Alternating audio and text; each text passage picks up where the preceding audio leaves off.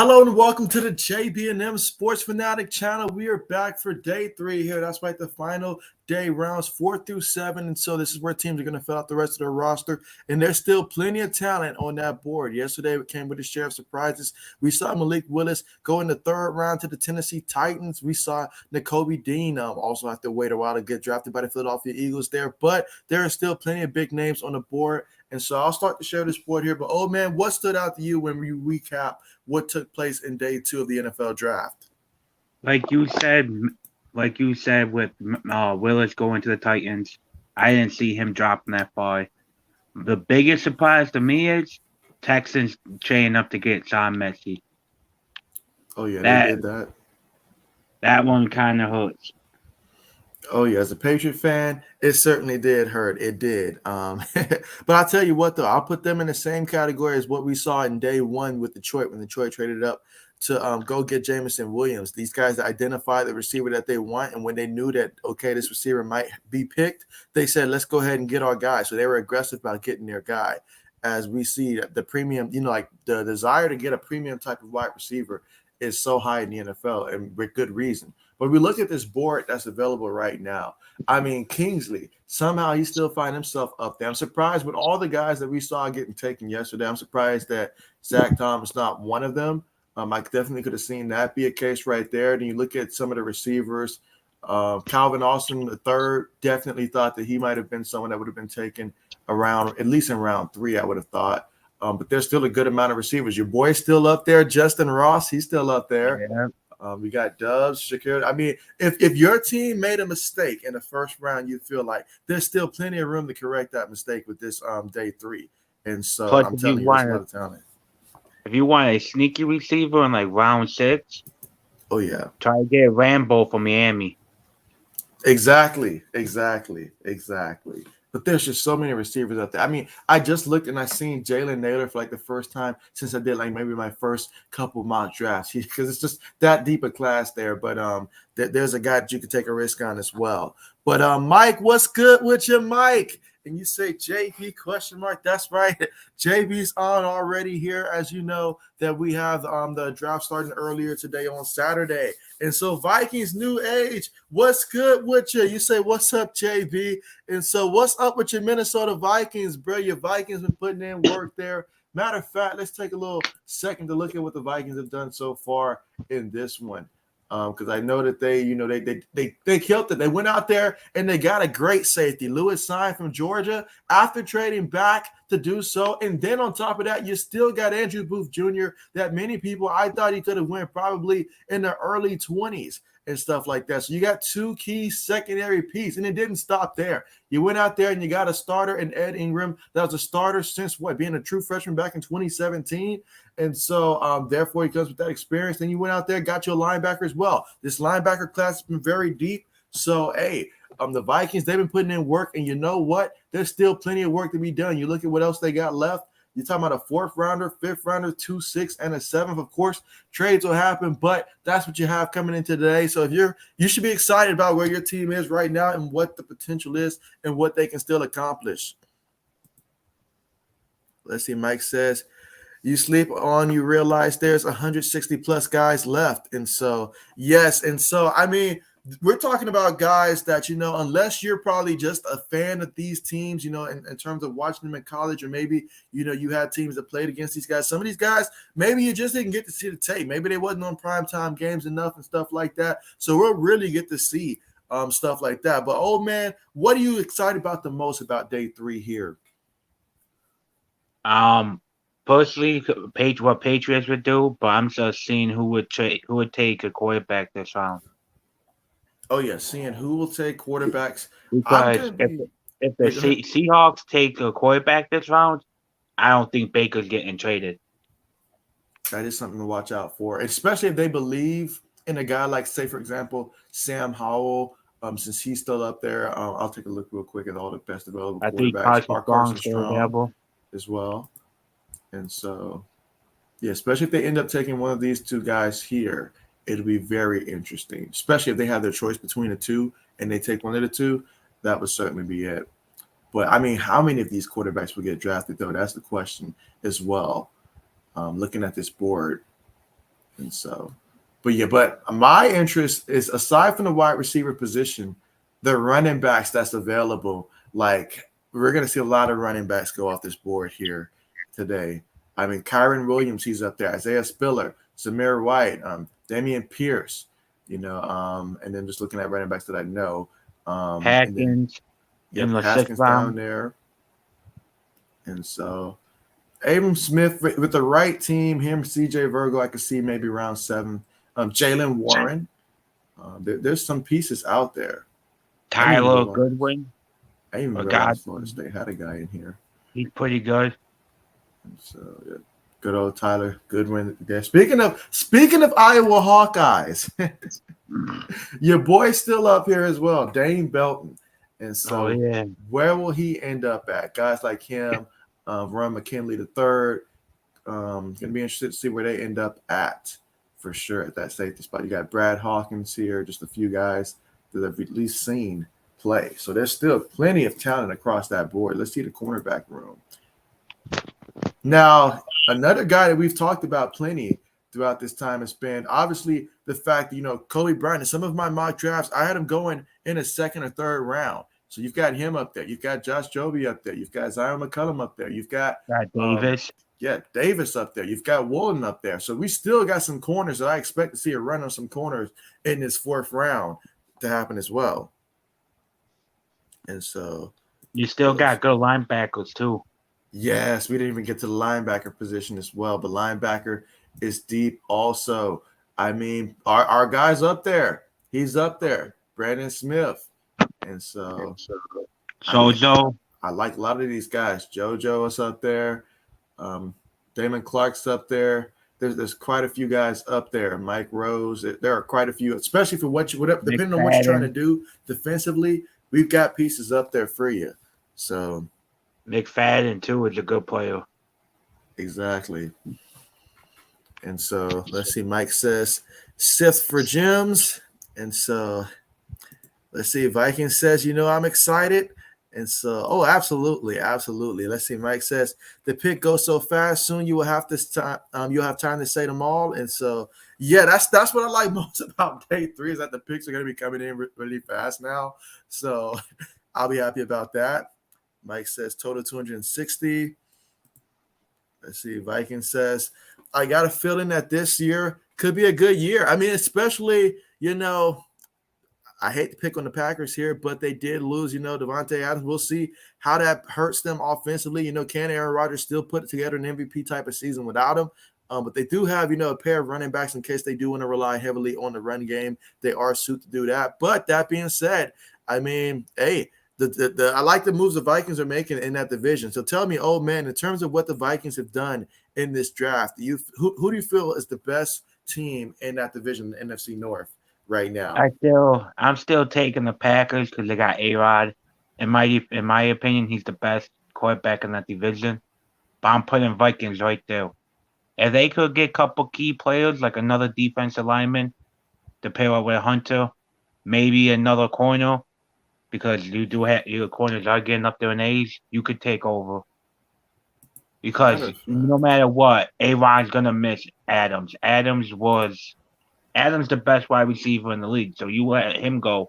I know you drafted a rookie and you brought in Sammy Watkins, but you didn't bring in another guy on Adams' level. And so I just pulled up the Bears because I wanted to verify before I say what I was going to say about the Bears. They went into this draft with a glaring need, old man, and they came out yesterday without a tackle, so they better address something with that today. They don't have a 4th round pick, so they'll have to wait to the 5th round.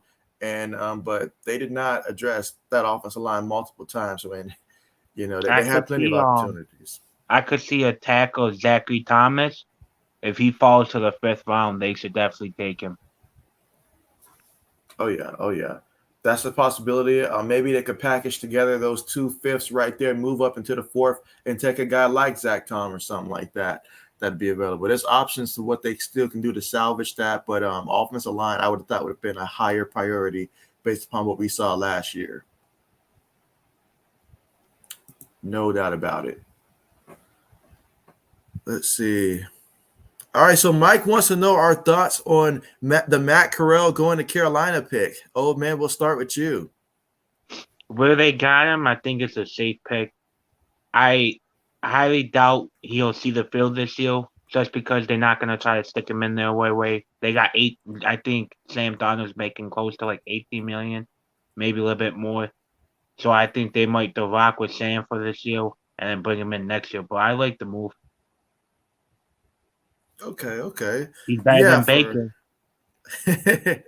well, y'all know how I feel about Baker right there. But Matt Carroll, I mean, that you're pretty much gonna have to rely still on Sam Darnold there. He's not gonna come in, I don't think, day one and be the starter. It'd be nice if you did do that, and that means things are going in the right direction, I would assume. But I mean, you look at the guys that you have around him right there, and so you still got to build some more pieces for that team, Carolina, to try to give him a chance to succeed there. Am I in love with the pick? No, but because of where they got him at, I don't have a problem with it. So we'll see if he pans out or not. Some things you just got to wait to see today on the field. And let's see. Mike says, when did Alex Lindstrom go? So did Alex Lindstrom get taken yet? I don't believe so. Yeah, I haven't seen that one come up yet. So If that's the case, somebody's going to get him in the 4th round. yeah, let They me got look to and steal. see. And so, and that's the guy from Boston College, and he would be an interior lineman.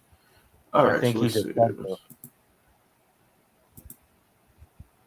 All right, so up there he is right there. So, yep, still on the board right here. Still on the board. So look at that. Mercer has a guy, Jason Poe. All right, just looking at these guys here. San Diego State. Okay. You have a lot of linemen that are projects left. Yes. And That Bill are loves going to need. projects. See, and that's why we thinking over getting Cole. I kind of like that pick more and more every time I think about it, because a lot of these old linemen going through it and doing more research, a lot of them need a year, at least a year, to figure it out. Cole at Yeah. least can start right off the bat. So I'm okay with him taking Cole.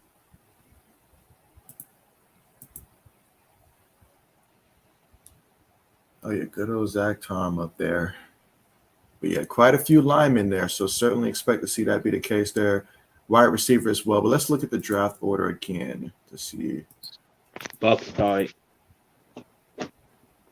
And so the last pick of the 3rd round was my man Danny Gray. San Fran took him, just like I had him doing in the mock draft. Nice to see some things actually worked out like I anticipated. But yeah, Tampa's going to start things off today. And so we looked at quite a few linemen that they have up there. That's potential there. Did Tampa address defensive line at all yesterday, or did they skip on I that? know. I think they took an old lineman. Yeah, I think the same thing. I don't think that they went that route. Oh, they did. They took the guy from Central Michigan, but they took the other one, not the one that I think this was the other one, was it? I think so. But then they took running back last time, Rashard White, Arizona State. They did go D-line. They took Logan Hall. So, okay, so they went tackle, went D-line, went running back. So, okay. It's also rumored that Bucks are willing to trade back down. I don't blame them. They've tackled basically most of their needs there. And then Houston after that. All right, let's see. Vikings says, when Bills got James Cook, I thought to myself, we play the Bills so Dalvin Cook could see his brother. And so Mike says, Skull. Mike says, everyone in Buffalo talk about Cook for days. And so good old James Cook. Let's see. Vikings says, I think we got a pretty good defense.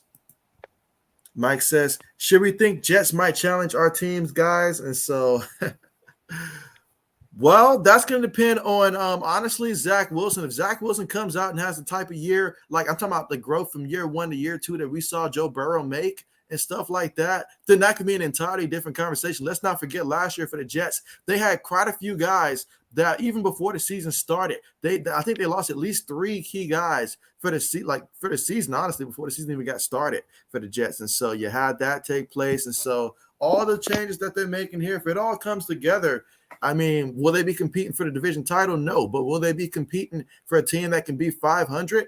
Under the right circumstances, if he takes that leap, they could very well do that. Nobody thought Cincinnati was going to make that leap last year. Many people had them projected to be last. We thought it was going to be Cleveland. Off the run that they made 2 years ago, we had Cleveland. Many people had Baltimore as well. Plus, we know Pittsburgh was always a playoff team. Everybody thought the Bengals last year heading into the season would not be the team that would have gotten to the Super Bowl. If you gave everybody 3 chances, most people would have got all 3 wrong before we got to the Bengals. So it's possible, but it's going to depend a lot on Zach Wilson being able to take that next step. Old man, do you agree with that? I 100% agree. I like what the Jets is doing. They get in younger defense. They're not out here being the Jets like they used to be, where they're trying to bring in older vets and pay them max contracts and then release them 2 years later. They're taking the time with it. They know they're not going to be in the division round. They know they're not going to be AFC champs. So they're taking the time. I say give them 2 to 3 years, they beat the competition. Let's see. Vikings says, I want to see how we do against our rivals this year. And so, this is going to be fun to see. It's going to be fun to see. I can't wait to see the NFL schedule. That's going to be like the next, I guess you can say, JB party that I'm going to throw. It's going to be during that event. But Mike says, hope so, new age for you. He says, Allen Best. And let's see. Vikings says, we played the Jets this year, if I can remember correctly. And so we'll just do this one. Just do us Pat fans this one solid, Vikings, and beat the Jets. Will you do us that one solid for that game? Let's see. Mike says Blitz got to like the new offensive tackle and motion combo. And so I spoke with the Sports Blitz like after the stream yesterday, and I asked him how did he feel about the Carolina Panthers taking Matt Carroll. Obviously, he was hoping that Malik Willis would have fell to them, but the odds of that would have happened. Imagine if he was still on the board right now, guys. But taking Matt Carroll, he was pretty happy with that pick right there for Carolina. So he believes in Matt Carroll. So we'll see if that pans out for his Carolina Panthers. But certainly they needed some type of hope at that position. So for Baker, though, you've got to be upset now. You've got to be begging Seattle not to take a quarterback if you're Baker. And so, but we'll see how that plays out. Let's see. Mike says, wow, still there. And Vikings says, we also play Miami, Buffalo, and New England. And so good old Vikings. Meanwhile, let's see, old man's experiences of technical difficulties right there. Let's see, Mike says, if you play for Georgia, you're great. And so I wouldn't necessarily say that means that you're great, because sometimes when you're amongst great people, it helps you elevate your game. You're going one-on-one and all like that against, other teams. Whereas at the NFL level, if you're a first-round pick and you go out there and you start the ball, they may start double-teaming you and stuff like that. So you just never know and stuff like that. Maybe it's easier to ball if you have a Jordan Davis in front of you and a Trayvon Walker. Who knows? But I will say this, those guys, they have a lot of talent. That defense was special. And as a whole, they all came together and they complemented each other. So certainly, hey, Georgia had a lot of great players out there, a lot of great players for sure. But I wouldn't necessarily say just because you play for Georgia, that means that you're great. Let's see. Black Medicine, what's good with you? And he says the Jets will still suck. And so, but tell me, Black Medicine, how do you feel about your Atlanta Falcons taking their QB of the future there, taking Desmond Ridder there? They took him over Malik Willis. And so let me know your thoughts on that. And so, Carmichael, what's good with you? What's good with you? You say hello, JB. And so, yeah, what's good with you? And so really quickly, I'll look at Best Devel over there because I know this would be of interest for you right here. And so you look at some of the linemen here. A guy like Zach Tom, that's certainly been a great pickup right there for your Steelers. There's also, Sayer there. I mean, there's quite a few guys up here that if you get these guys, you're at least, feeling optimistic about these guys at the very least. Then whoever needs a center, Donovan West, he's up there as well. It's quite a few guys. Got my guy from Ohio State here. Mumford's up there as well. There's a Georgia guy, Justin Shaford here. So there's quite a few names up here, depending on what you need. A lot of talent still on the board, day 3. And the question is going to be, which of these quarterbacks will be taken next? I mean, me personally, I'm of the belief if teams are seeing what I'm seeing, Carson Strong should be the next quarterback taken over Sam Howell. I just don't see it for Sam Howell whatsoever. I have the biggest red flag in the draft for any of these quarterbacks for Sam Howell. For any of the quarterbacks that came in with any type of expectations and stuff like that, for me, Sam Howell, stay away from him if possible. The Pro Football Focus had him ranked 34. I don't agree with that. He was lower on my board. He was about quarterback number 5 or 6, I think, for me on that board. I 100% agree. He kind of reminds me of a faster version of Sam Darnold. And so, matter of fact, let's see what Pro Football Focus had to say about him. Look at that. They have my man as a first-round pick here. They says that Howell has area for growth, but his sheer physical tools are undeniable. See, you're not going to get me on that. Selling me just on the physical tools alone. You're not going to get me to buy in on that.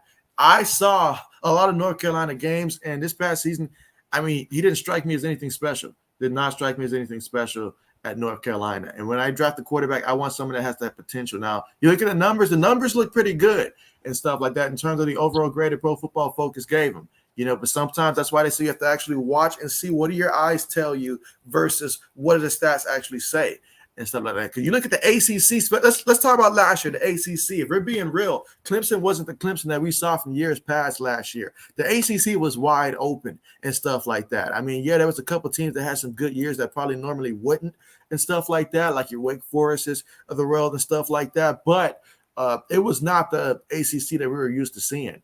But Sam Howell, you know, in his defense, last year he did have a 91.1, which was lower than the year before, 92.3, but still that overall grade of above a 90. He had 24 touchdowns, 9 interceptions, and over 3,000 yards passing. But he actually entered the season like as a top 2 projected quarterback, I believe, if I'm not mistaken, coming into last season. They like his arm strength, like his accuracy. Not great pocket presence. They like his mobility, and he's got to improve in that decision maker. Now, they compare him to a slower Russell Wilson. Old man, would you? No. Unless they mean only the Russell Wilson that came from that injury last year that we saw that messed up a lot of our fantasy football leagues, unless they mean that version of Russell Wilson, I don't know what they're looking at. But I don't see that. I'm taking Strong over him any day of the week. And so, absolutely. But let's see. Mike says, go Snoop Connor. And so we've got Braden back, and Braden says, we back for day 3. That's right, back for day 3, which is going to resume in about 3 minutes approximately from where I stand. And so definitely looking forward to seeing how this is going to play out. Let's see. Mike says, Pat's tight end corpse, great, but lots of tight ends left on the board. And so, yes, speaking of the tight ends there, yesterday, how many tight ends did we see go off the board there? 3, I think it was like 4 maybe. I think the Colts also, I know the Colts took one. I forget who was the first team to take one. Let's look at the tight ends that were, well, I can't narrow it down to that. I can look at best available tight ends, though. All right, so still James Mitchell's up there. And so is there a guy like towards the middle of this board here that sticks out to you at tight end that you're like, man, nobody's talking about this kid, but I can't wait to see where he's going to end up at? Yeah, Grant from SMU. I like him a little bit. He could be a good tight end. He might need a year to learn some tricks and everything and work on a little bit. But if you could get him in the 5th round, like they saying, you got yourself a tight end for a couple of years. Oh yeah. Now for me, if you listen to any of my full mock drafts that I've done a few. A guy that I have definitely been keeping my eye out for has been Jake Ferguson, tight end out of Wisconsin. I feel like he's definitely underrated, 6'5", 250 pounds there. And so I know how they produce him down there in Wisconsin. And so there's a lot to like about his game there. And I feel like at the NFL level, he'll definitely come in there for the right team. Like I can see if the Broncos were to, double dip and take him later on, I can definitely see that working out great for them. But he's certainly someone that I feel like can come in there and farly exceed better as a pro than he did at the college level. And so we'll see how that plays out, though. But of course, Tampa will be on the clock. Who knows? Tampa could go tight end. Yeah, they very well could go tight end. I mean, I did think about that earlier when I was thinking about teams that could potentially go tight end first, and I was thinking about that yesterday. And so there's certainly a team that I would think would have to do that because right now, Gronk, he wants to party. He wants to party right now. And so I don't know how much he wants to really play, but he wants to party. Plus, even with Um, bringing Grunk in, you're only gonna have him for one more year. exactly. Exactly. Let's see. Braden says, does Harry get traded today? I I want to hear hope your so. takes. I hope so. Since the Packers took a receiver, I would even take a 6th-round pick for him. Just get him off the team. Right. Just get him off the team at this point. If you really, and it's not even hating for him. It'd be best to get him off the team because all you're doing is hurting the team and hurting him. Because he's not gonna go to practice. He's not at the value. He's not gonna do what he needs to be done. You already drafted his replacement. Time to move on. Time to bite the bullet. Say, you know what, we screwed up, whatever, and move on. All right, but I got a question for you real quick before these picks start to go here. Are there I know last year in the NFL draft, when it came to HBCU players on the board, like we did not have anybody get drafted last year from an HBCU school. Is there anyone that you're anticipating to be taken today that you had your eyes out for it or that you happened to stumble across while you were evaluating a lot of these prospects? Not really. The one I wanted got taken earlier in the earlier round. Which one was that? What's his name? Or what school did he go to? And what was his position? Corner. I Okay, so believe. he was a corner. See, I can't remember the school. I can't remember anything about him, but I think he went last round. Okay, so let's look and see. And the last round corner.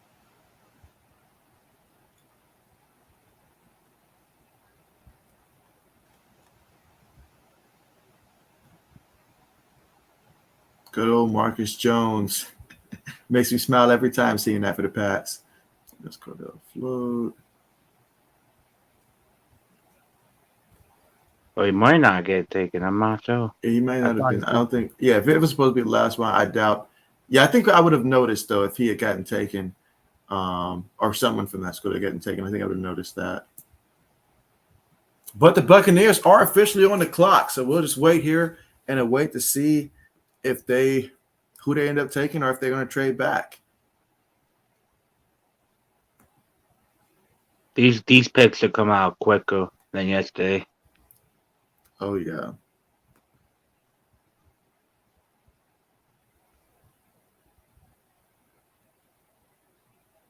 I left Coach Dante a message on his YouTube when he posted his draft. Right. I told him, I said, man, y'all head is still messy from us. Oh yeah, you know that had to happen. You know that had to happen though.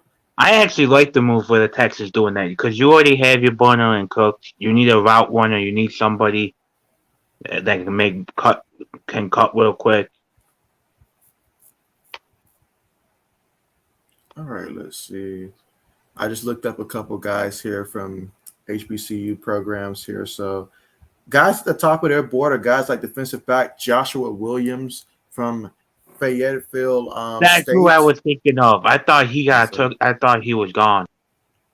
And so meanwhile, let's see. Best available. See your Pro I'm Football actually Focus. shocked he's still available. And so here he is right here, still available there. So definitely expect for his name to get called there. And so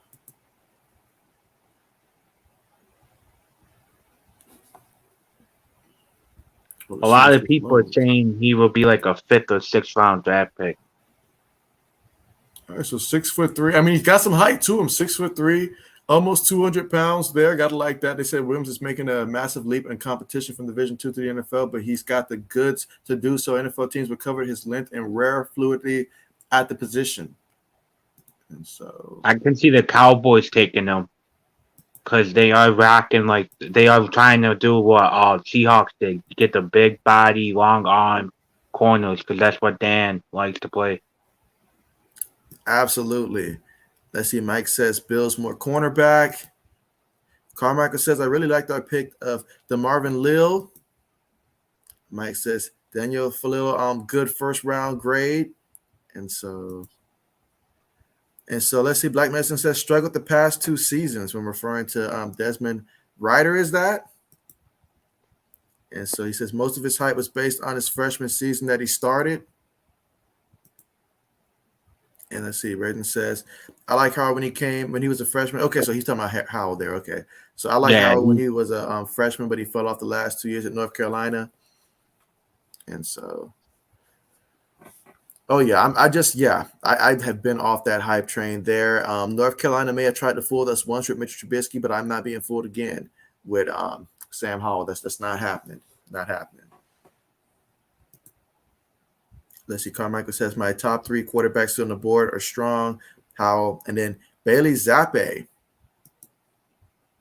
And let's see. Braden says, I like Ferguson from Wisconsin tight end. Well, of course, I mean, it may be a homer pick there in terms of, being in Green Bay, get to see him on TV more, but he agrees with me with Jake Ferguson. And so, absolutely, you guys know how I feel about the Big Ten. I do a lot of homework on the Big Ten guys, so definitely that was someone that I'm interested to see where he ends up at as well. Let's see, Carmichael says he likes Hayward. Okay, so Hayward Bay on the tight end from Michigan State. So I did see him as well in that one. So it'll be interesting to see where he ends up at.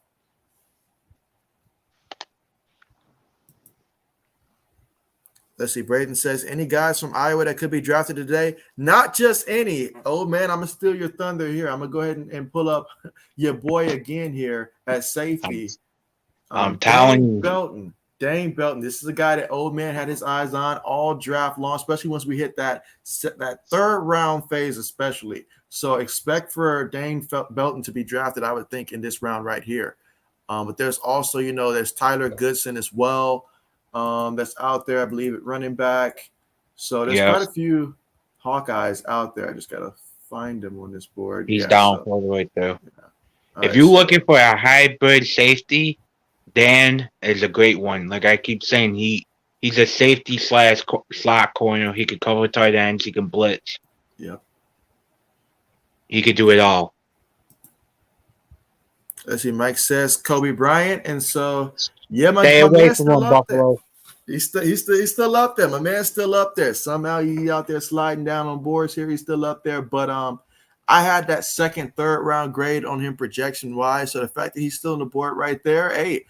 Someone's going to get him. But both the Bama corners are still up there as well. So there's plenty of corners for teams that are interested in adding some more depth or potentially getting a future starter there. There are some more corners there, and there's some good ones to choose from.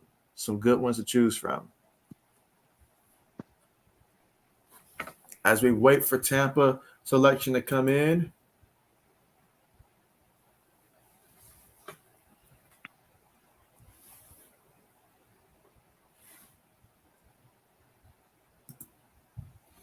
Let's see. Braden says that Tyler Goodson would be a good running back for a team. And so the only question now is which team will end up taking him. I want to see how this run at receivers is going to play out today because there's quite a few guys available here at wide receiver. But, hey, the pick is in for Tampa Bay, so that means the 4th round is on the way, guys. And so they went tight end. We just talked about them going tight end, but they took Cade Otton right there out of Washington. That's the tight end that they took. Let's take a deeper dive into Cade Otton.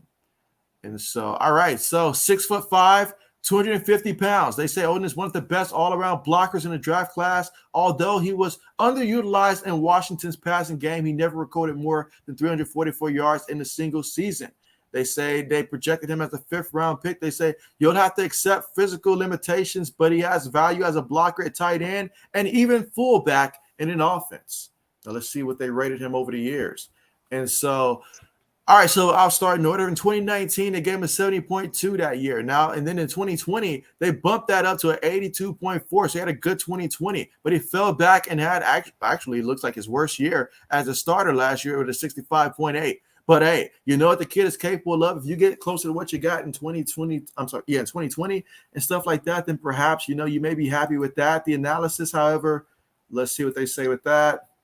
They say where he wins It's the willingness in the run game. So he's a willing blocker there. They say with tight ends wearing a lot of hats as run blockers nowadays, he's perfectly suited to fill whatever roles asked of him in the run game. He's a versatile blocker. Diverse run games will love being able to deploy this guy. Odin, he has the want. He has the size and technique to be a difference maker in that regards. Now, they love his physicality. They like his ball skills. Absolutely love his willingness to block.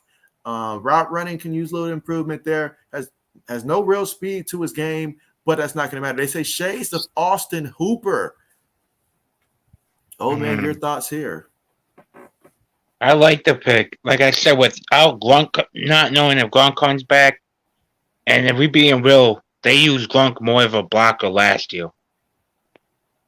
So they replaced him with a younger guy who, like they said, well on the block. He really doesn't kill if he doesn't get the ball. Line him up and they go. Exactly. I'm actually shocked Raiders didn't take him. I thought the Raiders might take him because we all know Josh McDaniels love tight ends who can block. That is true. But he's still got a couple of tight ends to choose from on that board. So we'll see which direction the Raiders do end up going when they're on the clock. And like I said, it's a safety blanket just in case if Gronk doesn't come back, you have a tight end now. Exactly. Let's see. Up the next pick is in for Houston, and they went running back. They took Dameon Pierce out of Florida.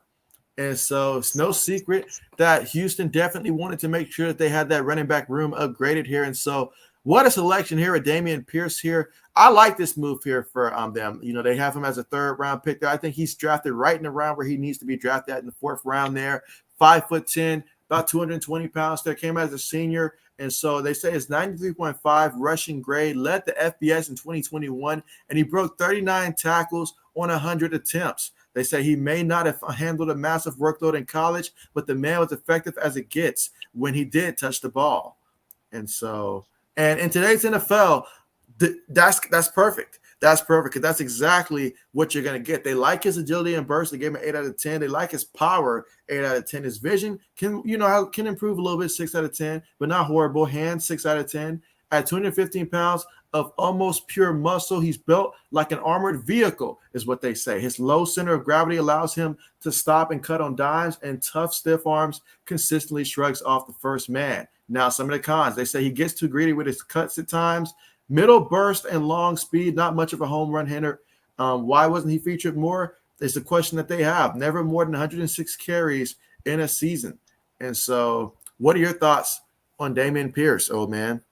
I actually like this pick. They just got the third down. If they need like a 3rd and 2, 4th and inch on the goal line, they got their goal back running back. He's gonna be a tank, like they said. Don't expect him to outrun anybody by no means, but he will fight he will fight. Oh yeah, remind me. I know Houston had picked up some running backs in free agency, but who did they pick up in free agency this past season? I think their main guy is right now is Buckhead. I thought they picked up someone else, but I'll look and see real quick. But yeah, that is the pick right there. And now we've got the Cleveland Browns on the clock. But I'll let this question go for you right now, old man, while I look and research that. But Braden wants to know, where does Carson Strong end up going? You say Seattle, right? Yeah, I said Seattle or New York Giants. I prefer Seattle. Let Sam Howell go to the Giants. I will say Seattle.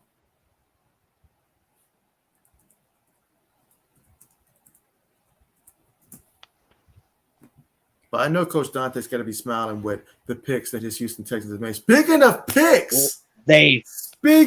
picks, Cleveland, they went in the interior of the defensive line there, and they took Perrion Winfrey out of Oklahoma. And so another one of your boys is 6'4", 290 pounds. Wow, they get, let's see, a career highlight. They say 88.4 overall grade in his first career game at Oklahoma.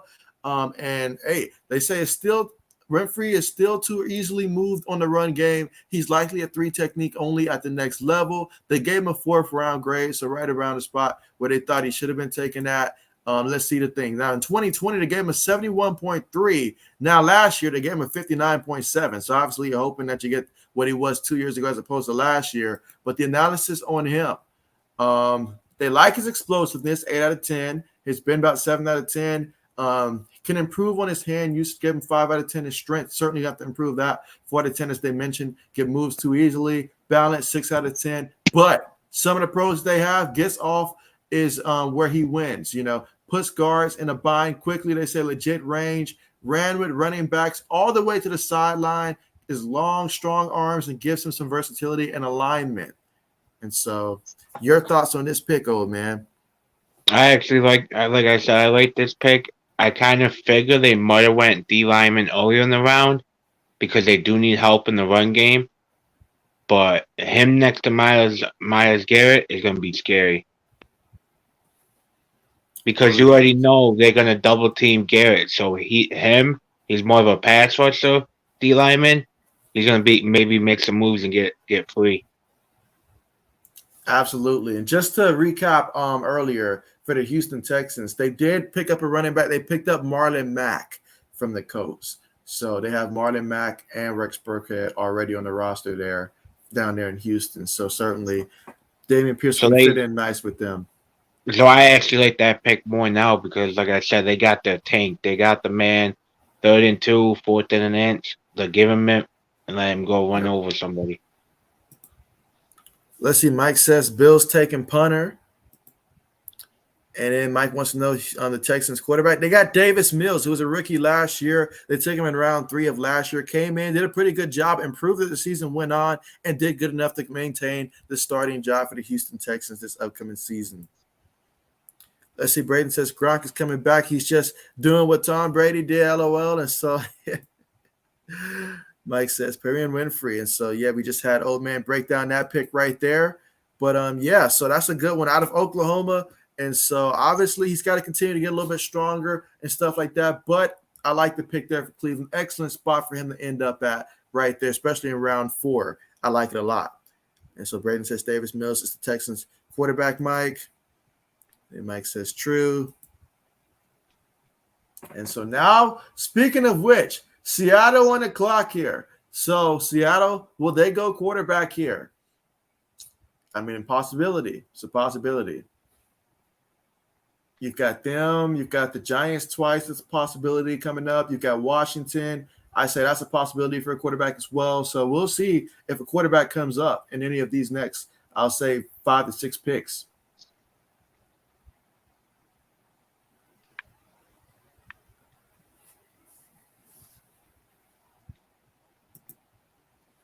Braden says they should select Strong. So Braden agrees with us in terms of Carson Strong should be that next quarterback there. Right now, if you're Seattle, you got to stop kidding yourself right now. Go ahead and take a quarterback like Carson Strong. I think that can work out great for the Seahawks here. Go ahead and take him here. We're in round 4 right now. And so, hey, did you see that? Oh, man.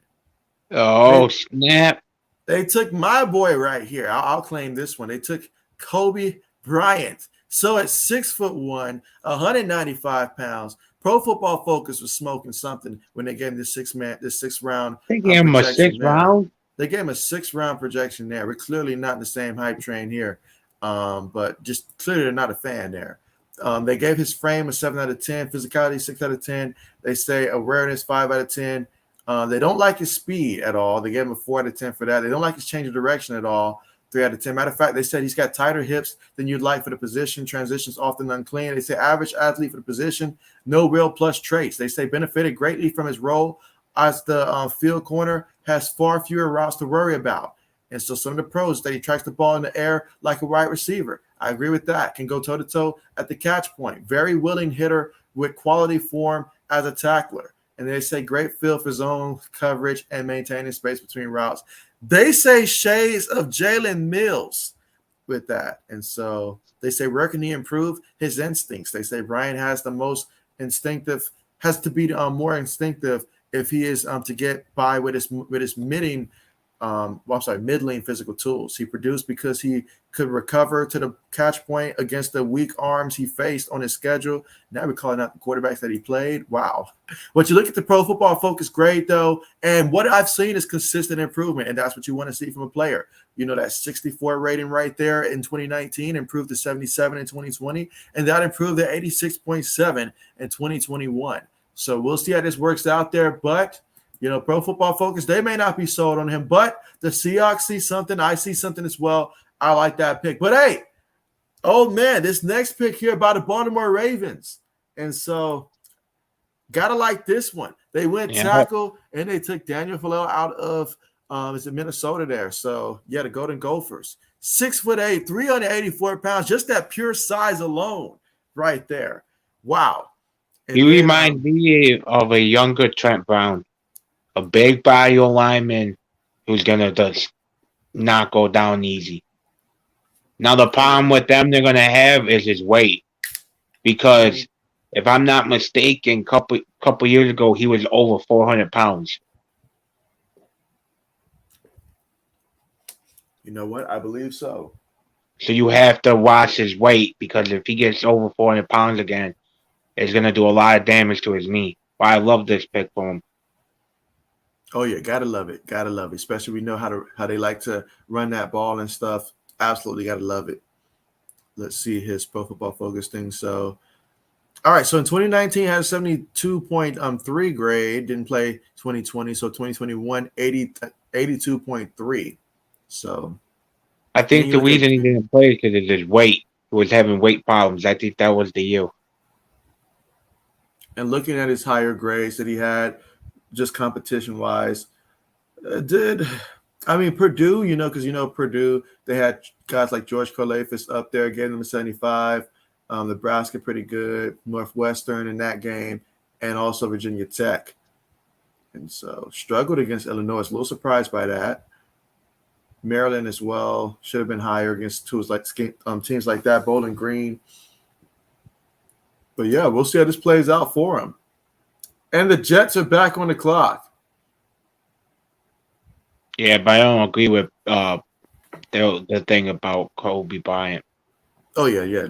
Pro Football Focus. They gave a lot of guys, though, like 5th, 6th, you know, like late round grades. Like, I'm like, someone's got to get taken early on. I had Kobe going in second. Yeah, I had him at the 2nd and 3rd rounder. But the Jets went tackle as well, and they chose Max Mitchell, tackle out of Louisiana. So we're starting to see linemen come off the board like crazy here. And so 6'6", 307 pounds, came out as a junior. They said Mitchell was the highest graded tackle in all of college football in 2021. He earned a 94.8 overall grade while playing right tackle for the Raging Cajuns after allowing only 13 pressures on 430 pass blocking snaps. They gave him a 2nd round grade. They say while Mitchell isn't going to blow anyone away physically, he's consistent and versatile. And so let's look at the stats real quick here. So going back even back in 2019, they gave him an 81.9. He improved that in 2020 to 84.3, and then in 2021, 94.8. And so I like what the numbers that I see there. You look at some of the schools that they played. Now against Texas, you know, that's probably about the closest competition that you're going to get to a pro level there. Them, Appalachian State, teams like that. He had a 72.2, so it wasn't bad. And all like that. He excelled against teams like Georgia Southern. You're not going to be having that competition at the NFL level. But, yeah, that's really the only question as to why he probably fell at this point. It's just, quite honestly, the competition level at this point. But aside from that, I mean, there seems to be some good stuff for him. His balance is good. Flexibility, okay. They don't love his frame, you know, but hey, he can get bigger there. He's not the kind of athlete that can, you know, they say that can barely get by scraping 300 pounds. He needs to pack on some pounds. They say shades of Forrest Lamp. They say his hands, placement, footwork, and patient play styles are a joy to watch. Consistent technique. That's something that's positive. That's something you can work with if he's got a consistent technique. Even though it's a big competition level change, he could start early. And so there you go. Now, does this mean their left tackle is on notice? Because I know they were having problems with him on his weight. Exactly what that means. Exactly what that means. But we've got the Giants on the clock here. I hate that the New York teams are out there killing it when it comes to this this draft. But let me catch up on some of the comments real quick. Let's see. Mike says Bills have 4-6. We are winning the draft because of that. Braden says these teams never listen to us. They're on a mission not to listen to us. Braden says David Bell is still on the board. David Bell? I thought David Bell got drafted. I thought he got drafted to the Browns yesterday. That's right. He did get drafted by the Browns yesterday. He did. He did. But speaking of getting drafted, the Giants, they went tight end, but they went to tight end out of San Diego State, and they took Daniel Bellinger. Well, they need to replace Evan. Yeah, Evan Ingram, yep. So they say Bellinger is a well-rounded athlete who ticks all the physical boxes for the position. He went woefully underutilized for the Aztecs with only 767 yards in 3 seasons as a starter.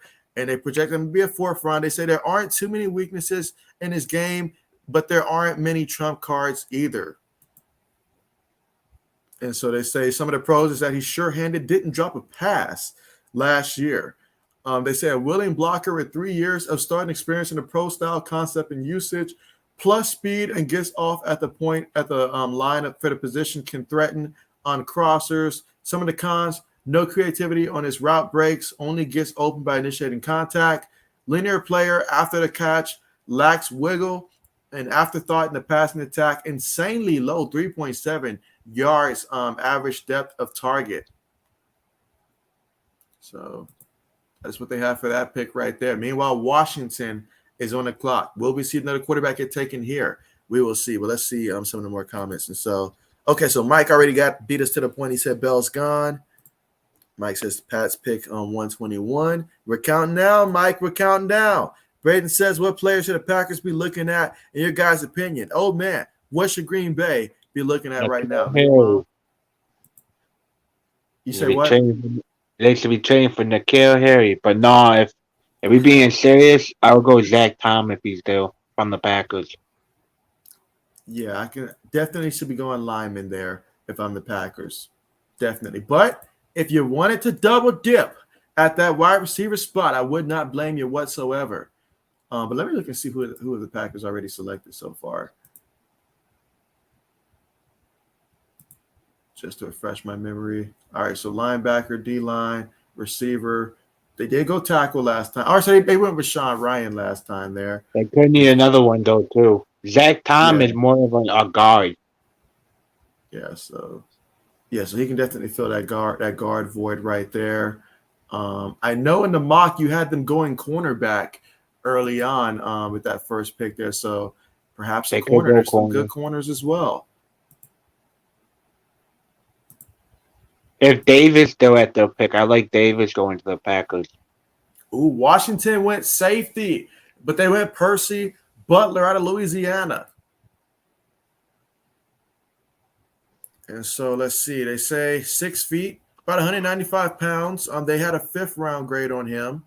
And so they say Butler started on special teams as a true freshman before earning a starting role in Billy Napier's defense as a sophomore. He played a very NFL translatable role in the Raging Cajuns defense ever since with around half his snaps coming as a deep safety and the other half being split between the box and the slot. In that role, he's graded out as a high-quality starter for 3 years straight with only 356 yards allowed in his entire collegiate career. His biggest issue stems from his tackling, where he missed 14.5% of his career attempts.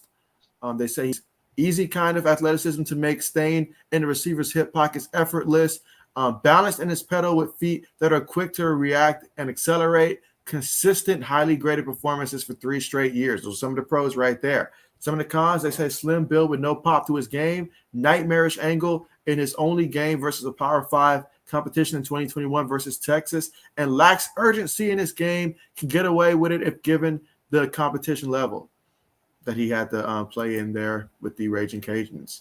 All right, but the Giants are here on the clock. Yeah. The people are back to quarterbacks that they want them to pick.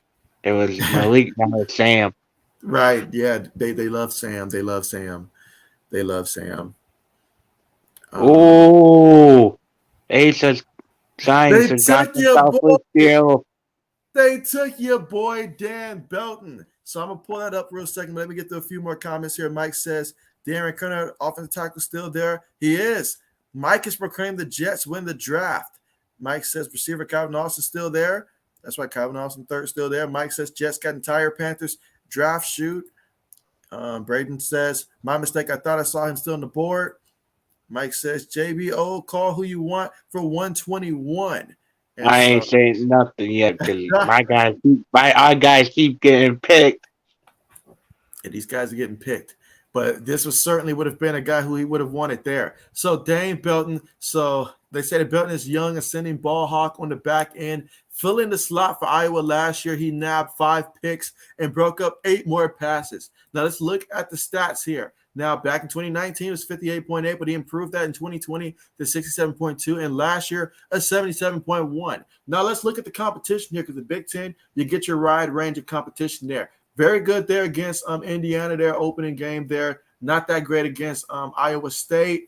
Didn't do as well as I would have imagined against Kent State there, but recovered there. And you look at the games against Penn State, Wisconsin, Northwestern, Illinois. And so didn't do as great against Michigan, though. But overall, a great player there. Great player right there. Meanwhile, Broncos currently on the clock. And, man, I'll let you talk to Dane Belton and just, inform them a little bit more about Dan Belton there. Oh, I love this pick for New York Giants. They with them losing Peppers, they replaced him. Like I said, he could play the safety, the corner. If you needed somebody to man up the tight ends, he's great at that. He's also great at blitzing. You could try him on the special teams. He's really not that good, but if you want to try him, you can. Just to make him. But like you said, and like it's shown, he's getting better every year. He's the type of player that's always working, always grinding, always trying to get better. Oh, yeah. And so, Mike, to your question, I won't give a name, but I will give a position, linebacker.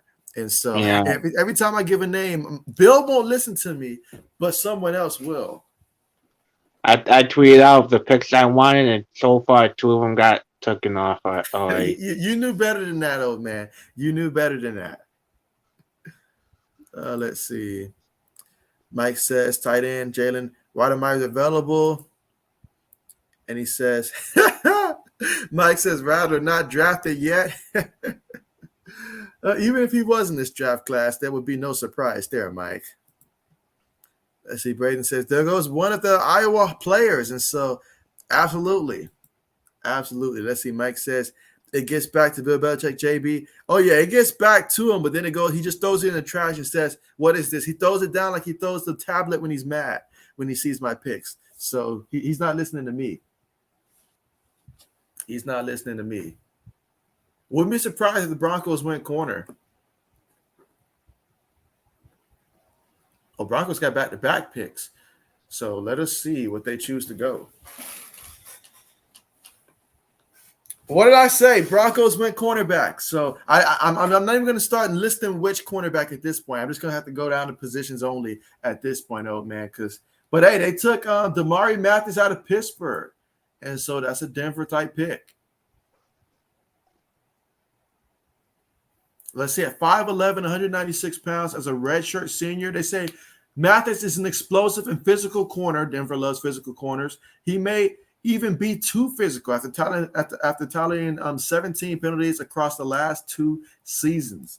And so, my man, back in 2019 was his highest grade. They gave him 72.6. Last year, 68. And so, not a huge drop-off. Didn't play in 2020 and stuff. Again, 2020, I think 2020 was the year that we had a lot of players miss with COVID and stuff like that, or just opt out.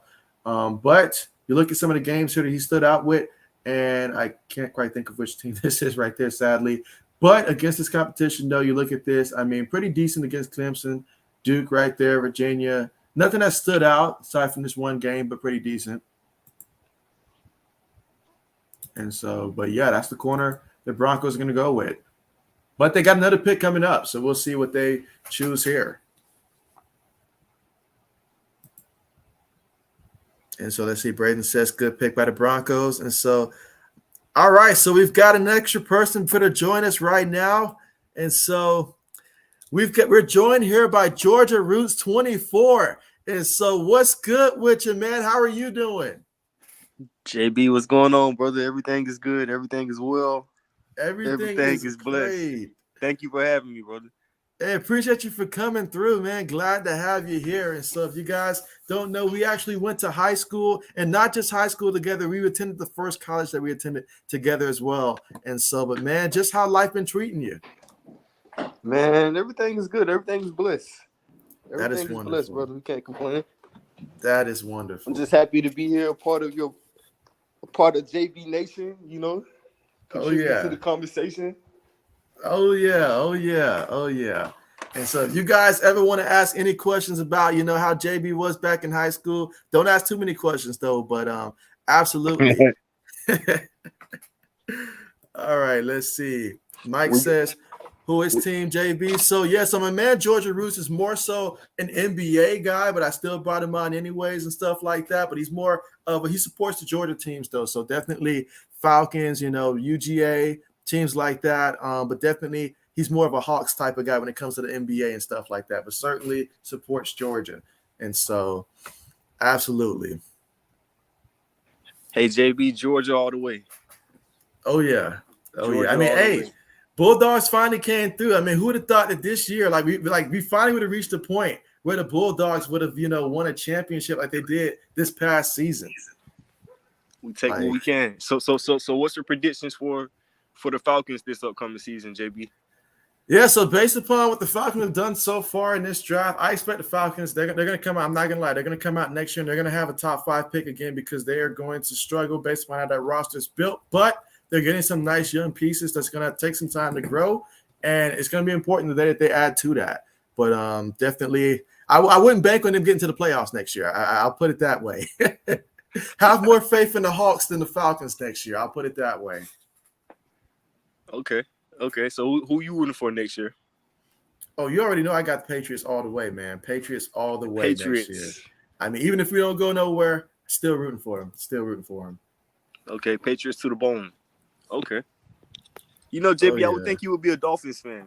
You never that, man. Never that, man. Never that. Since Never that's your neck of the woods, I would think you represent the Dolphins. Never that. Never that. Meanwhile, the Broncos have their next pick in, and they went edge this time. And so, I can't say that name right there. But they took the kid from Iowa State. And so, oh man, what are your thoughts on this pick right here? They took him over Kingsley. And so, yeah, this is the route Yeah, they went here in the fourth. I don't like that. I'd rather have them taking Kingsley.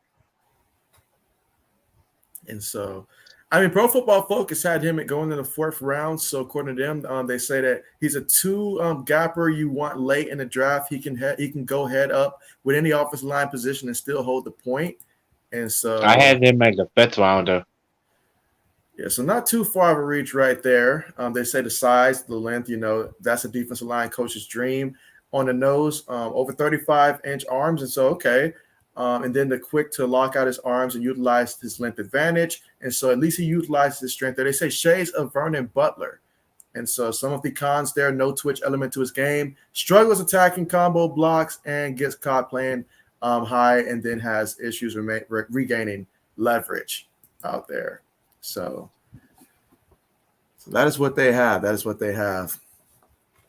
But back to what Georgia Roots was saying, though, I may be from Miami, but I never supported the Miami Dolphins. As a matter of fact, me choosing the Patriots, you probably can say could be out of spite of the Miami Dolphins and stuff like that. Because back then growing up, everybody was rooting for the Dolphins, but nobody can name more than maybe 3 guys that was on the team back when I was growing up. Nobody knew who the quarterback was and all that, or what a quarterback was really. And so it just really irked me back then. So I was like, you know what? Let me just pick my own team, and I chose the Patriots. You can thank Adam Vinatieri for that. That's the same thing with me in Buffalo. But I became a Patriots fan when we drafted Teddy B. And so nice. Good old Teddy Bruschi. Good old Teddy Bruschi. Man, I miss those days where at least I knew that my linebackers were going to be solid year in and year out.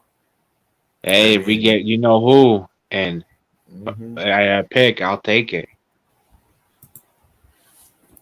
Let's see. Braden says the Packers keep taking all your Georgia players. Let's see. Mike says his name sounds like he good. And so with a name like that, he's got to be. He's got to be. He's got to be.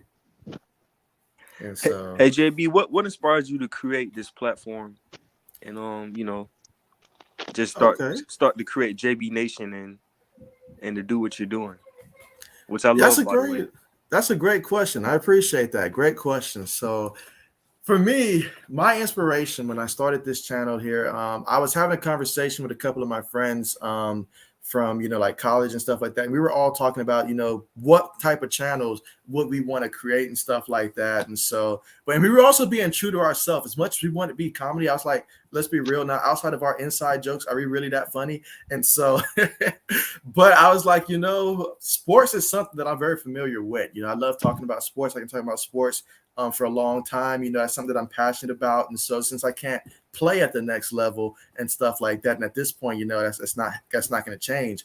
And I was like, well, I do know a good amount about football. I started off with football first, and then I started incorporating a couple things about basketball. But I was like, most of my knowledge comes with the NFL because I watched that more ever since Kobe Bryant retired. Hasn't been following the NBA as closely and stuff like that. I know my Lakers, have won with LeBron James that championship and stuff like that. But obviously, we see what the Lakers are this year. No, in the comment section, don't go talking about the Lakers here. We're not having that conversation, not today. But for me, it just came down to my passion just being so strong in sports. And so I was like, you know what? Why not try to do something that's out of the norm and just go ahead and get this started? And let's see how far can I really take this. And so I was like, let's just run with it. So that's how it really came about. And let's see. Okay. Let's see. Mike says, join Bills Mafia, Old and JB friend. And so look at that. So Old Man's trying to recruit Georgia Roots to join the Buffalo Bills. Don't do it. Yeah, don't do it. Don't do that. Let's see. So another pick just came in here. And so this was from the Cleveland Browns, right? And so no, this is from the Jets. And so, all right, so the Jets went edge here. Texas A&M, Michael Clemens. And so 6'7", so he's got some height to him. 263 pounds, a guard, about 24 years of age. They gave him a 5th round grade. They say old and mediumly athletic. And so Clemens looks like a rotational depth piece at best, is what they say. So that's the stealing they give him. I can agree with that. I can see that as well. I can see that as well. In 2019, he posted a 68.9 grade. 2020, it dipped a little bit to 67.4, but not a huge drop off there. And in 2021, he put it all together for a 76.2 grade, in which he had 8 sacks, 11 hurries, and 11 hits and 27 hurries that year as well. So we'll go with that. So that is what they say about Michael Clemens. And now Cleveland is on the clock here. So the Jets, they've been busy. See, I'm actually shocked about that. Dean fell yesterday, and then you got Kingsley falling today. I don't get that. Exactly. But yeah, I mean, I would have thought that they would have, but they did go Jermaine Johnson earlier, so they double dipped here for the Jets when it comes to those. That could be why too, because they got the starter now, and then they got another guy who could come in and be that rotational piece. Oh, it looks like we have a trade that just took place here. Minnesota, I think they just traded. I don't think they go Kingsley Hill because they did bring in Smith. Which means if we're looking at best available guys across the board, is it Zach Tom? Is that who we're going to go with here? It could be.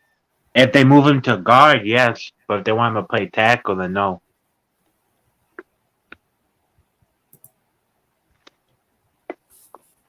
It could be Kayvon. It could be Austin. I'll ask you this, Georgia Roos. Are you still out there playing basketball these days? Do you still go out there and hoop? Man, I haven't hooped in so long. But, it's not that I'm out of shape or anything, because I feel like I'm in good conditioning. I just haven't. I kind of just lost the passion for it. I'm not sure if you know what I mean, but it's just not the same. I know what you mean about it. Yeah.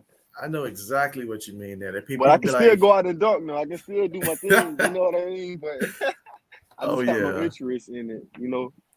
Oh yeah, I've only picked up a basketball maybe I think one time in the last maybe 3 years and all like that. So it's been I haven't been hooping at all. No hiding that. I have not been hooping. I think I fell out of love when my Atlanta Hawks when they blew that the Eastern Conference Finals. They got swept. Do you remember that? Oh, When was that? see, Maybe it, 2014 or 15 or something like that. yeah, that was. When we Let's see, had that four was. All Stars, when we had Jeff Teague, Al Horford, Kyle Yep. Korver, Paul Millsap. Yeah, that's going back to. That's around that time frame. That's around that time frame, if not a little earlier than that. That's around that time frame before Atlanta said, you know what, let's just blow things up and start over. Yeah, So, I believe I fell out of love at that point. But hey, JB, what's the vision that you see for this channel? What do you see this channel in a couple of years? oh man, in a couple of years, the vision for this channel, I would love to see this channel get to the point here where we are excess of. Let's see it. I definitely would love to see us reach a point where we have like I'm talking about like a super large. I'm trying to think of a number that comes to mind, like maybe over 100K in terms of subscribers and stuff like that. That would be fantastic to reach that point. Now you said a couple years, so in a couple years, if we can reach the 10K mark, that'd be great. But as long as we're just seeing steady growth, and I want to just make sure that it's an involved community, not just guys that are subscribed there, but I don't really too much, hear from them and stuff like that, but really just an involved community that everybody feels like, okay, like I can actually reach out and still communicate. I want to be the same person when I've got, like 10,000 subscribers, 20,000 that people still can, like chat with. You want to come on and, do a live stream or something like that. Still have that going and not just be to the point that once, things start blowing up, the things start being like, oh, I can't get in contact with them. I want to make sure that I stay in touch, with everybody that matters, that helps this channel growing up. So I wanted to stay with that. But that's a great question. You're bringing out the great questions here. Yeah, I noticed this. I noticed you have a few key people that are almost on every live stream. I see the same names, Braden and Oh, yeah. oh Shout out to Braden. man. Old man, Mike, 80s. It keeps going. Alexis, that's quite a few of them. And so I don't want to leave nobody out. I don't go, calling JB out saying you didn't say nothing. JB, you So. upload Don't start that videos flower. a day. Oh yeah. Relentless.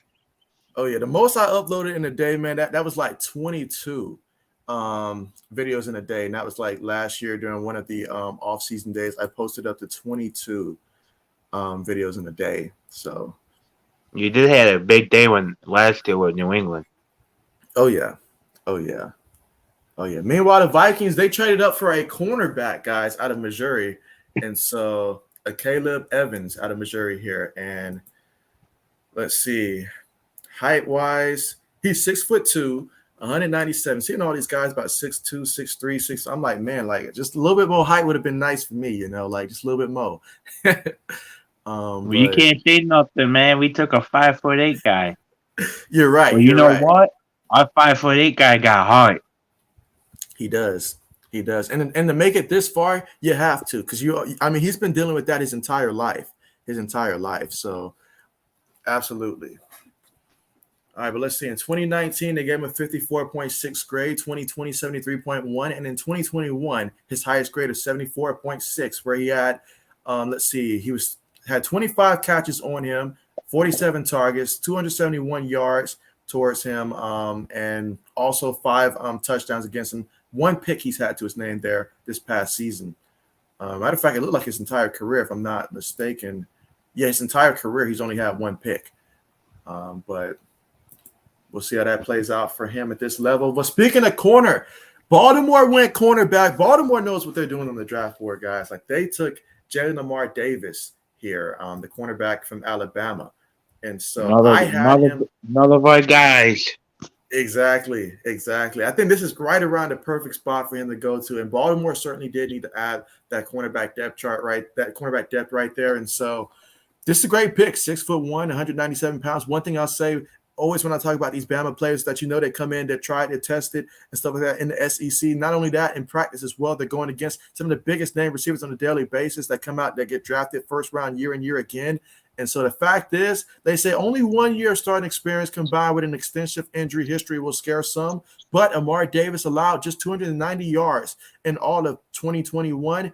he has scheme versatile traits for the next level. Now let's look at those traits. Oh, never mind, they didn't put in for those. But yeah, so basically you saw improvement there. Obviously, this past season was his full year as a starter, so we'll just go off of 2021 and 81.3 grade, in which he got to play in 11 games there, 607 defensive snaps, only 27 receptions off of 44 targets in his direction for 290 yards, no touchdowns on him, 3 interceptions. So again, the only touchdown that he's had against him in his career came in 2019. But again, he only made the start. He was only a starter for 1 year. But you look at how he locked down the Hurricanes. Look at that grade right there that stood out, locked them down, like the Tennessee game. Arkansas as well. They had Trey Burks there for Arkansas, locked those guys down. Although I think Trey Burks had a touchdown. I'm thinking Georgia. I don't know how he did in that game against them. I don't think he played against Auburn, though. But, I mean, you look at these numbers. Look at the competition, though, that he's going against. That's what stands out there. These guys, competition-wise, pretty good competition, Then don't of course. forget, like you always bring up, he has to face the wide receivers from Alabama, too, in practice. Exactly. That's going to make you better. That's going to make you better. Ravens are hitting with their picks. I can see him being Marcus Peters' replacement. If it doesn't work out with Peters, and you don't want to pay him no more. Absolutely. Let's see. Absolutely. Use. And that was the quickest pick.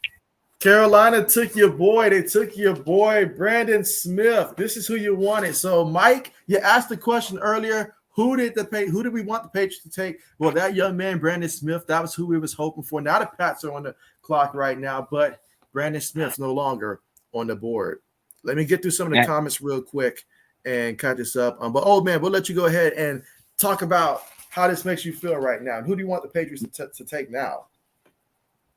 To now is the DT from LSU.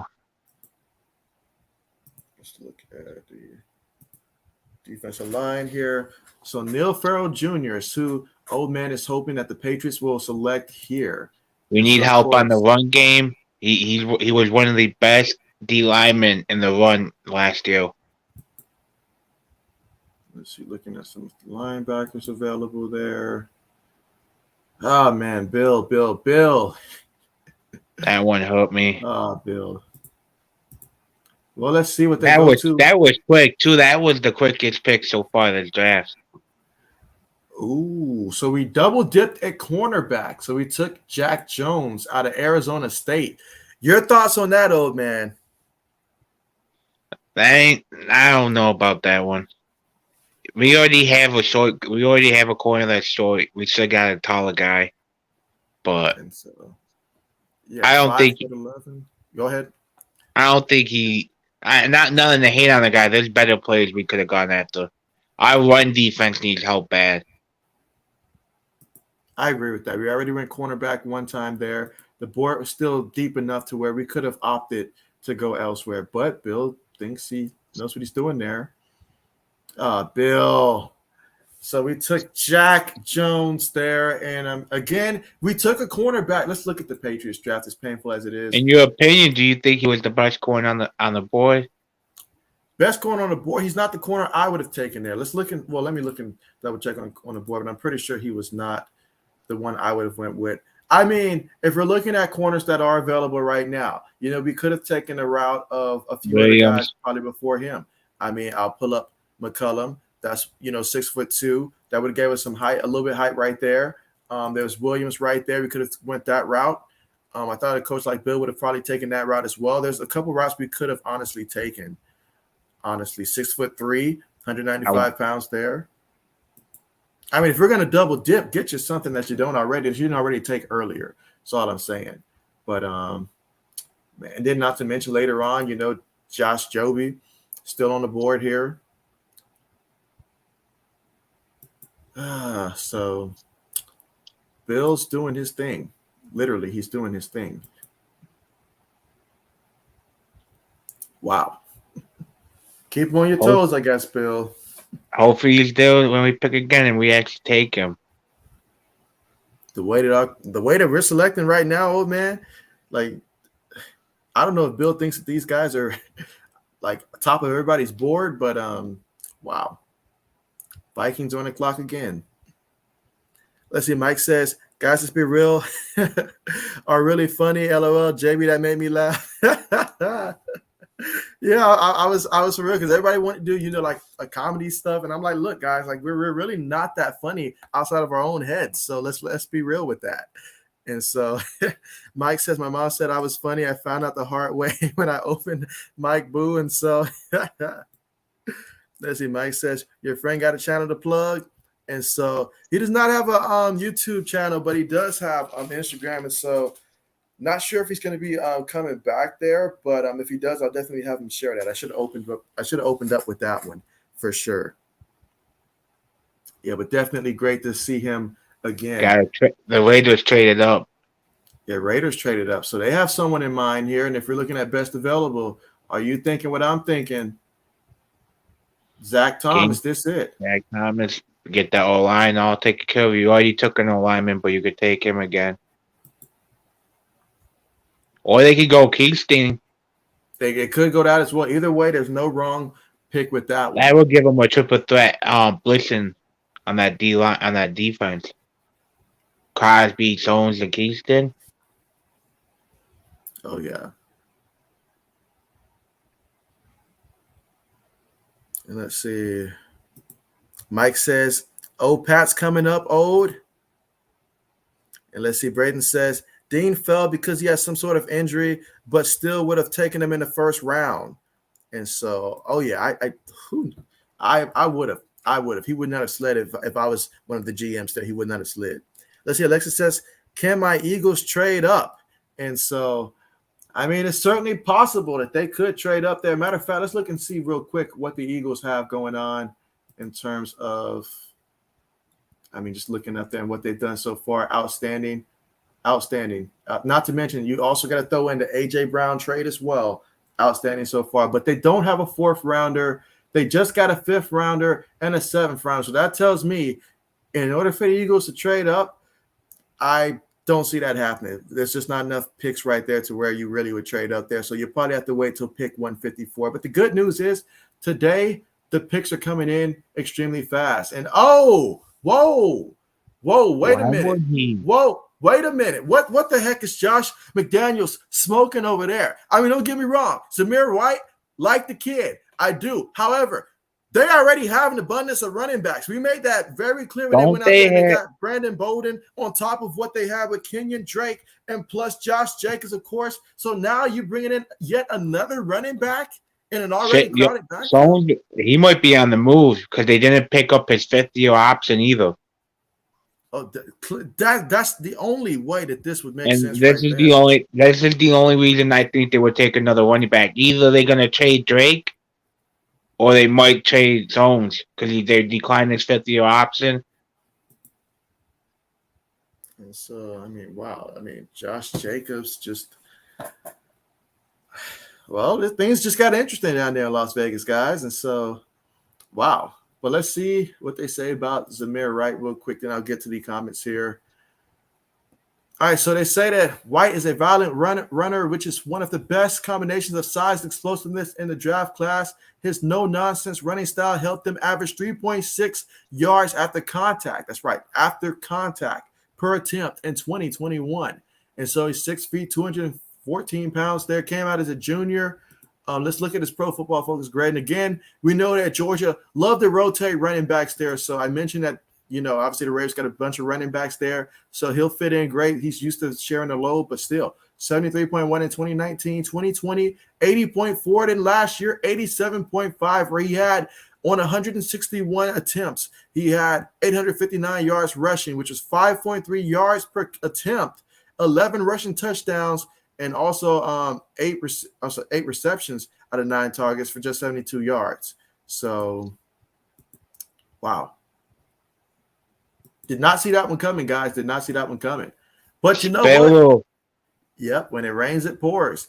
So, Chargers, they went running back as well. But let me go through some of the comments real quick. And so, let's see. Mike says, JB, tell Georgia about that time I dunked on you and pulled up. Let's see. Mike says JB 2K coming. And so that's definitely the goal. Let's see. Braden says, JB, you deserve 10K. I appreciate that, Braden. I really do. I appreciate that.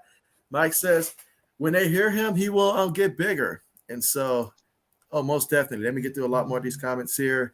Let's see. Mike says, Alexis, how your draft going to you? Mike says, Packers got super receiver. Braden says the Ravens love selecting Alabama players. It works out for them. It just works out for them. They have the same mindset in terms of what the Ravens want to do, especially on defense. They just love those guys. Let's see. Mike says, deepest cornerback class ever by a lot. And Mike says, how Panthers on the board, trade. And so, yeah, Carolina, that was, what pick was that? 120. They did trade, right, Mike? They did trade. Yeah, they traded up. Yeah, they traded up. They traded up. And so, so after Isaiah Spiller went to the Chargers there, and I'll go real quick with this one here. But 6 feet, 217 pounds, came out as a junior. They said Spiller is still young. He turns 21 in August, yet already he's racked up 3,000 yards in 3 seasons with the Aggies. His pre-draft testing left a lot to be desired for a bell cow type of running back, though. And they say his power, they like his power best, 7 out of 10. His hands, 6 out of 10. Vision needs to improve. Agility, that leaves a little bit to be desired. And speed, not the fastest guy in the world out there. For him, last year had an 83.2 in terms of Pro Football Focus grade and over 1,000 yards rushing last year. But the Browns, did you see the Browns pick? They picked a kicker. Isn't Spill the one that said that it's like Damian Harris? Isn't he that they did make that? I believe that was the one that they made the comparison for him. Let me look and see. Everyone. Yep, there it is. Shades of Damian Harris. So that was him right there, Isaiah Spiller. So it's a good pick right there. For happy with that pick. It's a good pick. I'm shocked the Raiders didn't take him if they were going to go running back. Yeah, Raiders are currently right now. Josh McDaniels having fun with this. This is the same man that decided to take Tim Tebow in the first round. Let's not forget that. Let's see what they said. The bottom line, they had him as a 5th round pick there for Mr. Isaiah Spiller. But the Browns went kicker. There's nothing to pull up there. They did not give us the option to pull up anything for him. Hey, they seen what the Bengals did. The Bengals got themselves a kicker. And so, yes, that is true. It did work out for the Bengals last year. It did. That's a great point there. And they needed that. Let's see. Mike says, tough crowd, Bill Belichick. And so Braden says they take Calvin Austin. And so good old Calvin Austin. Braden says, I wouldn't be surprised if they're going to trade Jacobs. At this point, wouldn't be surprised either. But where would you trade him to? Let's see. Mike says Chargers need O-line still. Mike says, Pat's up again, 127. Is there a 5'7" cornerback? Stop it, Mike. Hey. Stop it. Stop the disrespect. He's 5'8", but that dude got more heart than a lot of players. That is true. Plus, if you watch some of his films, he likes to hit people too. I'm trying to think. How tall was a guy like Darren Sproles? Was he like 5'9"? I think he was 5'8". He was no taller than 5'10". There's no way. 5'9" at max. I think of their return, like in the return game on special teams, just purely off of special teams aspect. Oh yeah, I can certainly see comparisons, and just regarding special teams, of course.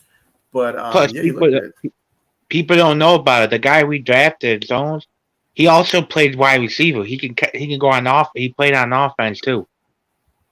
I definitely gotta look at some of his highlights for sure. See that offensive stuff there. I gotta see that. I'm getting hyped about this. That's why I'm saying the guy we have makes routes like a wide receiver.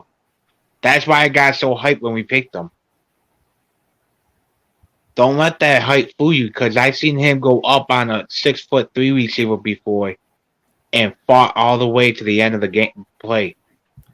Let's see. Braden said Gabriel Davis is going to moss that 5'7" corner. And so, I put money on it. You want to put money on it? Let's see. Mike says squish the fish.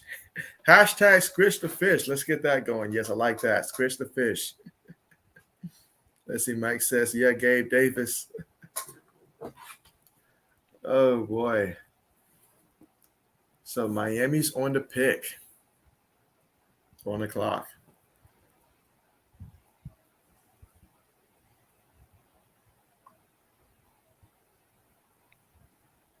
Bill, if that guy's there, you have to take him. My Wendy needs help, please.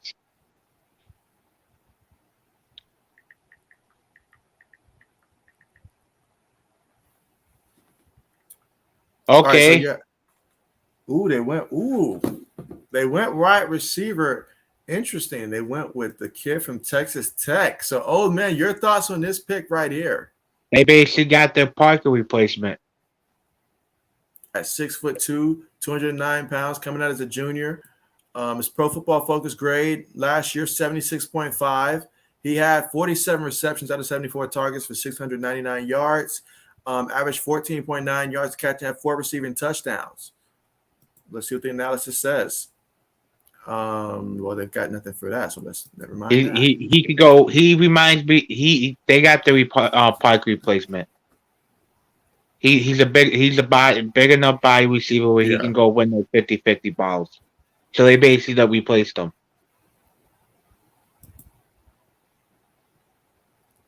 Let's see. Mike says no Tyler Birdie love, and so Braden says hashtag squish the fish. There you go, squish the fish. Hashtag squish the fish. Let's see. Mike says JB. He says say his name. JB can't read it. Mike wants to see me stumble. But you know what? I'll go ahead and give it a shot there. So Eric Azukama. So there you go. Azukama? Yeah. Azukama? Something like that. It rolls off a little awkward there until you get used to saying it. But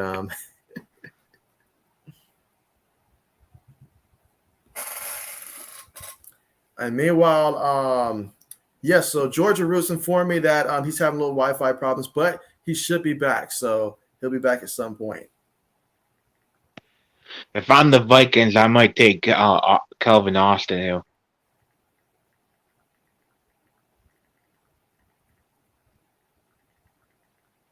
Or if you don't feel like Colin Ma's the QB of the future, you can take Strong. That is true. Many options here for the Vikings. I'm almost scared at this point every time I see the Patriots coming up. But I see Baltimore coming up a couple of times here. And I know Baltimore, they're going to hit. There's a reason why Bill Belichick loves going after these former Baltimore Raven players. Why? Because the Ravens draft the players that we should draft. And so it just works out.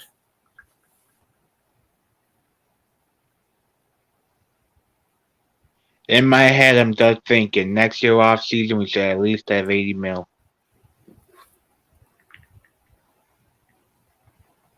That's the goal line for me right now, JB. Next year off season, 80 mil. Because I don't know what he's doing in this draft. Yeah, this is the Raiders trade up again. Does he want to take another running back? Do we have any odds for anybody saying he's going to take another running back here? Going once, going twice. You gotta take Zach. You passed on him. You gotta take him. Mike says perfect, JB. So, yep, absolutely. Let's see. Mike says he got Spectrum. Oh yeah, Mike. I got Spectrum too. Everyone knows that Spectrum will let you down. It's the worst ending of them all.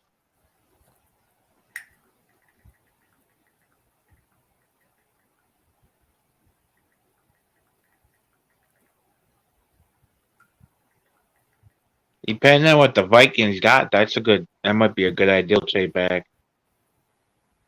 Because the Vikings they hit in their draft too. Oh yeah, Vikings, they've done so much work right now. They can afford to trade back and stuff like that, take a chance on some of these other guys. But my question is, at some point, Baltimore's gonna have to take a wide receiver, right? At some point, Baltimore will have to add another receiver to the room here at some point.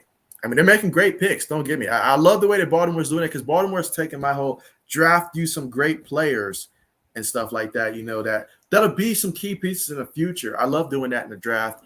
But hey, we'll see what the Raiders traded back up here for. If they don't take a receiver, they might actually go after Landry. And so I can see that being the case. Let's see. Braden says They traded their pick to the Raiders. Let's see. Mike says, "Oh, if you had time, Warner before switch, they stunk too." No. Ooh, they took your boy. They took your boy, old man. I hate Josh. I hate him so bad. I hope he never comes back. Don't let him up in New England. Patriots fan, you see that bum, you Wow. attack him.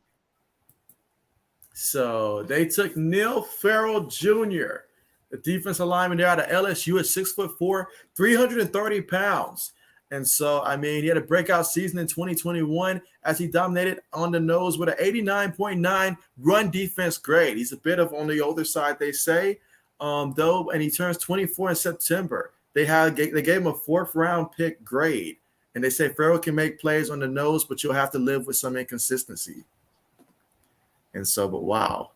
But meanwhile, really quickly, I've got another friend joining me here. So, yeah, I call it a party here for a reason. And so we're going to add El Chemo Rico. So what's good with you, Rico? How are you doing and how have you been? What's going on, bro? Can't call it, man. Hey, got my guy Rico here. And so Rico's one of the smoothest guys I ever came across in life, man. This man should write a book on how to be smooth, man.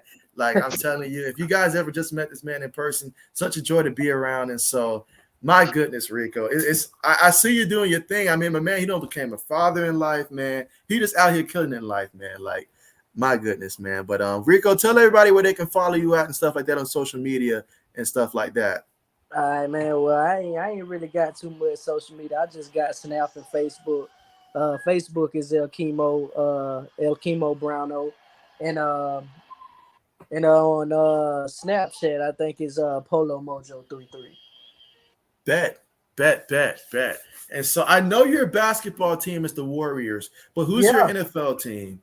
Man, now to be honest with you, man, I'm a 49ers fan, bro. But like, bro, to be honest with you, I kind of fell off of it, after that whole situation with Kaepernick and everything. But I'm just getting back into it now.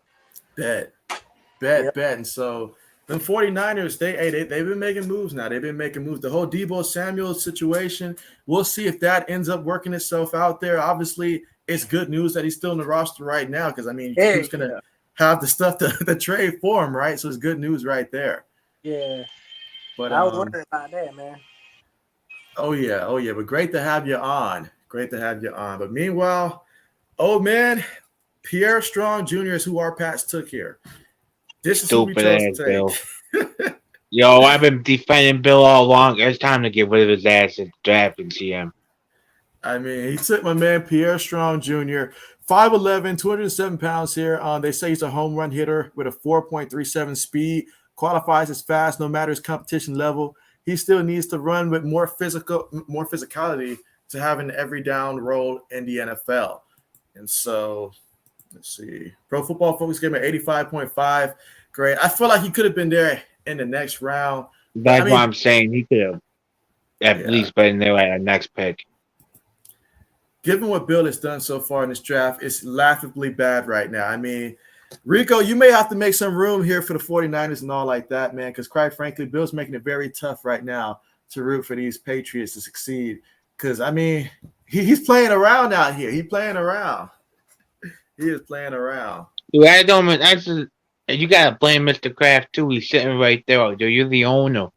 Come on now, Mr. Kraft. You could tell him, no, we need this.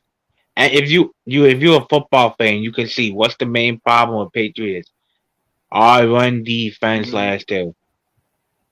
Oh yeah, this is wow. But meanwhile, Baltimore here, they went tight end here, and they went with Charlie Kohler here, and so out of Iowa State, and so I'm seeing quite a few Iowa State players getting drafted today. But he's 6'7", 252 pounds there. They gave him a 5th-round grade. They say that Kohler is the best, even when he's not open. He's open tight end in the class, and so that will play in the red zone. So Baltimore, they're covering all angles here. Obviously, we already know that they already got their top tight end, but you get another option like this as well. To be that tight end too in the red zone option. That's a great look right there. And so they say outstanding at the catch point. Has mastered the art of subtle shove at the top of routes and only 5 drops on 174 catchable targets his entire career. And so They say he was 3 first teams too, man. That's pretty. Hey, that's a Oh big yeah. right there, man.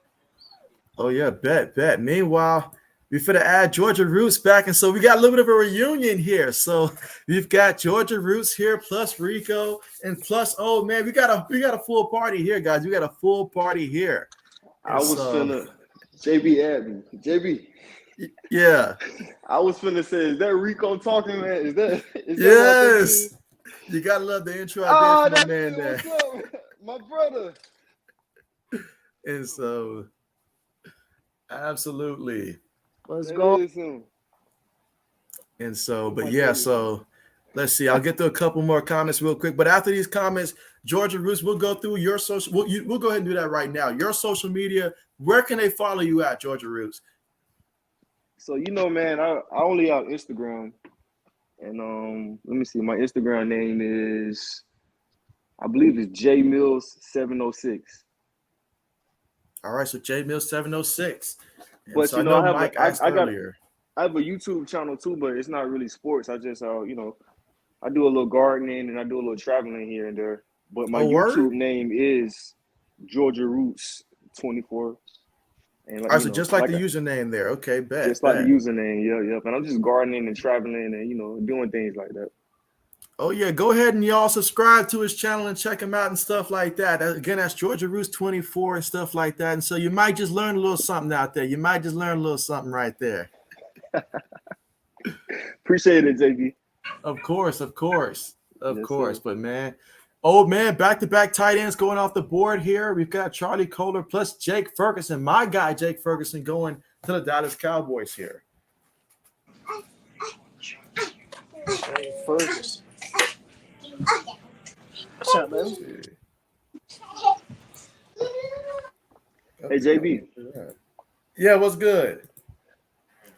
I noticed that you don't really take like the Stephen A. Smith approach when he's like how Kyrie Irving says he critiques the players and like playing that role at the media. I noticed you don't really do that. You just stick to the game. I want to know what are your thoughts on that approach?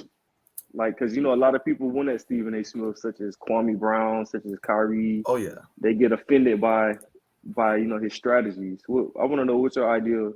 What's your perspective on those strategies since you have a platform yourself? Yeah, so what Stephen A. does in terms of, like obviously providing the, I guess you can say sometimes unpopular opinion, things of that sort.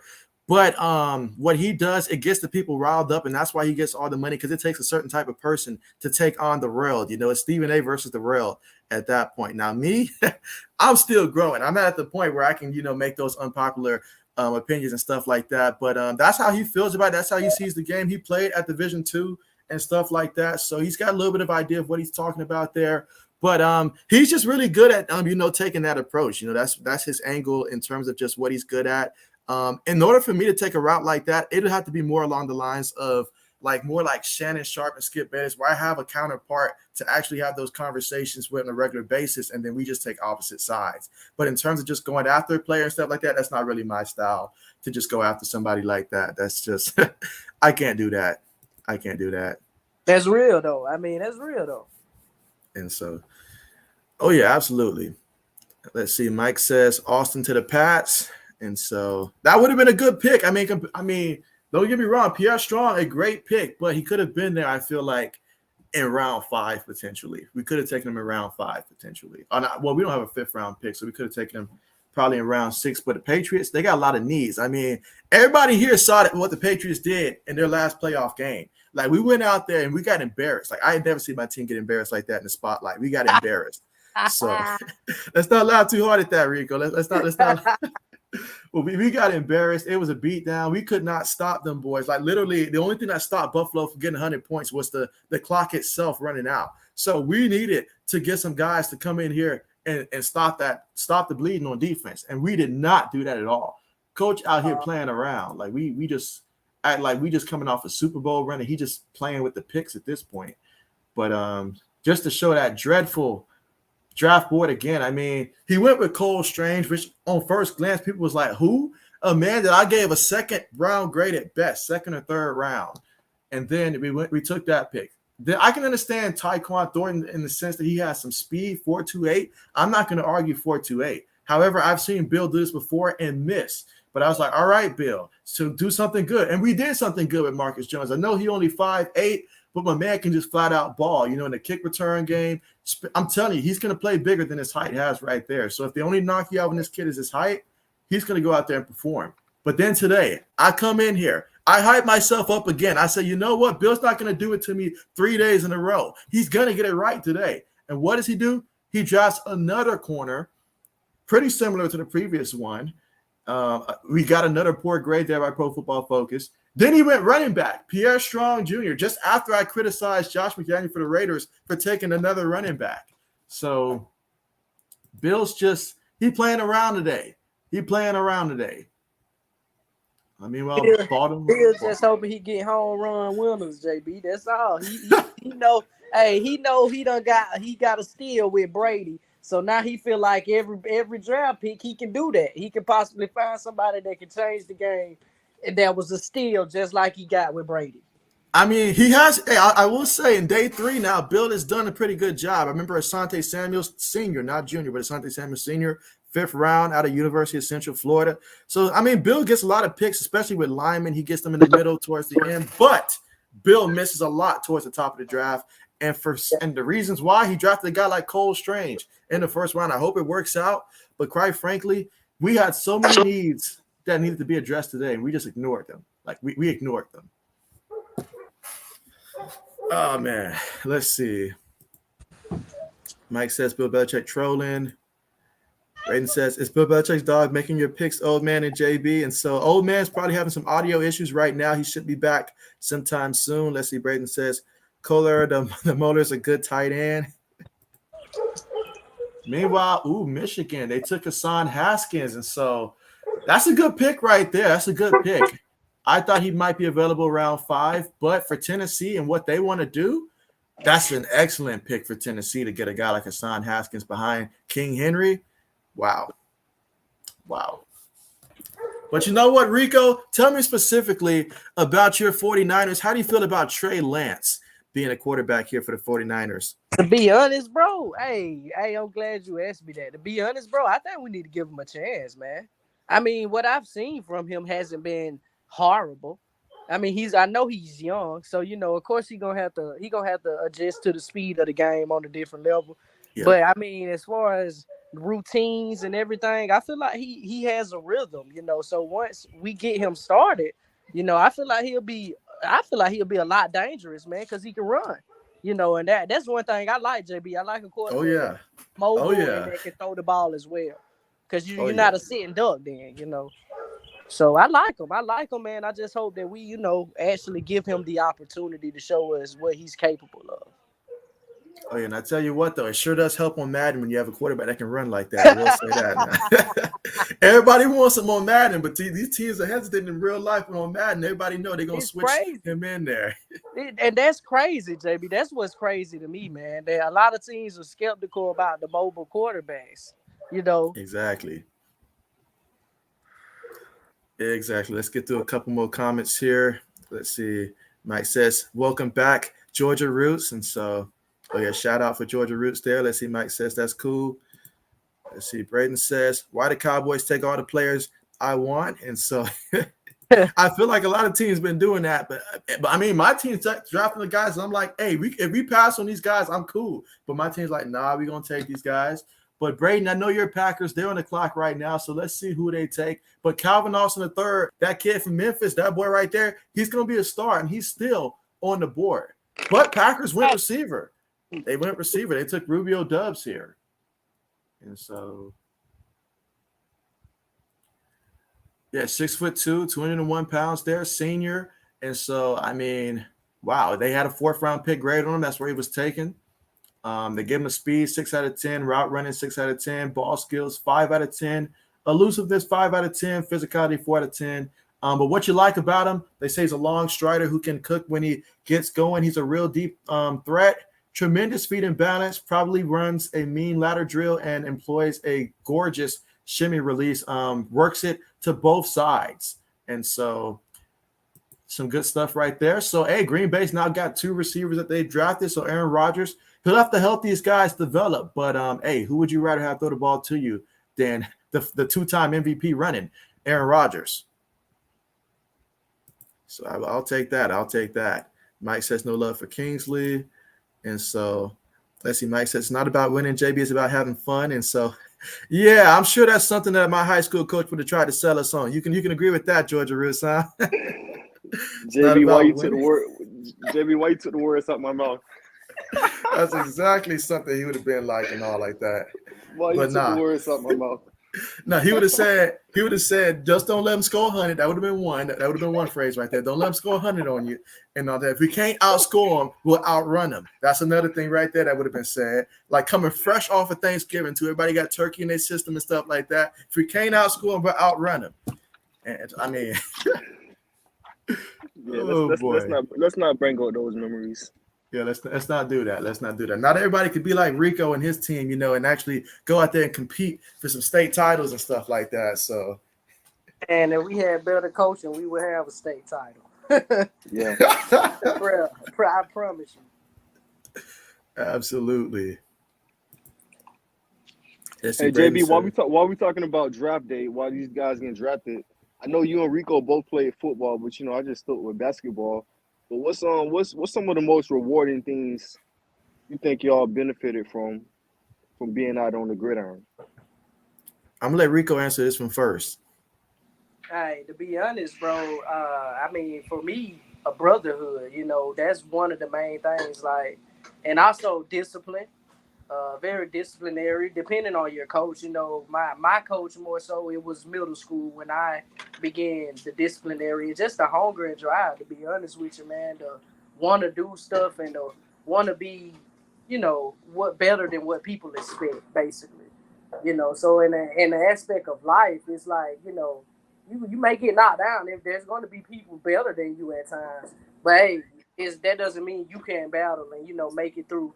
And show them that even if you do come out short, you were still there. They felt your impact, So that's something that I took away from it, like especially with my 12th grade year going to Buford and playing those jokers. They had multiple D1s on both sides of the ball. So, we were basically the underdogs, of course, for sure. But that game, even though we did lose, I took away from it because every other team, they put up 50 and 40 points on, but us, they only put up 30, so even though we came up short, I look at it like, wow, man, we battled, and I know that I battled, and I gave it my all, and I can say the same about a lot of fellas that, played with me throughout high school and everything, so. Oh, yeah. Great answer right there, Rico. Great answer right there. I feel like I should piggyback off of that right there, but for me, it was a combination because I feel like for both basketball and football, especially early on for me, when I first started playing at the high school level, I got to saw 2 different sides of it. First time I played football, got to see what it looks like when a team comes together, like my freshman year was the best year that we had in school history and stuff like that. So I got to see what it looks like when something's special, when the community is really behind you and what that looks like and what it takes on a regular basis from the practice and the leadership that I saw that the seniors exhaust out there. And those were leadership skills that I learned. And then the following year, I got to see once those seniors were gone, what it looks like when you're in rebuilding mode. The difference is there and how you have to step up into a leadership role. And so those were things that I carried on with me later on in life to where no matter what the obstacle, especially playing basketball as well, I know it's focusing on football, but playing basketball, it taught me that sometimes you may not see the W on the scoreboard that time. It may not ever show up that year, but at some point in life, if you keep putting the effort up there, you're going to win in something. It may not be something that's obvious that shows up immediately that you can point to there, but if you keep grinding, you're going to win at something that you try at. So just keep going after it. So I learned that perseverance going back to high school and stuff like that. And always believe in yourself. And so, but great question there. Great question. Meanwhile, hey, Rico, your 49ers just took a tackle in Spencer Burford out of UTSA. And so, let's see. I think the CUSA. His block, pass block, 64.9. Lot grant. That's what they gave him. That's horrible, man. Yeah, and so but Pro Football Focus last year gave him a 76.8. But you look at the level of competition that they play. But he did pretty good against Illinois, what I would imagine, considering some of these teams up there would have been some of the more tougher competition there. Western Kentucky did great against them. So he had some moments there. I know UAB got a guy that was the kid from UAB? I think it was Alex something. Was he already drafted? I'm not sure, bro. I ain't gonna lie. I've been missing it. Yeah, I think he was already drafted. Yeah, he should already have been drafted already by now. But with so many basketball, I think he was. Okay, I was thinking the same thing. He had already been drafted by now. Otherwise, we would have been talking about him still not being drafted yet. But let me not forget the people in the comment section here. Let's see. Mike says T.O. went there. Is he great also? Well, it's not on T.O. level there, but T.O. went to Tennessee Chattanooga. And let's see. Mike says no one wants Howell. And so that is true. I mean, right now, currently on the board, I mean, no quarterback has been taken today as of yet. So we still got about two, I think, that I'm a little surprised that if he reached round 5 that they're still on board. But I expect that at least Carson Strong should be taken sometime soon, I would imagine. Let's see. Braden says Trey Lance was Christian Ross receiver. All right. And let's see. Braden says that was a guy Packer fans wanted them to take. Let's see. Braden says he likes the pick. Let's see. Mike says, JB, please tell the guys Mike, listener sucks at basketball. And so Mike. And so gotta love Mike. Let's see. Braden says, what position did you play in high school, JB? And so, yeah, if you're talking about football, it all comes down to what year, because my freshman year, I actually started off as a receiver / corner my freshman year. A little bit of safety as well. But then at some point throughout the season, I realized that we were a pass-first team. So I was like, Coach, we're not going to pass the ball. So a run first team. So let's run the ball here. So I want to be a running back. I didn't want to be in the backfield and I didn't want to be at receiver and not just pass block the entire time. I'm not as dedicated as Rico is to the blocking scheme there. I was like, I got to be in the back carrying the ball or something.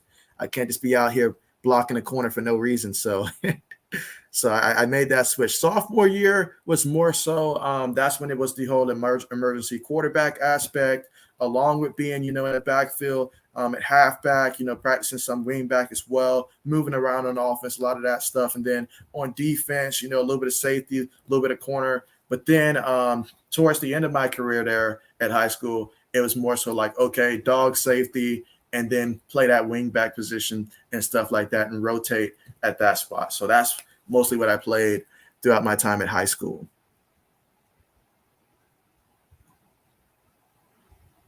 All right, meanwhile, Kansas City, they took Joshua Williams there. So out of Fayetteville State. And so there we go. I talked about him earlier when I was talking about those HBCU programs. And so we got a guy, Joshua Williams, there taken by Kansas City. And so I believe he's 6'3", if I'm not mistaken. Let's see. Yeah, I think he's 6'3", about 195, if I'm not mistaken. Yeah, 6'3", 195 pounds there. And so, all right, let's see if they have any analysis there. They don't have that. And they don't have any grades for him there. But ultimately, this could end up being a great pick here for Kansas City. I'm excited for him. I think it's a great spot for him, so I'm excited for him. Let's see. Mike says Chance went to T.O. College. So you say Chance. But yeah, so far we're still in the 4th round right now currently. Got a couple more picks before we enter round 5. And so today's going to be a long day, 4 through 7, but an exciting day for many teams. And a lot of these players, their dreams are coming true. So I will say that.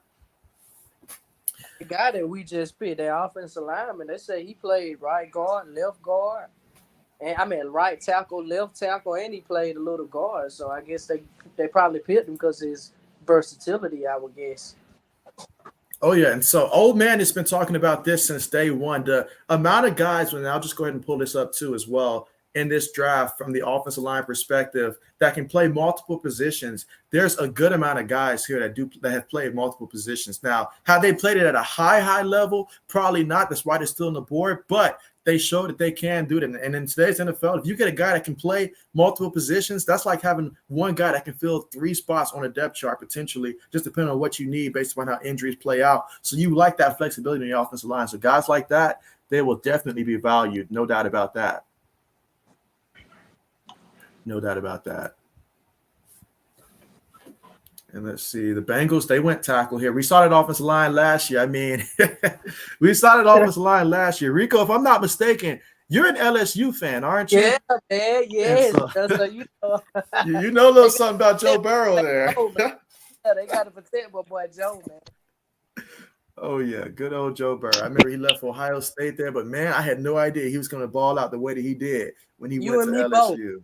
And me both. Hey, man, crazy because, hey, JB, when he first got there and we got the Rolling Stars, I was actually calling him No-Show Joe. Like, seriously, calling him No-Show Joe, man. Because the show up, and then it'll be games he would disappear. You know, he was inconsistent, man, but he came back and they switched that system for him, and that opened everything. Oh, yeah. Sometimes, I mean, system plays a huge role with a lot of these quarterbacks, honestly. It plays a huge role. But, yeah, I mean, I had to mention that part right there. I had to mention that. But, oh, man, we got our Pats back up here. Who should the Patriots take now, even though we know they're not going to listen to us? They just won't listen to us with the picks. But, oh, man, who should the Patriots be taking with this pick? I'll look at the best available.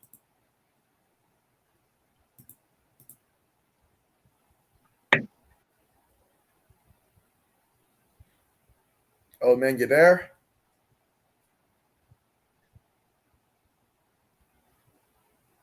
Well, meanwhile, looking at the D lineman. All right, yeah, let's look at the D lineman real quick. And so I know that you've had a couple I've seen you a couple of times, take Noah Ellis in your mock drafts and stuff like that. But given how the board is right now, who should the Patriots be aiming for? Should it be Butler? Someone else? Let's see, edge. Yeah, still got Kingsley up there.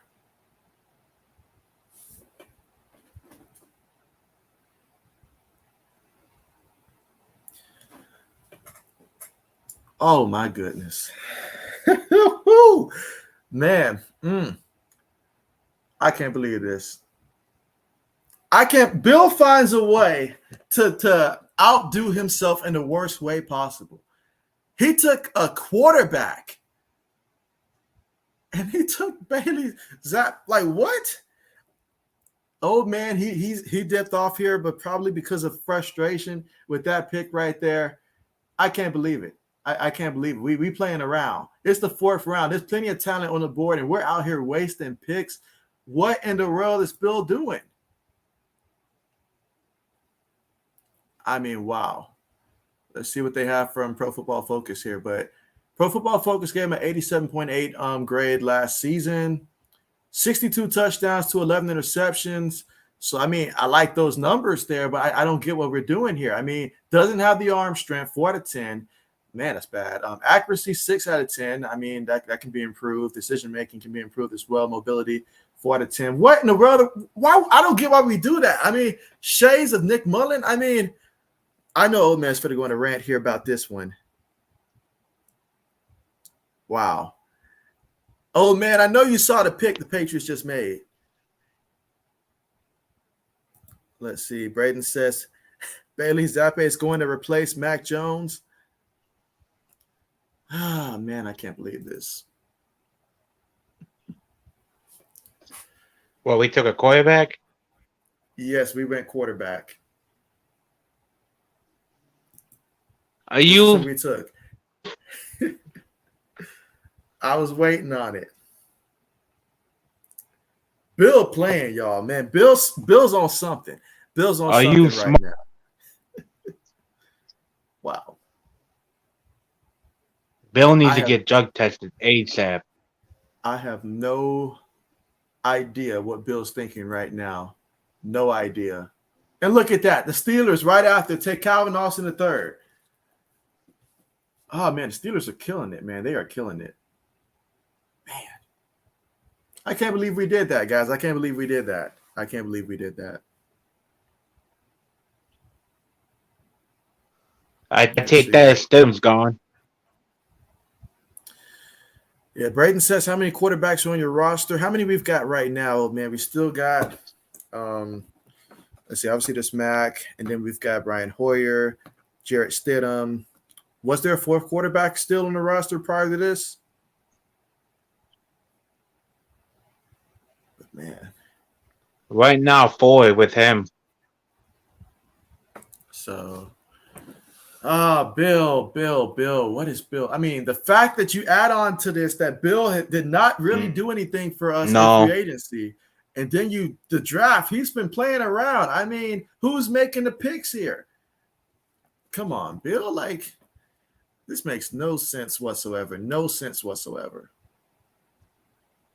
I don't get it. I don't see the vision. I don't see the plan. I don't see the plan. Wow.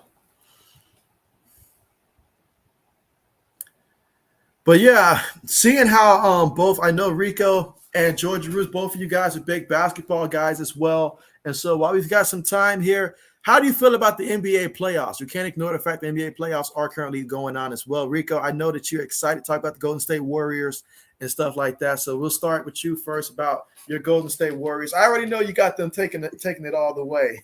Man, come on, man. You already know it. I mean, yeah, I already know I don't see anybody that can, if Jordan Poole can play at the rate that he's been playing this year in the playoffs. I mean, the last two games I've watched, I've noticed he only had 8 points the last two games, but I feel like he's kind of taking the back seat right now. But man, when I mean, bro, it like I don't see anybody beating us. I see the best chance is probably the Bucks or the Bucks, if that, But in the West right now, I don't see anybody stopping it. Oh, yeah, in the West? No, I can't see it either. I can't see that plan. I can't. I look long and hard, and I have to agree with you on that one. I got to agree with you on that one. But Georgia Roos, how much of the playoffs have you been watching? I know Atlanta, last time we talked, Atlanta's been put out by then. So your team, at least your team made it to the dance. My team never got an invitation this year. But your thoughts on NBA playoffs? JB, I'm sick and tired of Atlanta. JB, I just told you I've been so sick and tired of Atlanta since 2015 when we blew the Eastern Conference Finals. I'm sick and tired. JB, I can't raise my blood pressure and be stressed out right now. I'm talking about the Atlanta Hawks. All right, that's all I gotta say. Taking my stance whenever somebody mentions the Lakers. That's all I gotta say. That's all I gotta say. But about the Lakers though, right? Hey. The thing about the Lakers is, I do feel like we had at least a better season than LA had. Oh yeah. I do feel like at least we had a better season than LA had. I'm gonna take it a step further. You guys had a better season than Brooklyn and all like that, because you guys at least won a playoff game. That's something Brooklyn can't say. They can't say that. Yeah, they got swept. Yeah. Hey, let me say this too about Rico. Right, Rico is not a bandwagon fan, right? He was with Golden State before KD came, and they got the extra chips and going way back in college. He been a Golden State fan, and Clay looks good. Clay came back, proved haters on. He looks good. It's a good chance. I think Golden State has a good chance. I'm keeping my eyes on Memphis as well. Oh, they going home this round, brother. You think so? They playing us. It's a wrap. It's over.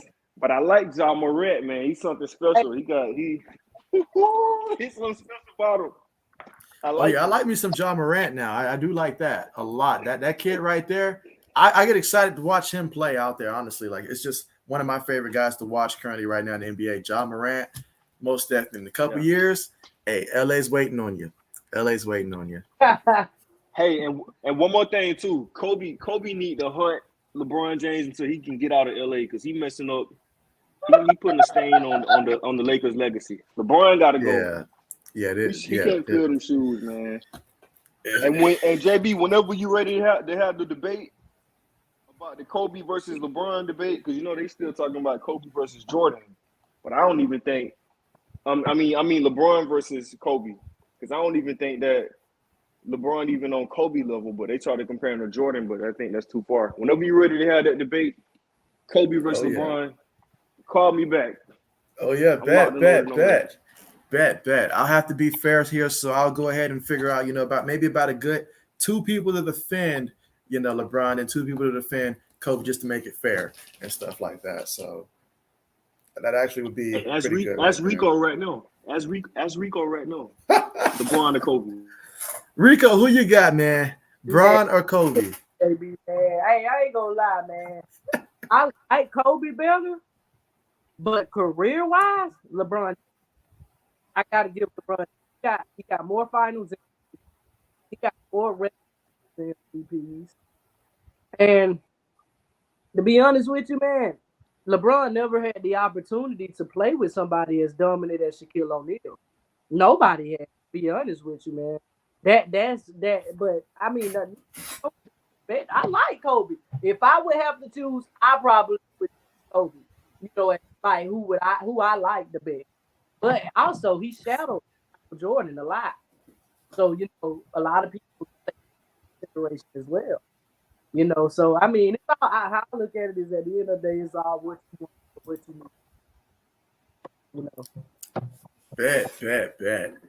Bet. Meanwhile, Baltimore, they took on the tight end out of Coastal Carolina, Isaiah Likely. And so that was the selection there by Baltimore and Green Bay. So Braden, your team took Zach Tom.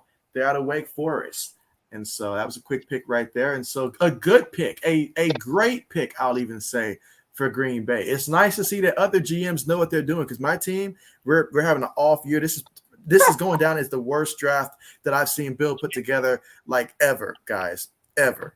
Let's see. Mike says you got Montgomery. We did sign Montgomery. We signed Parker. But again, like Montgomery, he's not going to go out there, unless he has the type of season what we saw Colorado Patterson had last year in Atlanta. Unless he comes out and do something like that, it ain't going to be worth it. I mean, you look at what everybody else did. I mean, I saying, oh, we signed Montgomery. Somebody else saying, oh, we traded for Tyreek Hill and stuff like that in the division with Miami. So, I mean, come on now. We're talking about light years difference here.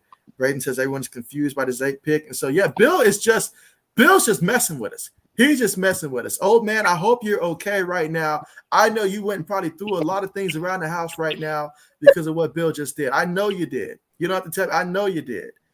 And so – because old man is also a Patriots fan, guys. And so, man, he feels my pain.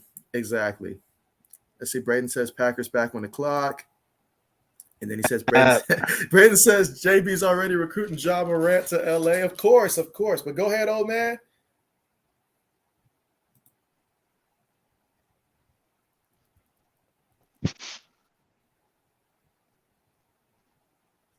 See, but Braden says this stream has turned into one sports debating show. That's what it's going to turn into. By the time we hit round 6 and 7, it's going to probably be an all-out debate at this point and stuff like that. Like, I'm telling you, we don't went ahead and we don't woke up that Kobe versus LeBron conversation and stuff like that. So it's going to be a deep one. Braden says, wasn't that the guy you said the Packers should draft? And so absolutely, that's right. They finally listen to me. Teams are finally starting to listen to me. I don't know what it is. They got a little extra time, so they tuning in on my show. Maybe YouTube finally promoting my channel a little bit more now, so maybe they finally see what they should be making. But that's a great pick for the Green Bay Packers right there, getting Zach Tom right there. Aaron Rodgers should be happy with that pick. Baltimore's on the clock. They should. I don't know if they went wide receiver yet. I don't think they went wide receiver yet. They went tight end there last time. They should consider going wide receiver here, I would think. JB, who are some of the players that were drafted that you are expecting to come in and make a immediate impact on their teams? So yeah, great question. In terms of some of the players that I have that's going to come in and make immediate impact there, let me go ahead and just pull up a couple teams real quick here. Let me avoid my team for sure. I'll start with the Saints here. I love what they did on day one. Chris Olave from Ohio State, the second Buckeye off the board there. But the Saints had a glaring need at both tackle and receiver. I mean, famous Jameis, you can't be famous if you can't stand in the pocket and play quarterback. He got injured last year. I thought that was going to be his last chance, but the Saints are giving him another opportunity here. We know Jameis has an arm, and he has no fear about going deep. You give him Chris Olave, and hopefully Michael Thomas will be back and he'll be fully healthy. You give him those options, he's going to go out there and he's going to ball. He's a guy to keep your eye out for in fantasy football. If we're talking about later on, especially if you have, if you're like me and you have 16 people in your fantasy football league, then yeah, you want to make sure that you get the guys who are going to go out there and ball. Chris Olave, he's going to have a great season. I'm going to call it now, over 1,000 yards receiving as a rookie. Trevor Penning, he's going to be big time here for this offensive line as well. So I'll go there for them. Let's see, another team. We'll go with the Eagles as well. Jordan Davis. I love the pick of Jordan Davis there. I mean, at 341 pounds there from Georgia Roots, your Georgia Bulldogs right there. And so, my man, he's got some real speed and all like that. I mean, he's like Rico, just big size Rico and all like that. He's got the speed of a Rico, but hey, at the same time, he's a huge frame right there. So much skill set there. And so that's going to be huge right there. And they double dipped when it came to getting players from Georgia, and they took my guy, Nakobe Dean, who I had being a first rounder. They took him in the third round. Anytime somebody disrespects you like that and they don't take you to round 3, you're going to come in there and you're going to be highly motivated. He was already. You ask other Georgia guys who got drafted in the first round, who was the leader, they're not going to say Trayvon Walker. They're not going to say Jordan Davis. They're not going to say any of those other guys. They're going to say it was Nakobe Dean who was the driving force behind them. And so once you get past the fact that he doesn't have the size that you want and stuff like that, he's just going to go out there and he's going to flat out dominate and remind people why many people thought he should have been a first-round pick. So I like Nakobe Dean as well here. So I like what the Eagles did here. So those are just a couple players right there I think are going to go out there and absolutely ball this upcoming season and so forth in the NFL. But great question right there.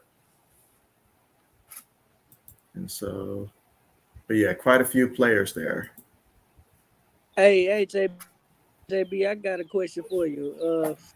The penny back off his. He said, "Who do you think will have the most impact? Who do you think that is a sleeper that was picked late, like Dean? Who do you think? Who do you think that was picked late that could possibly have an impact?" Yeah, so quite a few guys come to mind here, but I've been saying before the draft, Calvin Austin III. I really thought that some team was going to go ahead and grab him in the second or third round because they were going to realize how great he is. But Calvin Austin III from Memphis, I thought he would have been a perfect pick for the Dallas Cowboys. And so he is someone that is just absolutely outstanding. I mean, there's a lot of receivers that we could go with. And so, but Calvin Austin III, he was my guy. He was taken today, actually. And he's going to be outstanding. He's going to be outstanding. I could see him having a long NFL career. So I think Calvin Austin III is going to be great. Who did he go to? The Cowboys? Calvin Austin III he didn't go to the Cowboys. He got drafted by the Steelers.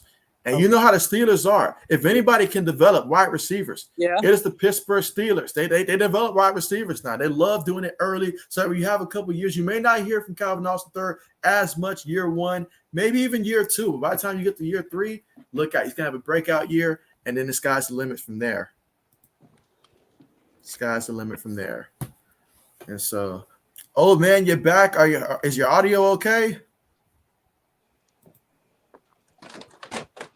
Let's see. Can you hear me, Mike JB? says, gotcha. We can hear you, old man. I don't know. So, but yeah, I mean, tell us right now your thought on the entire Patriots draft right now, old man.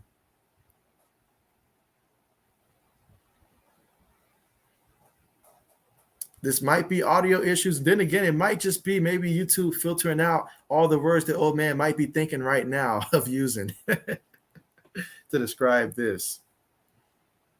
Meanwhile, the Ravens, they went cornerback again. So they took this time Demarion Williams out of Houston. Great. Baltimore makes great draft picks. I love the way Baltimore drafts. They make really great draft picks consistently year in and year out.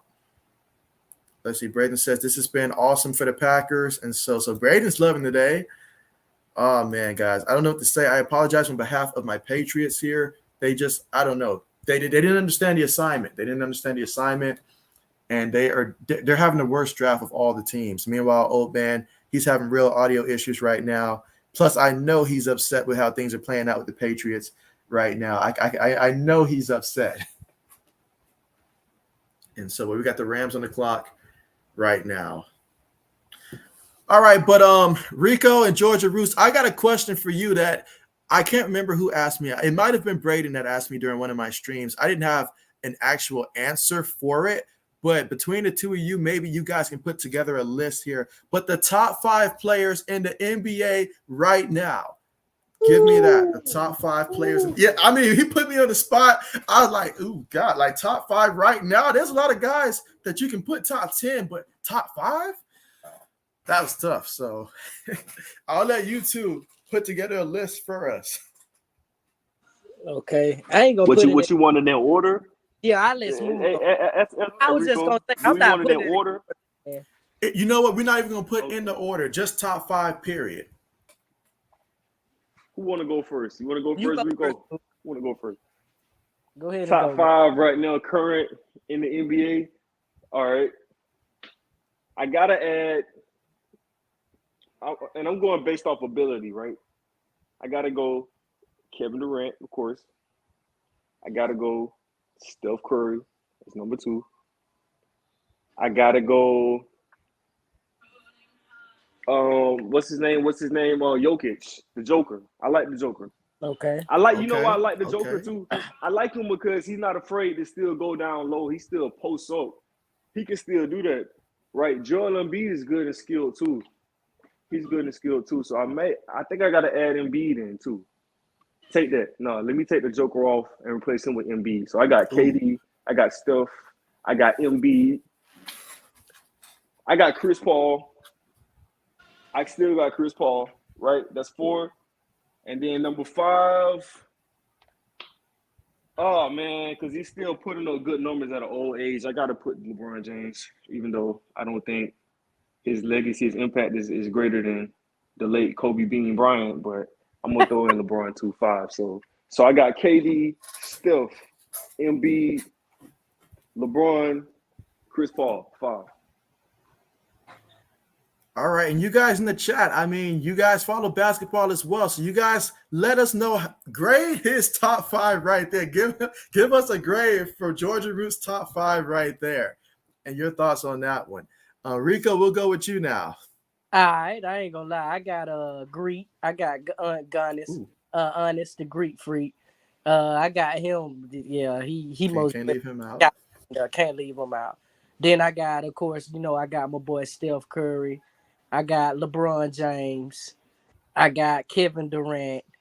And for the center man, I was going to say Embiid with Smooth Man, but to be honest, man, I gotta go with Jokic, bro. Like, because to be honest with you, man, like from him being traded from Portland to the Nuggets, like he was a sleeper.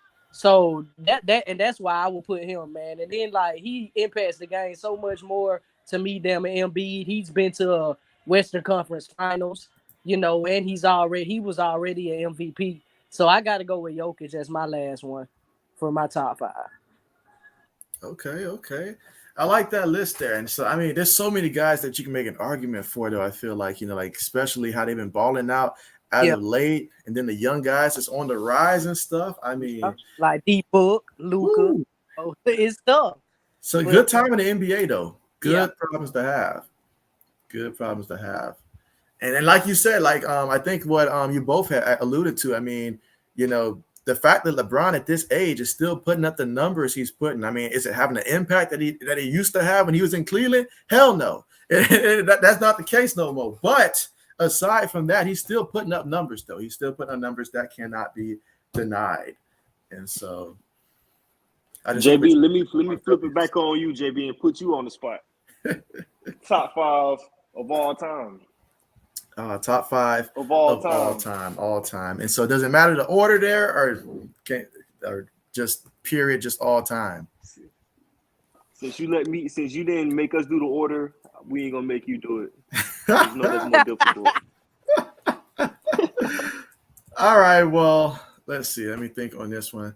Top 5 all time. And so hey, I'm judging you too, JB. I'm listening. Don't judge, man. Don't judge, man. I got my football thinking hat on right now. Don't judge for this.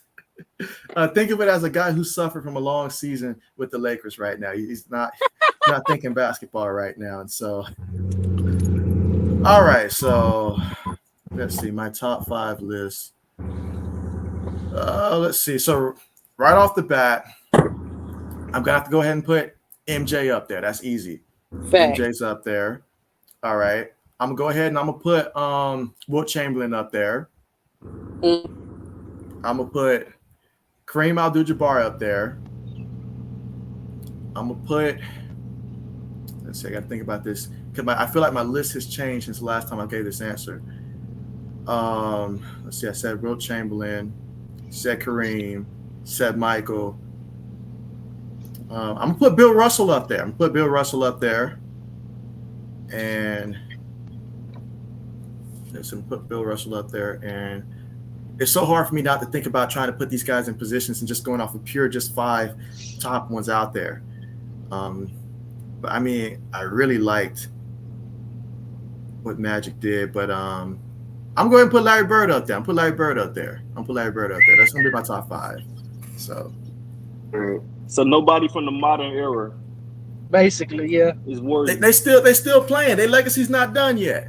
And their legacy's not fair. done. That's fair. That's fair, JB. That is. I'm fair. not going to disrespect the old. Their legacy's still going. So, if LeBron go out there the next 3 seasons and we don't make the playoffs the next 3 seasons, that's going to hurt him.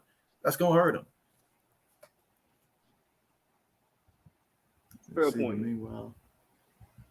Meanwhile, Washington took the next quarterback and they went with Sam Howell in the 5th round out of North Carolina. So Pro Football Focus gave him a 1st-round grade for some reason. But I'm glad to see that no team really reached that far for him. So 5th round, I'm okay with him getting taken in the 5th round by Washington there, 6'1", 218 pounds there.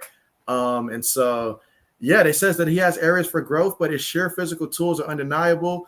He has more to offer than what is showcased in the Tar Heels offense. And so they gave him a 9 out of 10 out of arm strength, accuracy 8 out of 10, mobility 8 out of 10, and decision-making 6 out of 10. So, old man, how do you feel about the fact that Sam Howell went to Washington in the 5th round?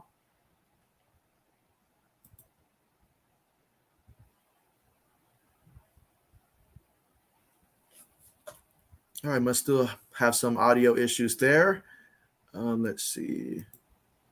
Mike says that Josh Allen's drafting for the Patriots. That would be the only logical thing right there, that he's intentionally messing us up. Mike says, I'm just learning, JB. And he says, sounds good. All right, so Mike likes the list there. Okay. All right. But yeah, old man, if you're there, let us know. And we just lost him right there. Okay. But yeah, old man, he's just dealing with tough internet right there. So that's tough. It's been bothering him yesterday as well. So definitely understand that.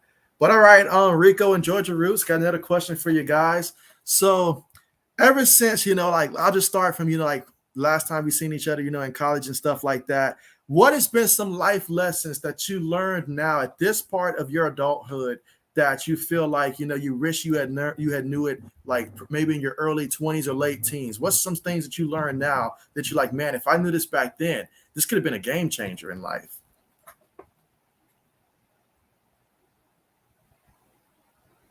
JB, that's a hard-hitting question.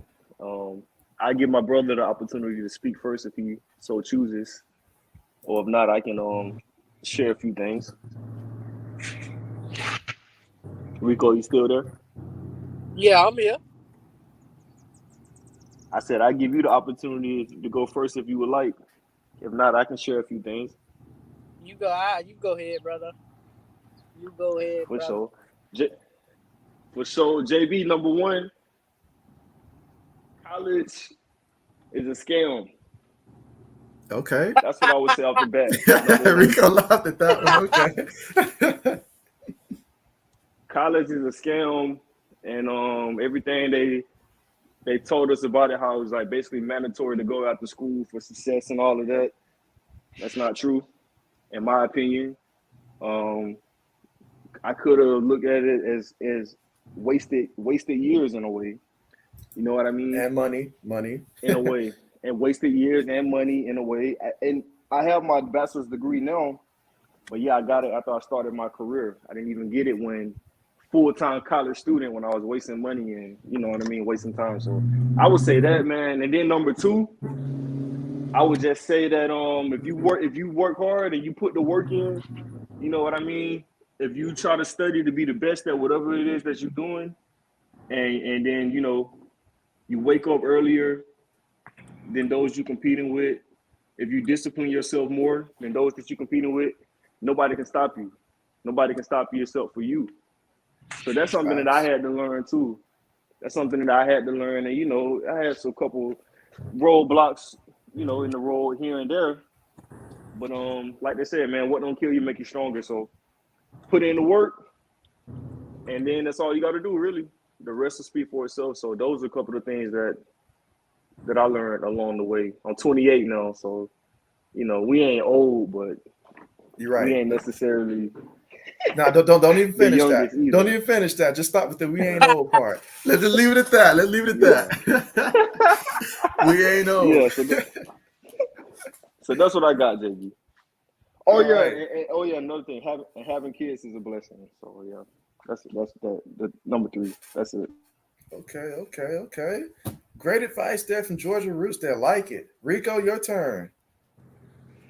I mean, the first one, boy, he most Right. definitely with him on that, boy. But I mean, um, just one of my things I learned in life is, uh, I I would say don't the song "Don't Go Chasing Waterfalls." Stick to rivers that you're used to.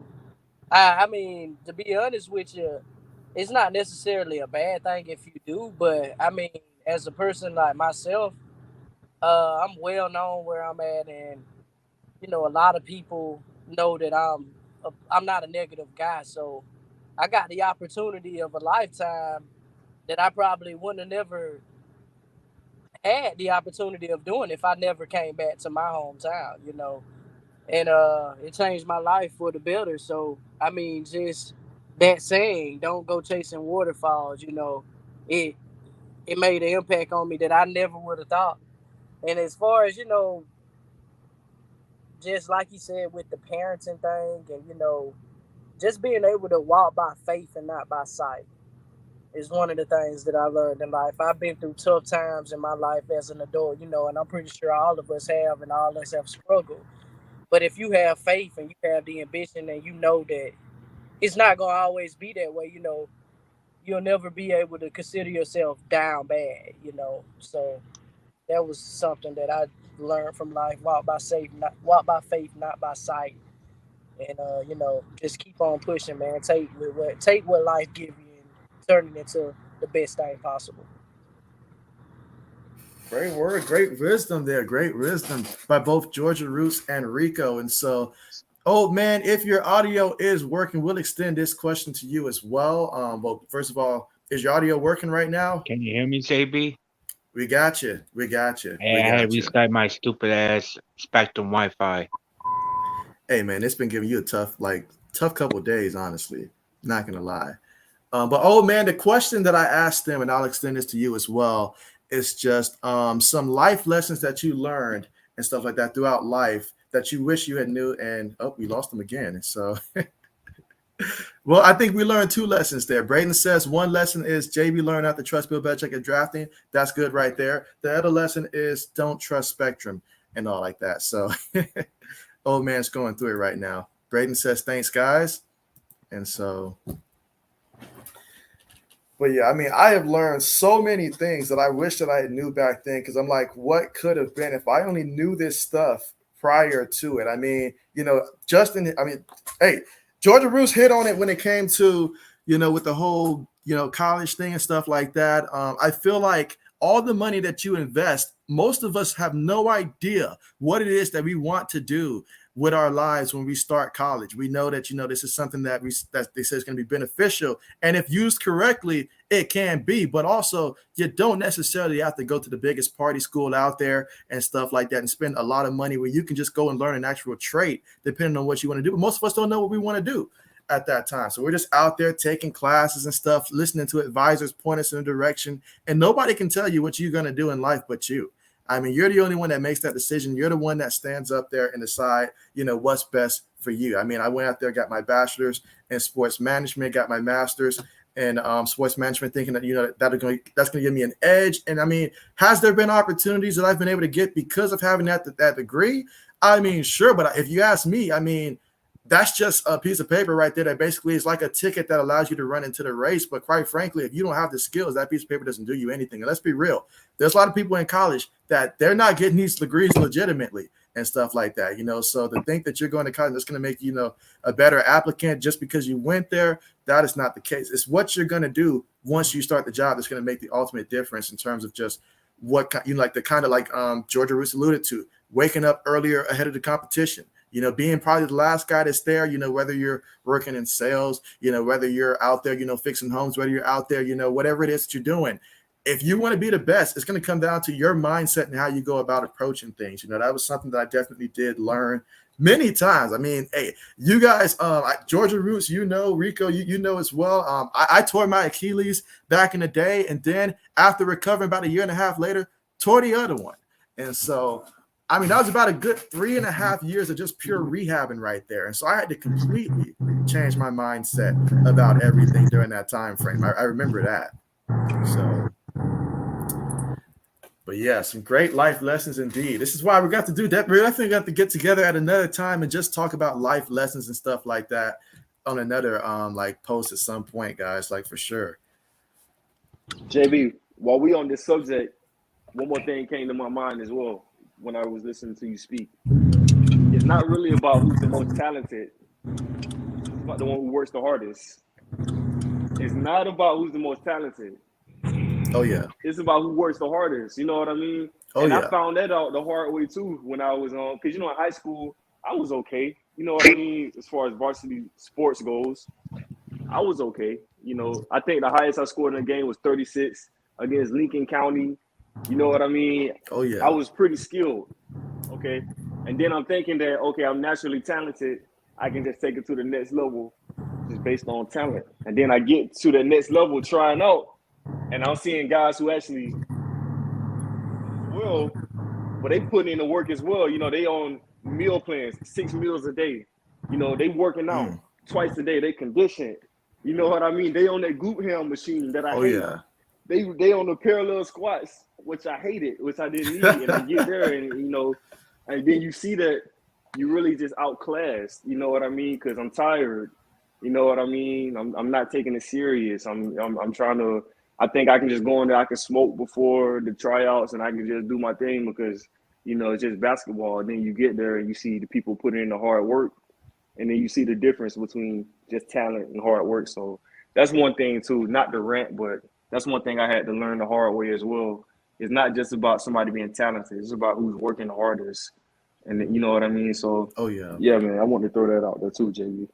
That's great right there. That is great right there. I think that's probably, you asked me, one of the biggest lessons that I probably learned from my injury was during that time frame when I couldn't do the things that I used to be able to do. Like for me back in the day, I used to like to run around. I had great endurance. And so, if somebody was guarding me, I had no problem just running around and tiring my defender and using my athleticism. I had great ups, even though I was a bit on the shorter side and stuff like that. But once I lost all of that, then it became a different ball game to where I'm like, okay, so where I'm lacking now with the skills and stuff like that, I've got to make up for this in other areas and stuff like that. If I'm going to be able to go out there and just compete, I'm gonna have to actually become more of someone that, because me, like just in terms of being a pure shooter, that was never my game right there. I was more of that, use my athleticism and stuff like that. But just being a pure shooter, that was never my game. But I was like, you know what?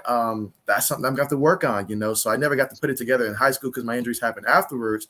But stuff like that, it's like, if I'm going to get to be the person that I want to be, that I believe that I can be, I'm going to have to completely change that. And that is where my mind took off the furthest in terms of just like me being able to realize like, hey, I am more than just being, like someone that was, just athletic and stuff like that. That was only a portion of who I could be. But it's kind of like your senses. When you have, like all your, like your vision, your hearing and stuff like that, maybe some senses you don't really use as much. But when you start to lose a sense, you start to really work harder in other areas. And it was that way with me when it came to my mind.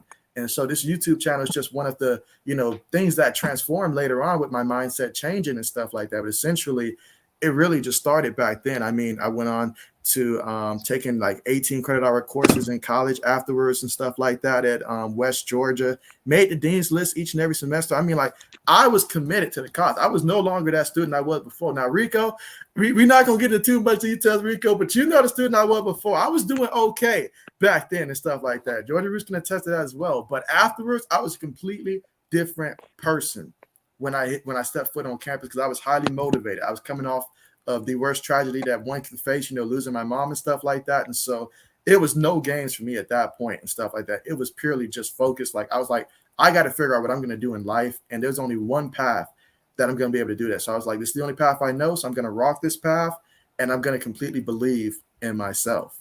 And so. Well said, JB.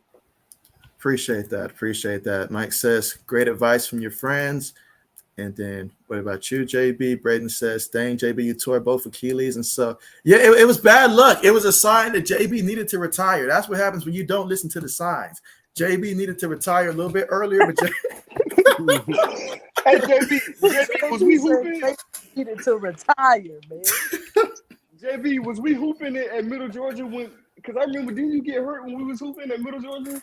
I first got hurt. Remember, we was playing like it was after graduation. About a month or two was when the first injury happened. Because remember, we was in the gym, and then that time I was like, did somebody fall on my leg? Because I was going for a layup, and then all of a sudden I went down and stuff like that. And so that's when I tore it that first time. And I remember. Playing pickup. I mean, if I could give advice, guys, if you know that you got injuries or you're just not that best endurance, then playing pickup basketball, maybe it ain't worth it. Sometimes maybe it ain't worth it. It cost me 2 times with my Achilles, so maybe pickup basketball just ain't where it's at. Make sure you guys stretch and stuff like that before you play. But old man, is your audio working? Can you hear me? Yes. All right, so we got you back here. And before we get back to football, old man, just want to give you an opportunity as well. We were talking about life lessons that we have learned. And so if you have any life lessons that you would like to share with us outside of trusting Bill Belichick with the draft and stuff like that, outside of not trusting him with that, with any life lessons that you have that you would like to share. With me getting hurt at work, I can tell you this: don't take anything for granted, because you never know when it can change.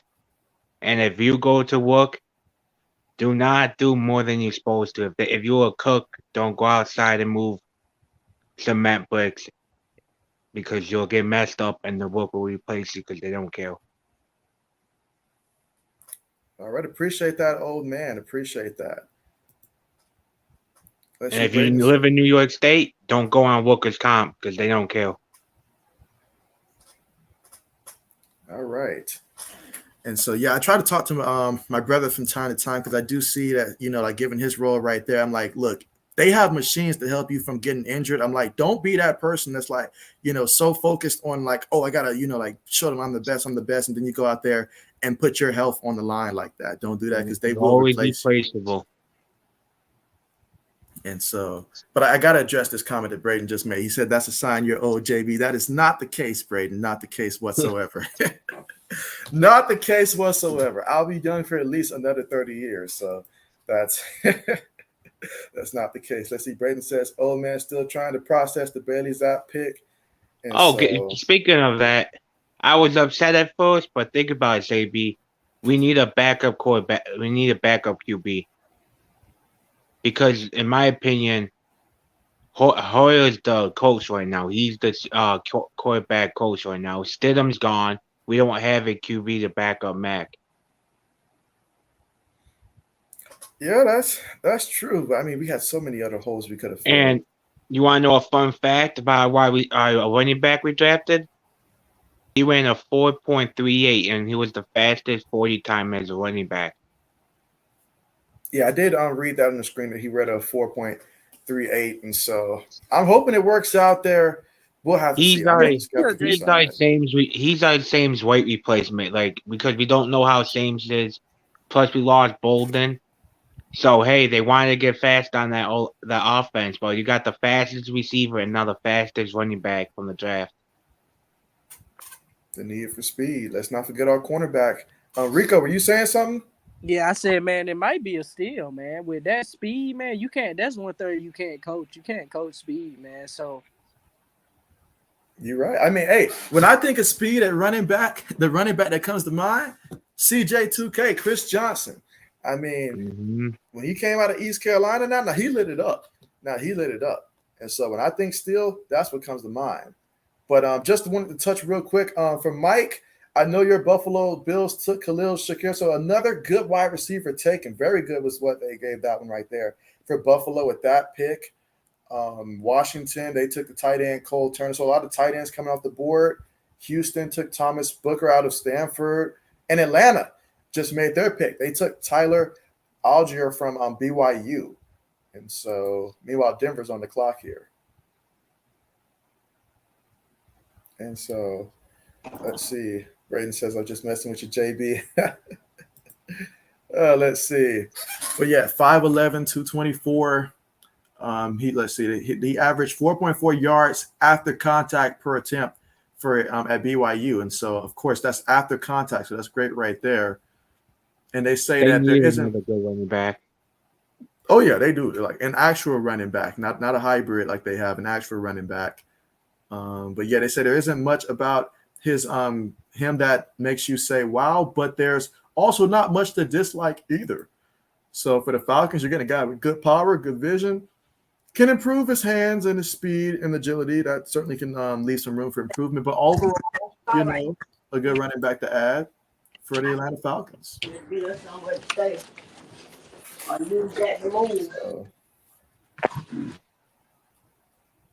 Denver now on the clock. Did Dubs get taken yet? Who? Dubs, the wide receiver. Oh, I know he got taken. Yeah, I can't remember. Oh, but my boy's still there. Let's see. Where did he get taken? I know it was a while ago though when he got taken. Green Bay took him. That's right. Green Bay took him. All right, I missed that. That's a great pick for them. 6'2", 200 pounds there, and consistently separates downfield. And so, great pick there. Not to mention he played with Carson Strong, who we're still waiting to see when he's going to be taken. So, let's see. Mike says, thanks, JB. Missed that. Of course, Mike, of course. Mike says, nothing new. Bill Belichick has always been about speed. And so, the need for speed is real, though. Hey, you got to admit, though, they were saying they need to get younger and faster. Well, you gave us you gave us both fastest running back and fastest wide receiver. Kingston's still there. That shocks me. Yeah, he's still on the board. I'm surprised that Donovan West at this point is still there. And so, yeah, a couple guys still on the board here. Let's see. Mike says any takes on the Bills receiver. And so, hey JB, where did what number did Cordell Flott go? yeah, that's right. That LS. What round was that? I know it was today. Was that fourth round? I think if we look at the fourth round, I know it wasn't. He was one of the first corners that got taken today. I think. Let's see who took him. I was so hurt about that. I didn't know he was going to the draft, man. I really wish he returned back for one more year with LSU. Was that today or was that yesterday? Who is you looking for? Cordell Flott. He went to New York. Yeah, from I know LSU. He went to the Giants. Okay, so he went to the Giants. Yeah. I think he went third round. Let's see. That's right. It was third round, pick 81. Okay, so I thought. If I'm not mistaken, they traded up. That was a steal. They did trade up for him. And so I'm surprised your 49ers ain't make that move. Rico, I thought the 49ers would make that move for him. But I mean, let's just pull up his profile. Players last year, not last year, the year before that, they had a chance of getting Justin Jefferson and chose not to. They got Brandon guy. And I was pretty upset about it, but Brandon, he's not that bad. Ooh, look at that. So the Seahawks, oh man, they went and took Woolen here. And so you know how the Seahawks are when it comes to developing defensive backs and stuff like that. And you look at it, you take a closer look at Woolen from UTSA, and height wise, look at that, 6'4". Yeah, that don't surprise me. Woo, 6'4". They love the big body corners. Wow, there aren't many 6'4", 205-pound corners in the first place, and there are precisely zero that can run a 4.26.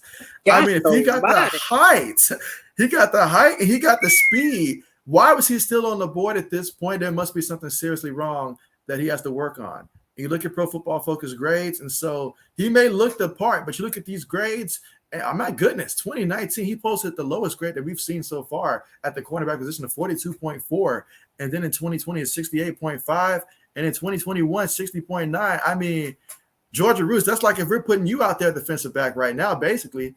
And so, wow, that's like, wow. But he certainly has some tools, and if anybody can bring the best out of him, it is Seattle. And so I do believe with those defensive backs. So I'll be interested to see how this works out, but it could work out. Let's not forget, when they drafted a guy like Richard Sherman, they took Richard Sherman in round 5, I believe. And so we'll see if this plans out great for them. And if it does, a 6'4" cornerback, yeah, we're not throwing the jump ball against him. That's not happening. That's what I was about to say. They took Sherman late round 2. And so, absolutely. Let's see. Mike said, oh, yeah, Mike wants us to talk about his Bills receiver, the one from Boise State here. And so, all right, so I'll go ahead and read the spit that they have here. They say that Shakur was a human highlight reel for the Boise State Broncos. His body control and hands are stuff of legend. I know you like that word right there, Mike, but stuff of legend. He likely profiled best from the slot after putting up over 1,000 yards there in 2021. The 102nd ranked player on the Pro Football Focus big board. He adds depth and high upside to the Bills' passing game. And so he's certainly someone that I feel like in a couple of years, you're going to be really glad that you took him there. They gave him a 3rd-round grade. I think that's about right where I thought he might have went. They're not in love with his speed or his physical traits, but he's got ball skills, good route runner, and he's, okay when it comes to elusiveness. They compare him to Rashard Higgins. And so if you're telling me that we're getting Rashard Higgins here in day 3, I will gladly take that, as I believe in Rashard Higgins, and I think that he's going to have a better year in the actual NFL. I believe in Carolina. And so let's see what they say. They say that he wins with his body control. And so whether that's the catch point or avoiding linebackers, they say Shakur can contort any which way he needs to, and his role is going to be in the slot. Where can he improve? Separating downfield. But he'll have a lot of good receivers to work with to get him better at that. So that is who the Buffalo Bills took. So I know Mike is happy with that. Eagles are on the clock.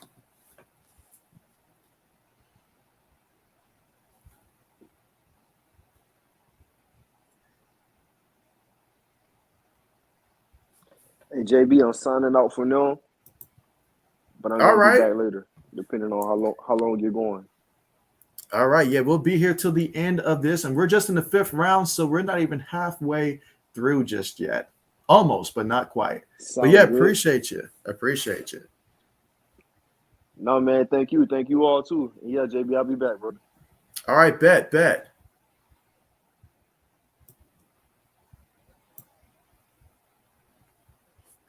Let's see, Mike says, JB, I already have one legend at receiver, Gabe Davis, maybe 2 now. And so, I mean, I could see that type of trajectory. In all honesty, I could see that really panning out to be the case right there. Another steal for Buffalo at wide receiver.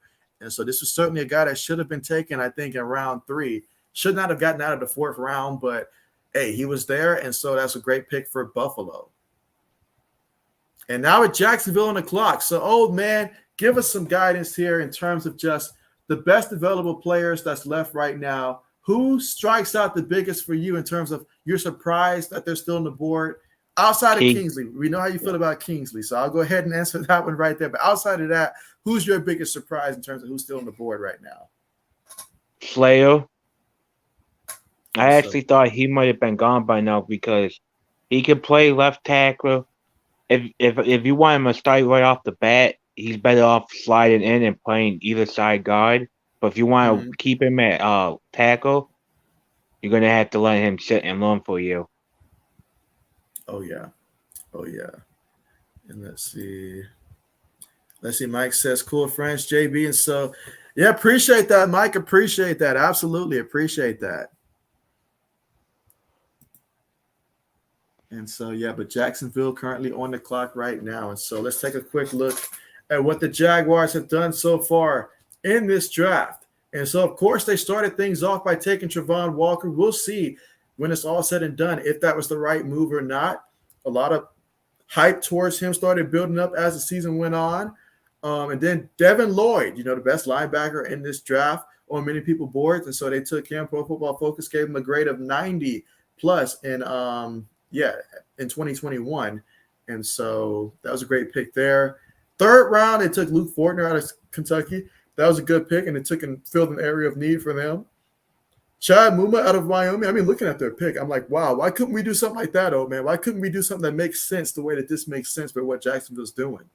Mm-hmm. So Snoop Connor, running back here for them. And so, I mean, that's interesting there. But, I mean, fifth round, I'm not going to complain there. So good pickup right there for Jacksonville. Because, I mean, I know they got Travis Etienne coming back this year. We'll see what he looks like at the NFL level. I mean, obviously, James Robinson, they still got him. So I'm okay with them adding another option in the backfield as well.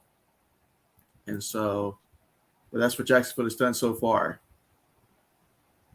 And, that was their pick right there. So, okay, so they took Snoop Connor from Mississippi. Your thoughts on this one for Jacksonville? I understand the pick because, like you said, he was hurt last year. You don't know what you're gonna get from him, right? And he probably the running back. Remember, and Dougie P loves his running backs too. That he does.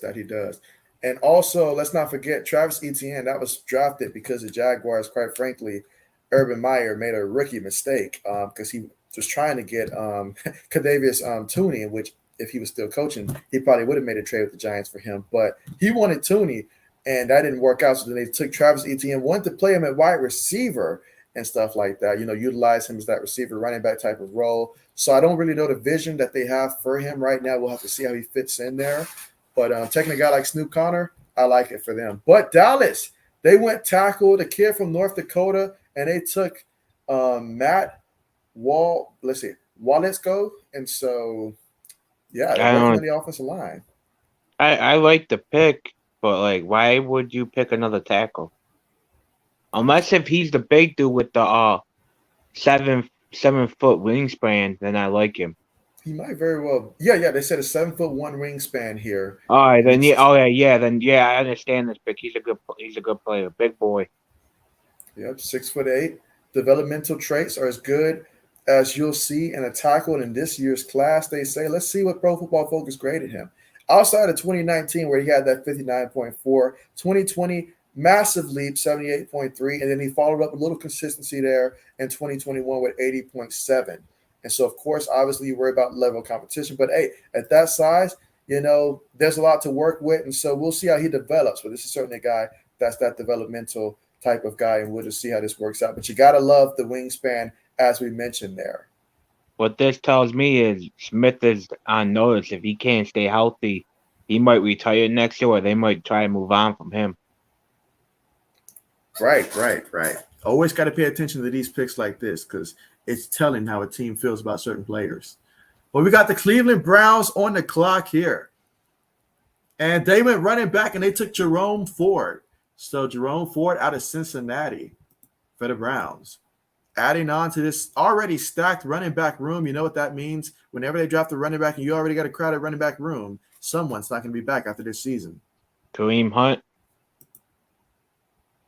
Let's see. Last year, they gave him a 86.2 Pro Football Focus grade. He played 13 games, so 214 attempts, over 1,300 yards, and averaged 6.1 yards per attempt. Previous year, he had 6.6. He had 19 total touchdowns. He had 21 receptions out of 22 targets for 220 yards.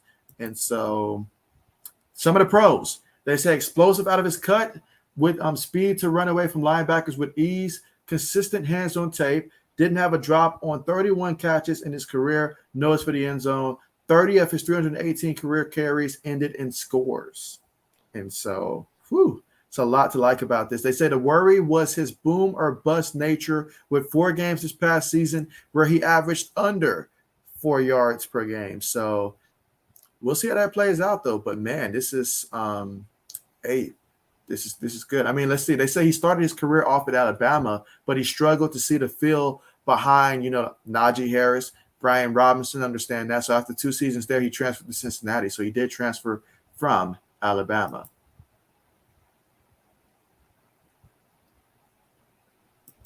Oh, I don't know if you know this, but the Browns did trade one of their corners to the Rams. Hill? Ooh, they traded Hill to the Rams. What they get back in return? I'm not sure. The information hasn't come out yet. But he used to play for the Rams, too. So. Okay, let's see. Mike says, means USFL guys, JB. Mike says, JB Bills rule the 6. We'll see about that. And so Alexis says, it's my Eagles pick. And so right now, Jacksonville is currently on the clock right now. Don't know when the Eagles' next pick will be, but they don't. Do they have where are the Eagles right now? Let me just narrow it down and look and see when the Eagles' next pick will be. The Eagles would be in the 6th round, but we got a trade that just happened. But yeah, the Eagles will be picking at 188. That's their next pick unless they trade up. That is their next pick. But we just had this trade come in. So Tampa Bay, we saw Tampa Bay trade down a couple times, but this time they trade up. And so, they won it. That's a great pick there for the Buccaneers. Picking McCullum there out of Sam Houston State. Zion McCullum, a corner that I did like there. And so I like it a lot. I like it so much. I'm mad that Tampa's doing all the right stuff here. And so 6'2", about 200 pounds, came out as a senior. They say you won't find a better all-around athlete at the corner position in the draft class. McCullum still allowed 371 yards into his coverage last year against FBS competition, though. And so that's what they have there. It's Pro Football Focus grade. Now, back in 2019, if you get him to – well, he only played in 3 games, so we won't count that one too much, but it was an 80. But he started playing back in 2020 where he started 10 games. He had 65.8, but he upped that last year to 79.2. So you did see the improvement there, and you hope that he continue to trend in that direction. Obviously, the competition is going to be more steeper, but with a team like Tampa Bay, I like this, especially in round 5. I like it a lot. Plus, it gives him some cushion now because, like I said, I believe both of their corners are up for contract. That's right. Let's see. Alexis says Jerome Ford, running back, Cincinnati. And so that was a great pick there by the Browns and a great pick there by the Buccaneers. And so now the Seahawks take Strong here? I mean, I've been saying it for a while, but I feel like at this point, we're in the 5th round. We're in the 5th round here. So I would go ahead and take Carson Strong. Imagine that if you can get him in the 5th round here. Or are they going to try to mimic the Patriots where they wait till round 6 and then draft their quarterback and then he just pans out and works so they can be like, we did it in round 6. I believe they did that with Matt Hasselbeck. Was Matt Hasselbeck not a 6th round pick for the Seahawks? Or was he a 7th? I thought he was a 7th. Okay, he might have been a 7th round pick then. It's either a 6th or a 7th. I think it was a 6th, but it could be a 6th or a 7th. For Matt Hasselbeck. If it wasn't a 7th, it was a later 6th round. Oh, yeah. But let's get back to the draft board here. And so we will see.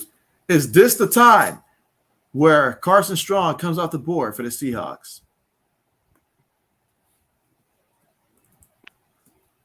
Yeah, but next year I'm not really falling in love with nobody.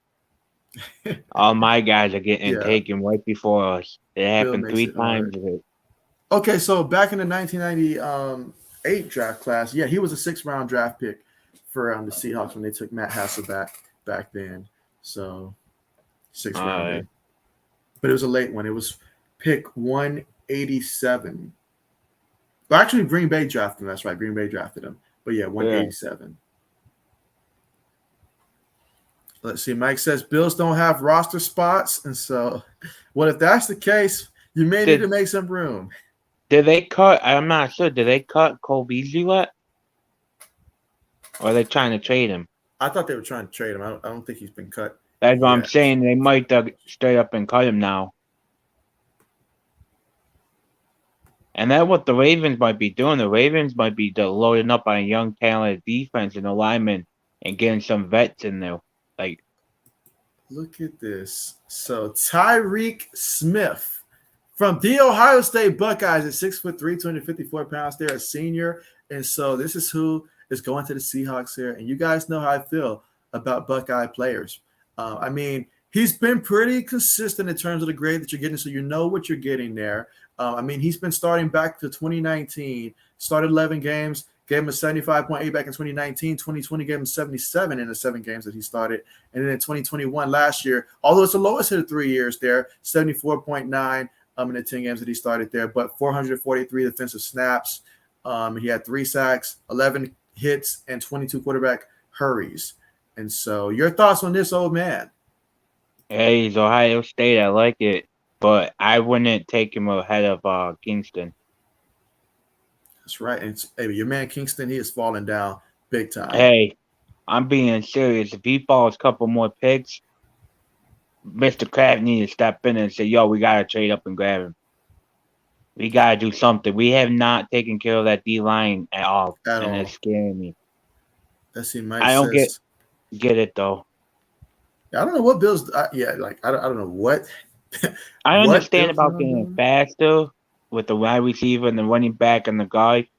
But if you a fan of football and you watch New England, our main problem was the run defense.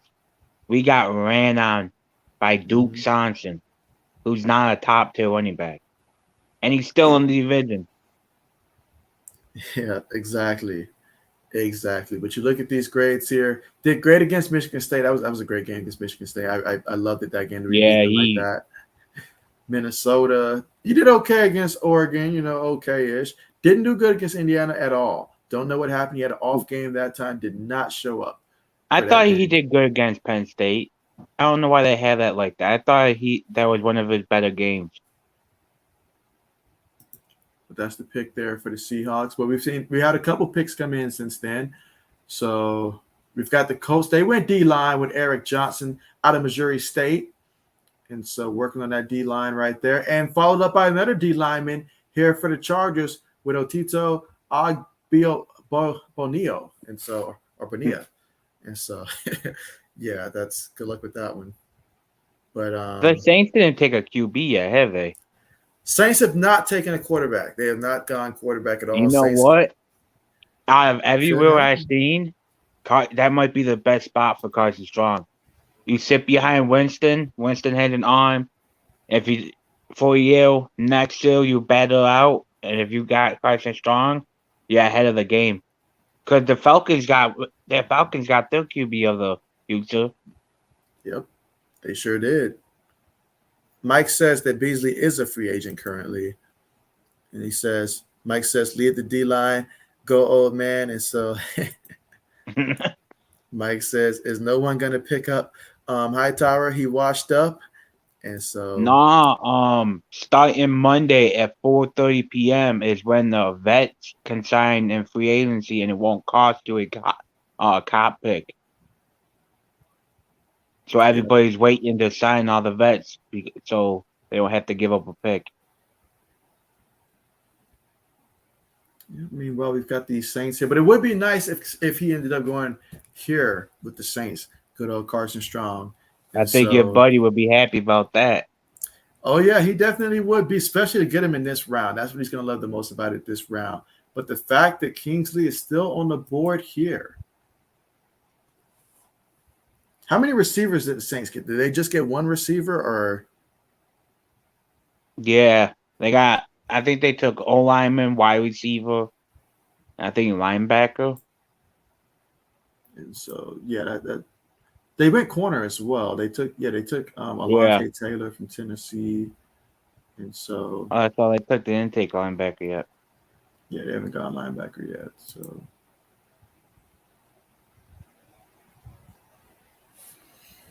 all right, so pick 161 here on the clock. Here in the 5th round.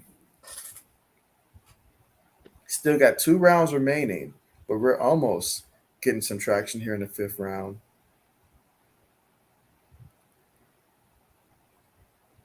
Let's see. Mike says, did not know that. That's big news old.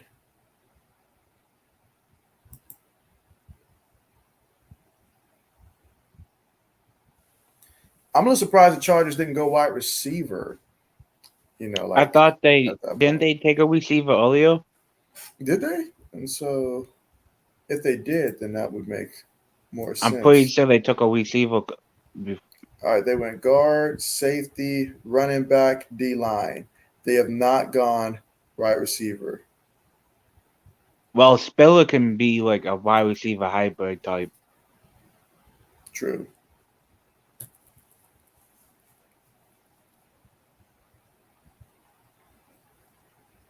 But we will see what the Saints end up doing.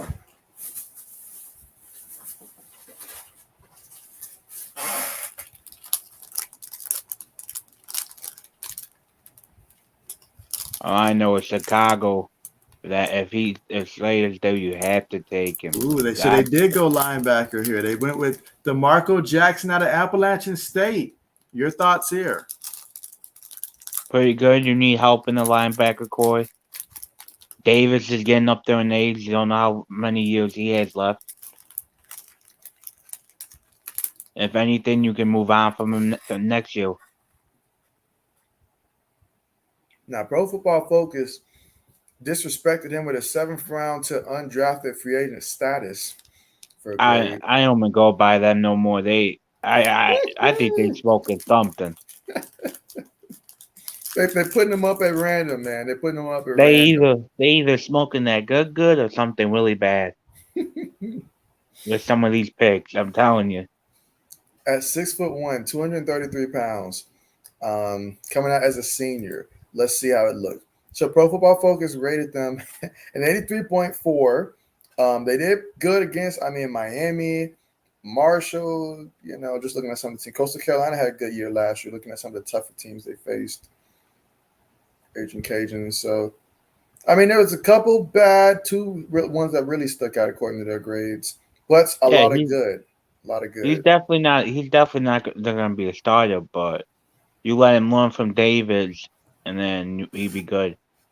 That's right. And I'm liking the fact that, in 3 years, he's been starting, 3 years there and nothing lower than 73.6. I like that aspect, improving every year. This year got in the 80s. So I like it. I like it. They I had say, him going in the 5th round. So oh, yeah. Yeah, I don't know what Pro Football Focus was thinking. I had that fifth. I was thinking about 5th round, honestly. Yeah, probably for sure 5th round there. But they say squatty yet still long frame. Ideal for taking on blocks and wrapping up ball carriers. Explosive when he wants to be. See it most often in the run game.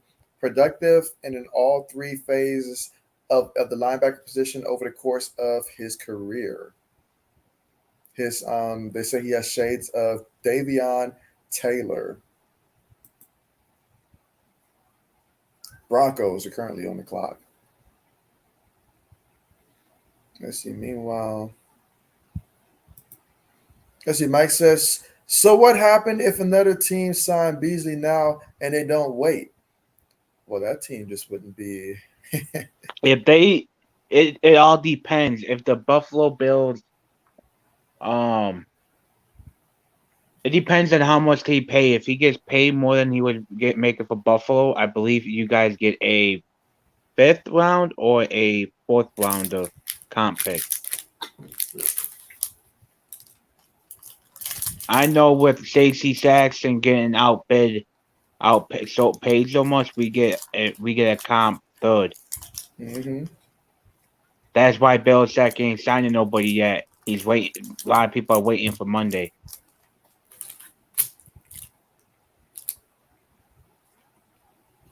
I could be wrong about Beasley though, because I'm not sure if Buffalo has it in that way. Ooh. Broncos went wide receiver and they took Montrell Washington out of Samford. Another receiver for us. Now they took him over your boy, Justin Ross. Yeah, I see Jaguars snagging him though. Yeah, Justin Ross up there. They still got Kyle Phillips up there, Kevin Austin Jr.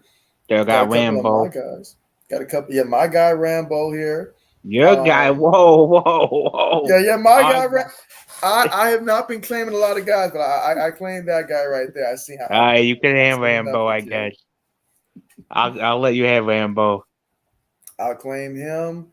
Jalen Naylor in the right situation, I would like, but it has to be the right situation for him specifically. Sladen, Let's Bolden still Slade Bolden available. is still there. I mean, we might as well look at the whole board because that's what these teams are doing. They're looking at the whole board at this point. They're not going off of rankings. They're going off of who they just If like. Belichick can get Slade Bolden in New England, I'd be happy. Of course, this is Bill we're talking about. They don't have anything And for Montreal Washington right now. I guess they didn't expect him to get drafted, so they don't have anything for him. why would you people want Carson Strong to go to the Broncos? He's never gonna. They just want to take. They just want to see quarterbacks go off the board. Watch when Tennessee goes, they'll probably be like Carson Strong still. Oh boy. Let's see. Mike says Taco Bell pizza coming back within days. Heads up. You know what? That got me thinking about what am I going to eat later on. So thanks for that, Mike. Now I'm thinking about food and stuff like that. I That's a got very me a important stinger decision. coming home. Oh, nice. Yeah, my mother works at pizzeria, and I only eat her subs because I don't trust nobody else to make my food.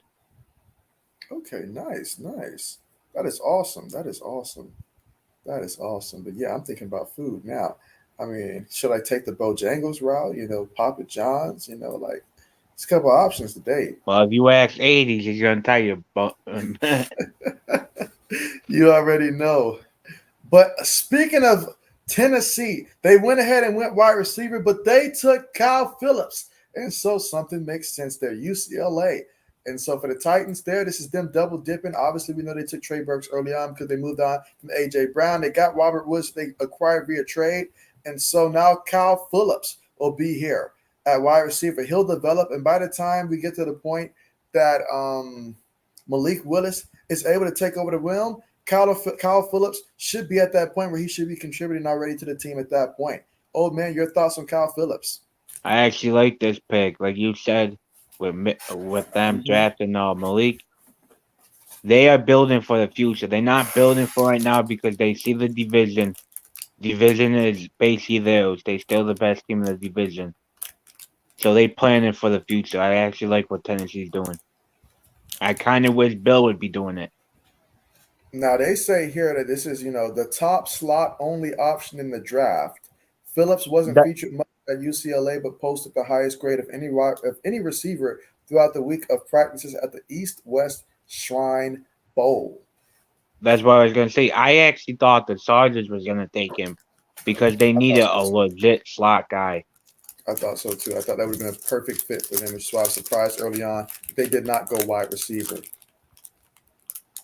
And so, let's see. Mike says, okay, thanks, Ode. Mike says, build that O-line. Mike says, Jim Steakhouse, the best stingers. It depends on which one you go to. Because I've been to one before, and it was nasty. But my thing is, I used to work in fast food. Well, I still do now, and I seen some funky stuff. So I only trust Let me make my food, or I'll trust my mom make my food. I know she ain't gonna kill me.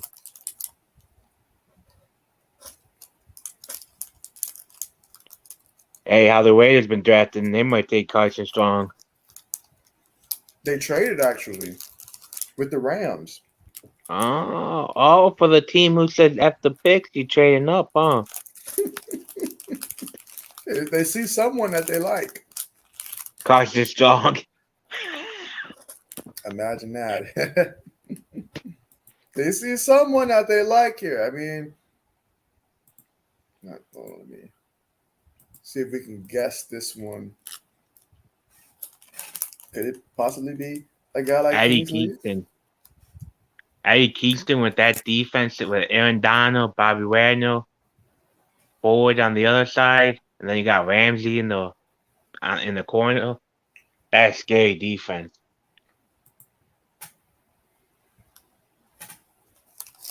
I'm gonna have to text somebody to figure out why my boy Kingsley falling so much.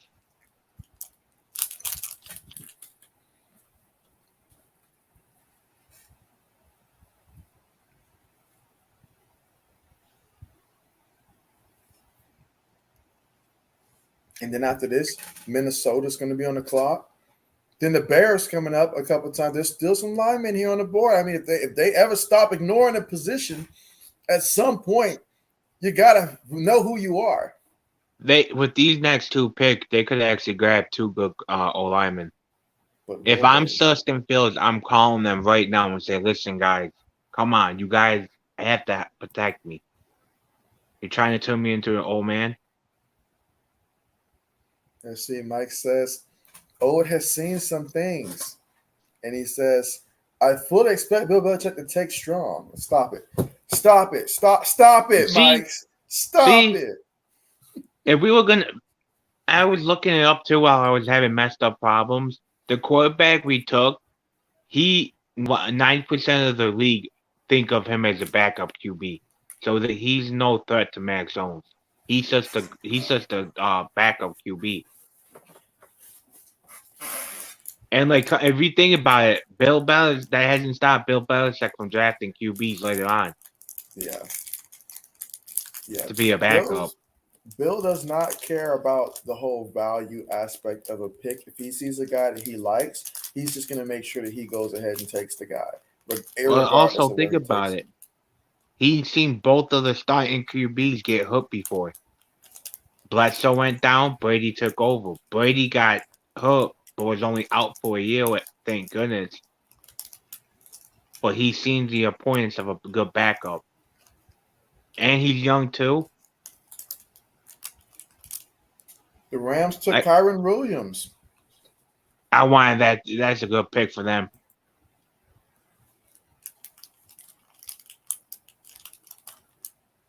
Who took your boy Hassan Haskins? I know someone took him already. I don't think they did, have they? Tennessee Titans took him. Oh, okay. Yeah. I'm actually shocked Belichick didn't draft him. Williams, he seems like a type of New England Patriot.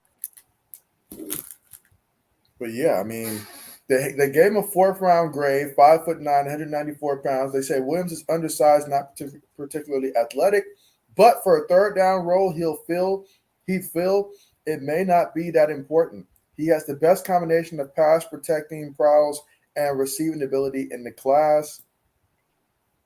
They love his agility and burst and his hands. Okay, vision, that will improve. Powers, okay. Speed, not the best. And Pro Football Focus gave him an 81.2 this past season. Again, Kyren Williams, running back out of Notre Dame, the Fighting Irish. Yeah, he's not the quickest guy, but he can catch the ball coming out the backfield too. All right, just to take a look at what the Rams have done. Obviously, their first pick was in the 3rd round, and they went with the tackle from Wisconsin, Logan Briss. Followed that up by the cornerback from South Carolina State and Jacoby Durant. And then now Kyren Williams, running back out of Notre Dame. So, Sony Michel, your time is done. Oh, yeah. That's what I'm saying. He just took Sony's spot. Sony better run hard in the preseason. That's all I know.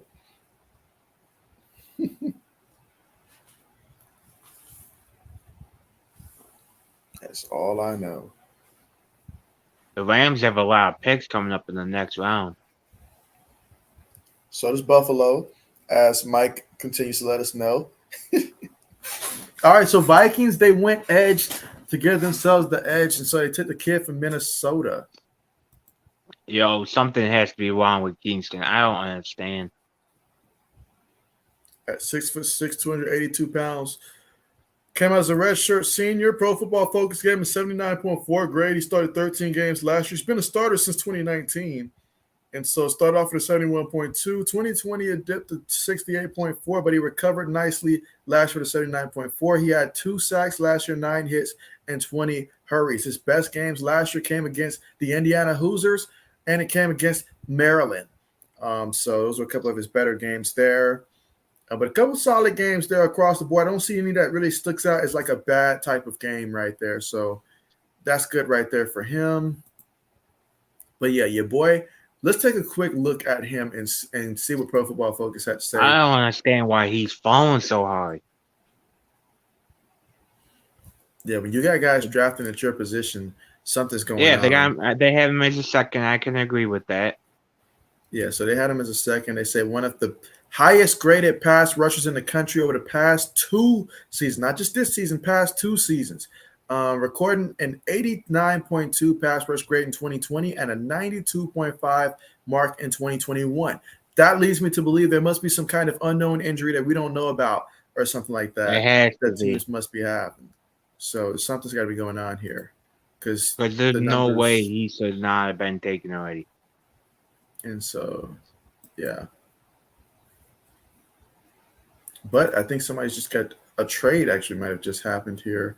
That's right. The Bengals have traded up here. So the Bengals trading up. What do you think the Bengals are trading for? Did they take a linebacker yet? All right, they drafted back-to-back defensive backs.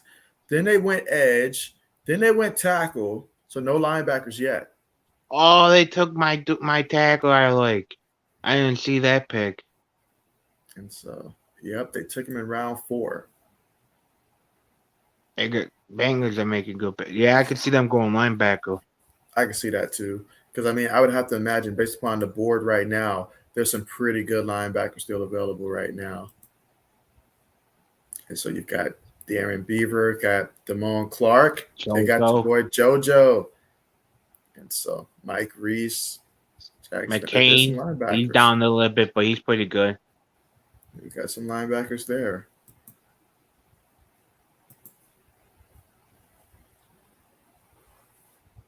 Can you imagine if Cowboys took Kingsley? Him and Jerry Parsons? Jones would be Jones he'd be partying right now. That'd be the move you have to think. If you're the Cowboys, you have to take him. Now watch they go at the same position, but go someone other than Kingsley. Yeah. Something's going on here. Something did not pass the background check on Kingsley prior to this draft. Braden says, what grade would you give the Packers so far in the draft? Oh, maybe we'll start with you. Let me see who they I remember they got my boy. Well, I give him an F for taking my boy Wyatt. But no, I give him an A right now.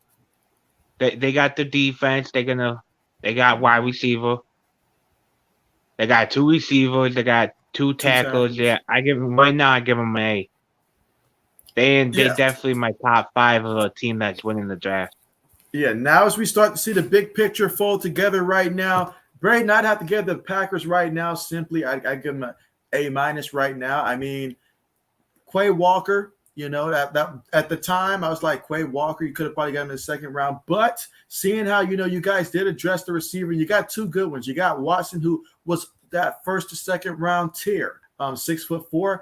Gonna love that. 4.36. Come on, give me that to throw to. And then you also went out there and got Romeo Doubs as well, 6'2", 200 pounds. So you went out there and got some receivers who can come in here and be able to contribute in addition to what you already got. And then offensive line rise. Sean Ryan out of UCLA, great pick there. And then Zach Tom, Stocktown fell a little bit. His size stock fell a little bit lower than I thought it would have been, but it was an excellent job by Green Bay to get them. And so I will say every pick Green Bay's made, they pretty much hit on it. Devontae Wyatt, that's self-explanatory. That is a game changer right there that you got inside the middle there. And so that is great. That is great. I mean, that is great.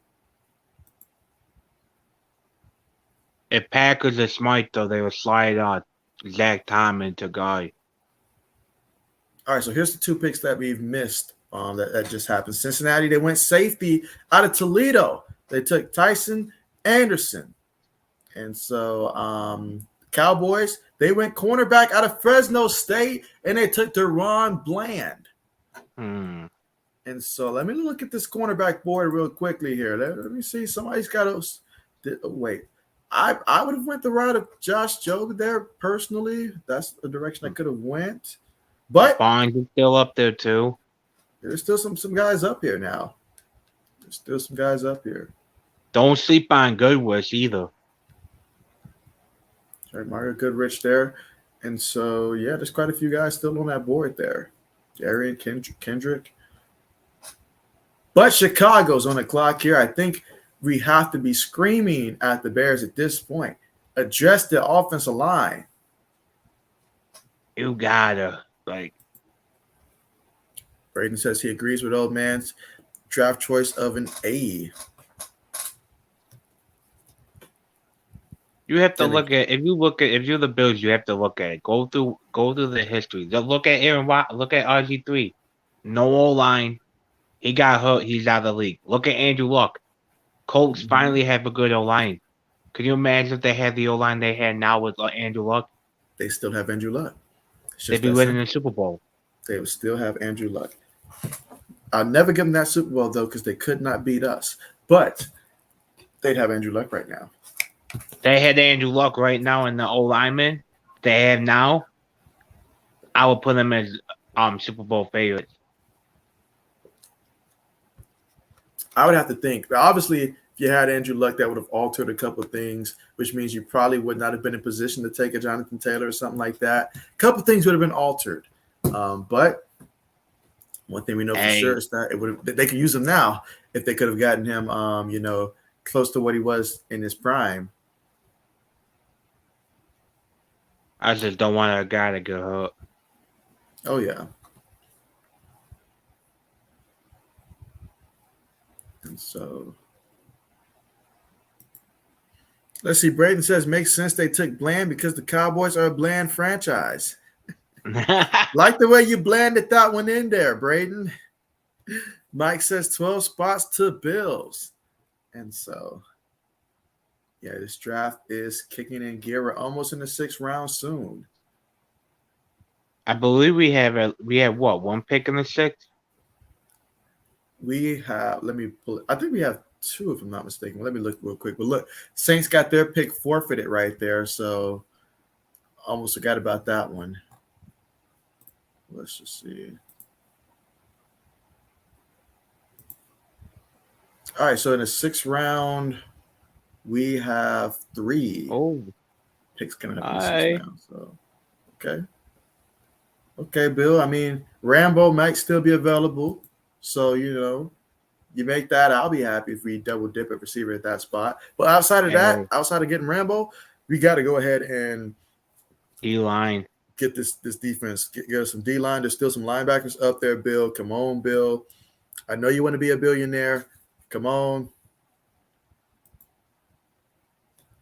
And so, Laramie Tunsil fan page, what's good with you? You say the Texans are simply having one of the best drafts in the NFL right now. They drafted what seems to be at least 6 day one starters. And so, speaking of drafting the Bears, they went tackle with Braxton Jones. So they finally addressed the offensive line right there and got the position that we've been screaming for the longest that they need to go ahead and get. And they took Braxton Jones out of Southern Utah. Oh, man, what are your thoughts? I would have taken Slayer, but I can't complain. It's no lineman. Justin Fields probably happy right now. About time to get him some protection. Let's see. They say Jones put up a dominant tape at Southern Utah. And he had a 93.9 overall grade. He combines with an egregiously long wingspan and some legit explosiveness off the line. And so look at that grade right there. I mean, it's a massive leap from going from 69.5 the year before in the 6 games that he played to start the full season. Yeah, but he only played 6 games, though. So he almost played double the games. Exactly. But the tape, I mean, obviously no big-time competition there. That's going to be a knock there. But, he's got the size there at 6'5", 310 pounds. And so hopefully he develops into someone that can keep Justin Fields upright. That's what we're hoping for. And so let's see. Braden says Packers almost back on the clock. Braden says the Bears still suck. But yeah, just to recap though, from that earlier comment there about the Houston, I didn't mean to. Okay, Houston Texans. All right, so yeah, first off, Derek Stingley Jr., and then they went with Kenyon Green, who still, I had him going in the first round, maybe a little later in the first round, but I still have him going in the first round. Then Jalen Pierre, who's more so of that safety than the corner, but absolutely a great defensive back right there to take in round 2. And they took your boy, old man. I know you're still mad about that. John Metchie III. They got a steal with that one. And then talk about steals, back-to-back steals. Another one of my dudes. Christian Harris. I thought Baltimore would have taken him in the second round, but a tremendous player and stuff like that. And then you went out there and you got Dameon Pierce. And so given their running back room, Pierce will be able to play a role for this team there. And so absolutely love those picks there. Then you went D lineman there. You can never go wrong with adding another D lineman there that they did in Thomas Booker there. So Houston, great picks. We have to link up with Coach Dante at some point and talk about these picks that Houston had. They can teach Bill Belichick a thing or two about drafting, that's for sure. All right, so here we go. Ooh, so the Vikings, they went running back here. They took Ty Chandler, halfback out of North Carolina here in the 5th round. And they say, if you want speed, Chandler has it. That's the extent of his skill set. That's they shouldn't have said it like that. That's the extent of his skill set that NFL teams value. But at 5'11", 204 pounds, let's see what Pro Football Focus gave him grade-wise. So, all right, so he's been starting since 2019. They gave him a 74.2. And then in 2020, 68. And then last year, 85.9. So he put it all together last year. Had over 1,000 yards rushing, just 183 carries, though, but 1,097 yards rushing, averaged about 6 yards a carry. Had 13 touchdowns, 14 receptions for 211 yards receiving. Some of his better games came against Miami, Virginia, and Wake Forest. And so Wake Forest had a great year last year. Miami, we know what they bring to the table. And then Virginia, they're known for defense as well. So some pretty good teams to have some good games against. If I'm not mistaken, their backup running back is on the contract. That would make a lot of sense there. Let's see. Mike says, yeah, go ahead. If I'm the Texans, I'm taking Slayer Hill to help boost that line up. Oh, yeah. Let's see. Mike says, that just means he is fast but not good at anything else, JB. And so, yeah, I get that. I get that there. But, I mean, with that Vikings, though, I mean, they like home run hitters in that backfield. They do. So that's going to be fun to see, that backfield in Minnesota. I had Dalvin Cook in one of my fantasy football leagues. Every other year, Dalvin Cook went out there and dominated, but this year he had a couple games that just left something to be desired, to be honest. So, it could be worse. You could have CMC. Well, the year before that, it was worse because I had Saquon Barkley last 2 years ago, and man, I promised myself I'm never taking Barkley again. Never. And one of my fantasy drafts, I had CMC and I had Barkley. No, no. I cut them both. Halfway, 2 weeks into the season, I cut them both, and I picked up Damian Harris and Rashawn Stevenson. Well, I'll give you that. At least you had the ability to do that because I'm in a 16-person league. So you draft a running back, you're pretty much almost glued to him. The only way you can get out of that is trading, and nobody wants to give up a starting running back in a 16-person league. So your starting running back goes down, you better be the first one to grab a backup that can come in there and take his place. Otherwise, it's not going to work out. It's not going to work out. Worst decision I made in fantasy football, it was that kid who started for the Saints. I remember it was one game that they played that Alvin Kamara was out. They had just traded for Mark Ingram, but he wasn't playing.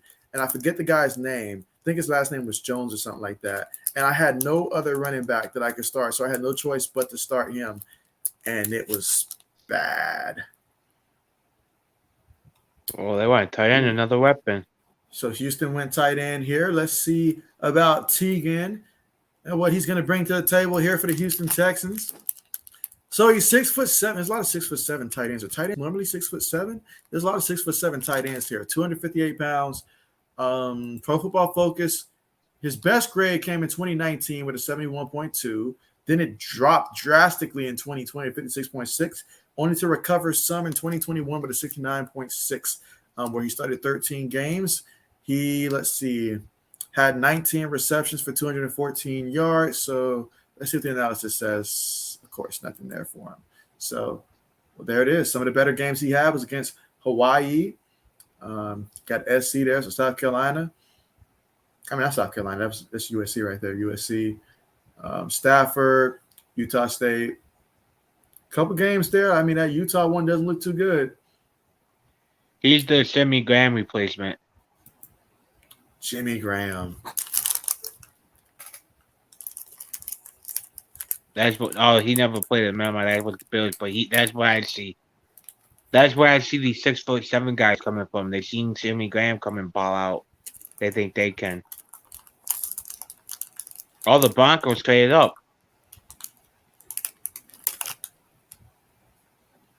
Take a look at what they've done so far. Wait, and your Packers traded down. So they took Nick Bonito there. They love taking edge rushers there. Absolutely. Tight end, cornerback, edge again. So they double dipped. Safety, receiver. What's next? What else for these Broncos here? Did they bring Melvin Gordon back? They did sign him recently. All right. They went center. I think Gordon got like a 1-year deal for like $4 million. I was about to say I could see them taking a running back if not. But they went center here. Luke Wattenberg to make sure they protect for Russell Wilson. Let's see. Braden says the Packers on the clock. And then he says, dang, we traded back. No. Speaking of trading back, poor Boston sports. He was so hurt yesterday by seeing the Patriots trade back. And I know he's taking it tough with all the trade backs and stuff. All the guys he wanted to see us take off the board. Bill's not someone that's going to care about emotion, though, and he's not going to care about who the fans want. That's for sure. Bill's going to take who Bill wants to take. We can only hope he knows what he's doing. See, I'm right now. I gave him 3 out of 5 right now. If I'm Belichick, I'm on the fence too about Cole Strange. I gotta see him play first. But the wide receiver, I'm happy with. He's quick. I'm happy with the corner. You already know that. And I'm pretty happy with the running back. I'll say that.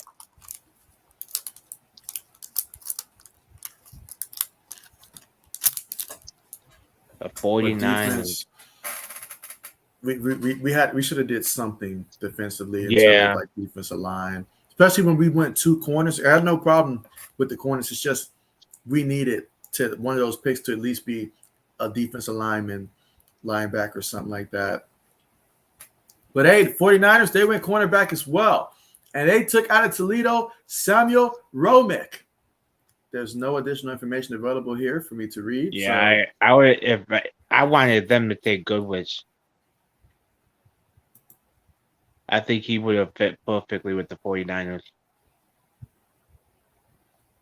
Mike says, who will win the 6th? You mean 6th round? It'll be the Pats. Give Bill credit, dude. That's where he does his most damage is in the 6th round. He has found the most times in the. He has found the most times in the 6th round. I will give him credit. And who knows? We could all be wrong about the picks he's making. He's been doing it longer than any of us. All right, so the Giants, they went guard here out of North Carolina. They took Marcus McKeithen out of North Carolina. Yeah, I think there must be a problem with my two guys that I left.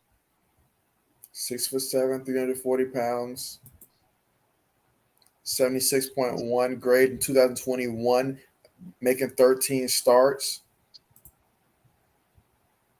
Well, they did lose their guard to free agency. So now, if you're the Giants, let's take a look at the Giants here because they have certainly paid attention to the offensive line. So Daniel Jones, he's got no excuses because after they went edge with the first pick that they had in 5th overall, they went with Evan Neal. And then they went receiver Robinson in the 2nd round. That means Tony's definitely gone. And then they went guard out of North Carolina. here in the third round. Then they went with cornerback Cardell Float, LSU. And then they went tight end here out of San Diego State, Bellinger. Then they went with your boy at safety. And then they got back in, took a linebacker. Then they went D lineman with DJ Davidson. And then they went guard again with Marcus McKeithen. Yeah, this year there's definitely no more excuse for Danny Dimes or Saquon. That O-line is getting better for both of them.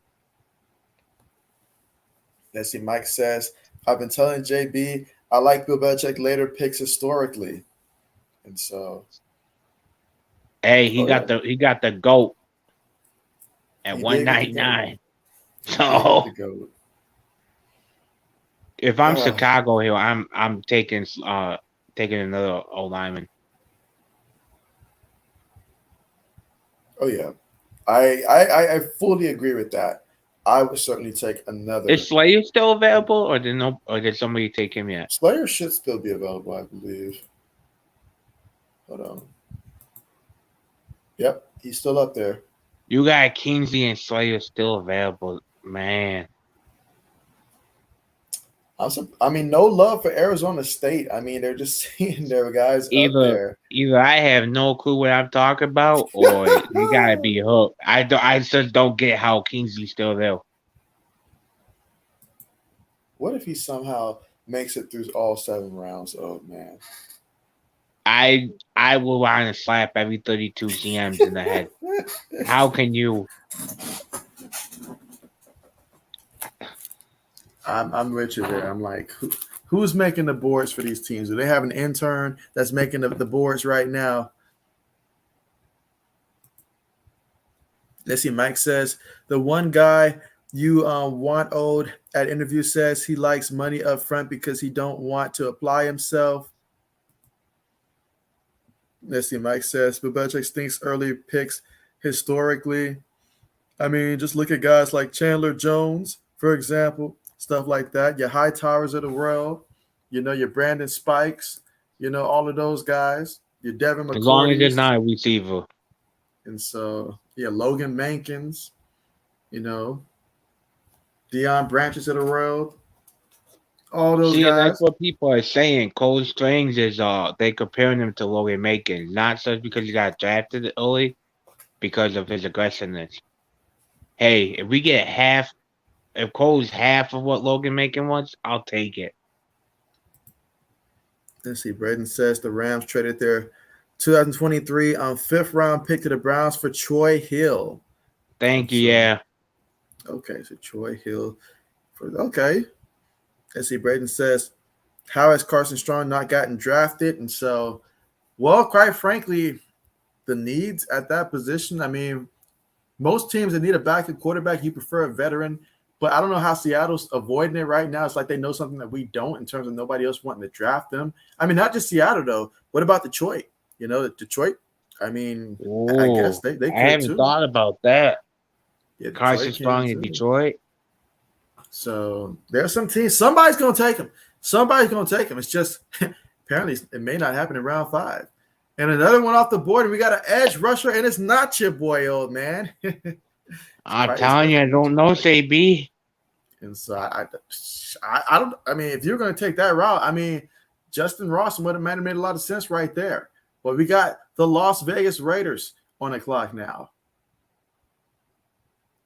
Has Dallas drafted a receiver yet?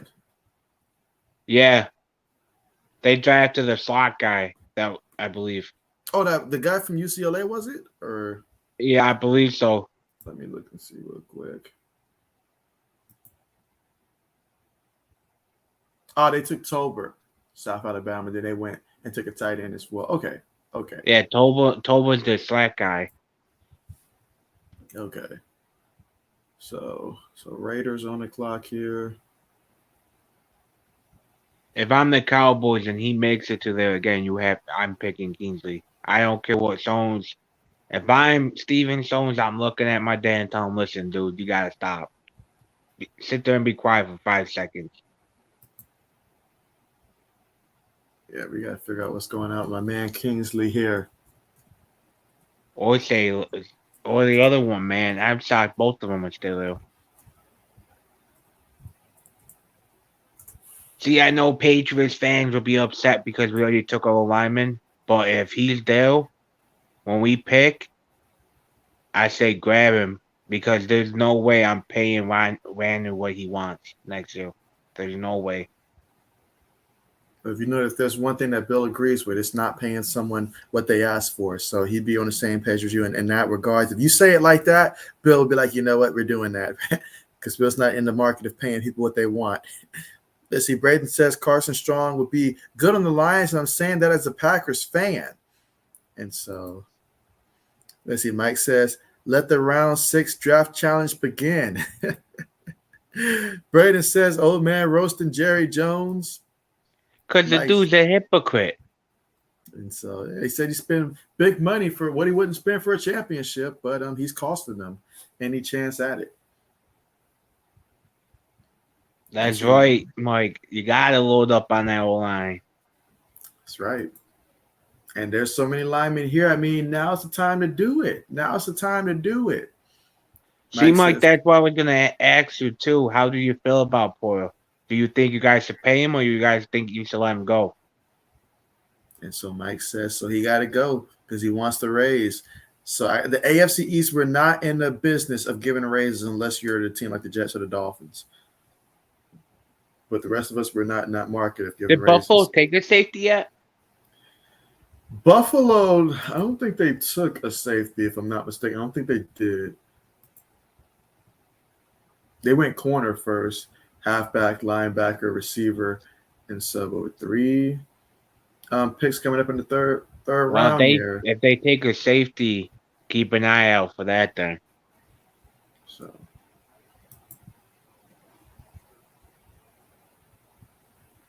But the Raiders are currently on the clock. And they went defensive lineman here. They went and got Matthew Butler out of Tennessee. And so, they took both of them, dude. I was hoping he would slip. If he did, Bill was going to pass him. Bill was going to pass him again. Mike says, as a guy who studied Bill Belichick is Moneyball, if they say raise, you cut them. And so that's right. That's right. And on their 32nd birthday, you walk up to them and say, hey, happy birthday. I need you to reduce your salary. Will you do that for us, Vince Wilfork? Hey, if the rumor's true and Judon's really serious about it, he already said he'll take pay cut. Oh, I gotta love that Judon guy. I mean, gotta love him. Gotta love him. He said it. He even said in his game because he plays Call of Duty. He's like, I'm being serious. He's like, if Belichick came to me and said, I'm not saying no names, but maybe number 3 comes over and say, hey, I want to come. I'll take a pay cut. And by number 3, I think he means OBJ. I mean, hey, if that helps us, hey, I'm all for it. I'm all for it. Let's see. Mike says football is not gonna get less popular. Take the talent or look the talent. And so, let's see. Braden says America's team is on the clock. Who, Patriots? I think he means the old version of the VHS. The ones version. who ain't done nothing. The one ain't won no Super Bowls in what? Yeah, the VHS years? versions of it. So back when America's sport was baseball back then. So let's see what Jerry Jones decides to do this time. If I'm Steven Jones, I'm telling him to take my dude. You gotta get help. Scary Jerry. Let's see what he does. You think it's wide receiver this time, possibly? Could be.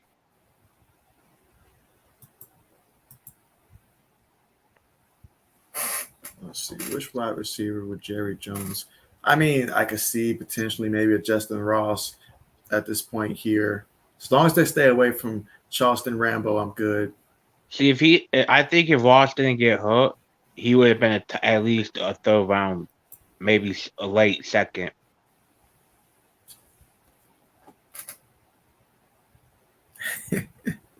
Braden says, you mean crazy Jerry JB and so or just a couple They're never picks gonna, left. they're never going to win a Super Bowl as long as Jerry Jones is the GM. He only cares about himself. It's all about him.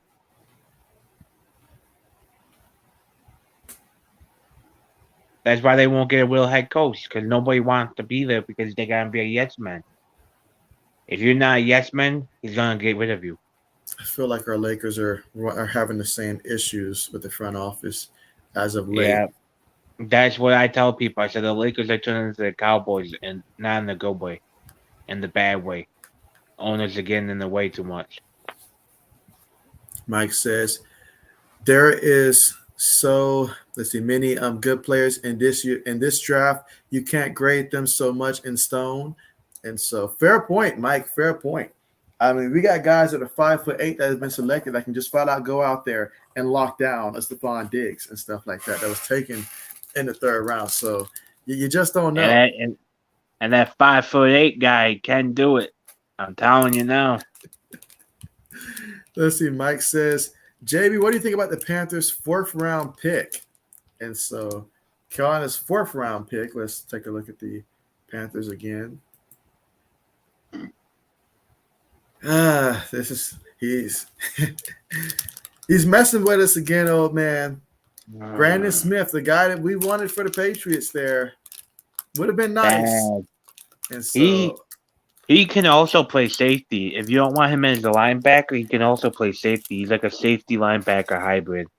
Look at this. The Pro Football Focus user says Sam Howell, even though they just took Matt Carroll yesterday. But they but yeah, I mean, that's a great pick for Carolina. Great pick for Carolina. They haven't. I'm not gonna say he's Luke Kuechly or nothing, but they haven't had a middle linebacker capable of locking down the middle since Luke retired.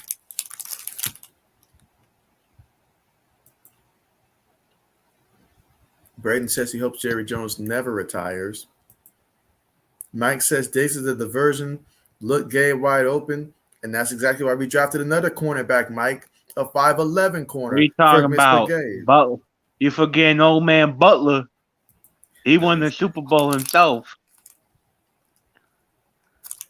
That's right. And not starting him one time cost us another one.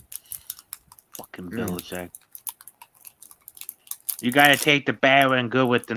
There's too many good with Bill to hate, man. And again, the Cowboys go linebacker.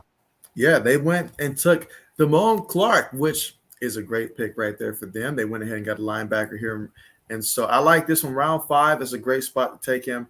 I had him projected as more so of I thought maybe round 4 might have been where he got off the board there. But round 5 is certainly within reach there. So a very good pick up there for the Cowboys to take Damone Clark out of LSU. I'm sure Rico will be happy to see that. Wolf Hunter's on notice. Because the Wolf Hunter only came back for like a cheap-ass guy. I think it's no more than $5 million he can make. That's right. I wanted Patriots to sign Wolf Hunter. And we got Detroit on the clock. Detroit, will they be the one to go quarterback here? Carson Strong, come on now. Mike says, thanks, guys. And he says, that's right. So, yeah, Detroit here on the clock. I mean, godly, if Detroit doesn't take him here, he's going to fall into the 6th round in terms of, quarterback, the most valued position in football, Carson Strong. And I don't know what's going on with Kingsley. So at this point, I'm just going to assume. I'm just going to treat it like he's not even on the board at this point. That's what everybody else is doing. See, the only reason I can think Lions might not take a quarterback is because they know more than likely they will have a chance at one of the top 2 quarterbacks next year.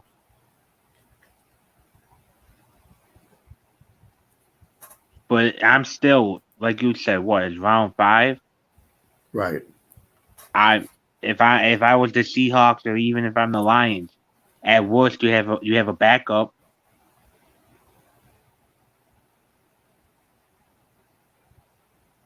He's better than what you guys have now. I'll take Strong over Drew Lock. I'm trying to figure out if I can come across. I'll even take Strong over Golf. Oh yeah. I'm trying to figure out why Kingsley is sliding as far as he is. See if I can come up with some type of information. Like you said, it gotta be injury or something. There's no reason why he should be slipping this low. They treating this man like he got an open case against him that we don't know. Lions take another tight end. So they went tight end here. Okay, so let's take a look at what the Lions have done so far. Before we got Jerry World getting back up there again for another pick. Let's see. Braden says, good pick by the VHS version of America's team. Mike says, you need a punter. Well, you guys certainly have enough picks to get that. Oh, Mike, to remember. Thanks for reminding me, Mike. No punters have been taken, have they? There has been a punter that was taken. I can't remember who took him, but a punter did go off the board. I remember I glanced at it earlier. It's going to be way up there. I think this happened earlier, closer to round 4. Because if he's the one punter I'm thinking of, I hope Patriots stay away from him. Was it a punter or a kicker? It was a kicker. Okay, so Cade York. 2 people for kickers. Okay, then I could see Belichick taking. Oh, there it is. There it is. Jordan Stout out of Penn State, Baltimore. Oh, then I hope we don't take a punter. That's just a punter I was thinking Belichick would take. He's the best punter in the draft. And so, yeah, so punter did go. Baltimore's killing it, man. They are killing it all around.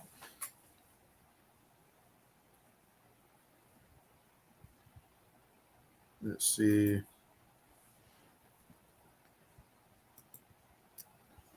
We got Rico back here.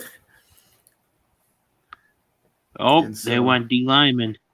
They went through the D lineman, John Widgeway out of Arkansas here. So Mike said he needed a punter. Braden says Packers almost back on the clock. Braden says the Ravens drafted a punter. Mike says 3 kickers gone. And Mike says Cade York.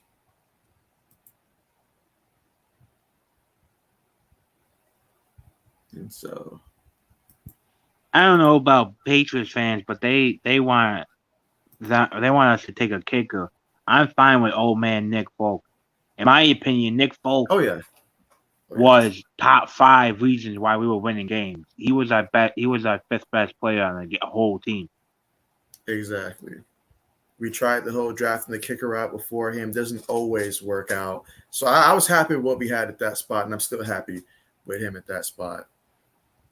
Like says Stout, and so, but yeah, John Widgeway.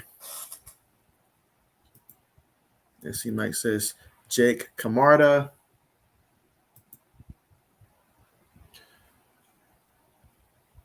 All right, so yeah, so John Widgeway, 6'4", 321 pounds there, redshirt senior. Let's see, look at that grade back in 2019, 87.5 in the 14 games that he played. Now, we're not going to count 2020 because he only played 4 games that year, but that was 74.3. But then, yeah, I'm like, you're going the wrong direction, buddy, with that one. I mean, you start off so high in 2019. If you keep that type of energy throughout 3 years, you're going in the first round. But that's not the case there. He lost his way a bit, so hopefully he can refine himself. Let's see if they have any more. Nope, I think at this point in the draft, we're not going to have a lot of guys that have that stuff there. But Dallas took him, so they're hoping that he can reach that upside. Hey, Braden, who do you want your Packers to take right here? I think he wants Carson Strong. I think he's inspired by Bill's pick. He's like, Jordan Love's not the answer. He didn't want Stoudemire. He wants him to trade it for Baker Mayfield. And then, Mike, we got your pick coming up soon after this. So we've got Braden's pick, and then we've got Mike's pick coming up. So, and then I pick coming up in a little bit after that.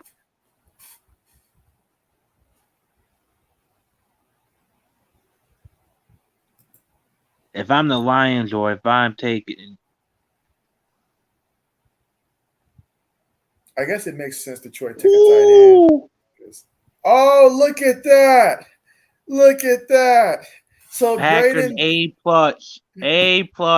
Look at that. Your boy, how in the world did he fall this far? He almost made it to the 6th round, but Green Bay said, nah, we're trying to win this draft conversation here. So wow, Kingsley off the board. And so, old man, I know you're excited about him finally being just off the board finally. Finally, I'm happy for him. Going up to Green Bay, he got the older Smith still. They let the other Smith go though. But oh yeah, finally. Too bad it wasn't with New England. Yeah, but good thing it wasn't with Buffalo, who was on the clock next. Yeah, I'm glad about that. Yeah, so the last thing we need is someone like that chasing around Mac Jones back there. But congratulations, Braden. Your Packers get my GMC Common Sense play of the day. And so, wow. You gotta make KC, Packers, Ravens. I'll even throw in Tennessee and Texans are my top 5 teams right now for the draft. They fill in holes. They plan on for the future. And they took another. Braden, Right. I don't like the Packers no more. You took Wyatt from me, and then you took Keating. Bill wasn't going to take him, though. I'm having a hard time. Braden says another great pick. I can see Braden now. Braden just sitting back, being comfy, like, wow, my team's just, taking care of business. Pilot, a guy popping some bottles. Probably got Bojangles and Papa John's right now, to be honest. He probably went and just got both. Said, why not? My GM knows what he's doing. Yeah, Braden, you got Gary still. Braden said we also have Rashad Gary at edge. So, yes, some teams it's a great day. For others, we'll have to wait and see how we really feel about this class once we see them in action. We got an F in free agency, and we got like a C- in the draft. Yeah, those aren't passing scores at all. At all. Hey, Mike, your Bills went punter. So they went ahead and got you a punter here. Matt Araiza out of San Diego State. So they actually got a little profile for him here. Let's see what they got for the punter here. From the Aztecs at 6'1", 200 pounds. Let's see.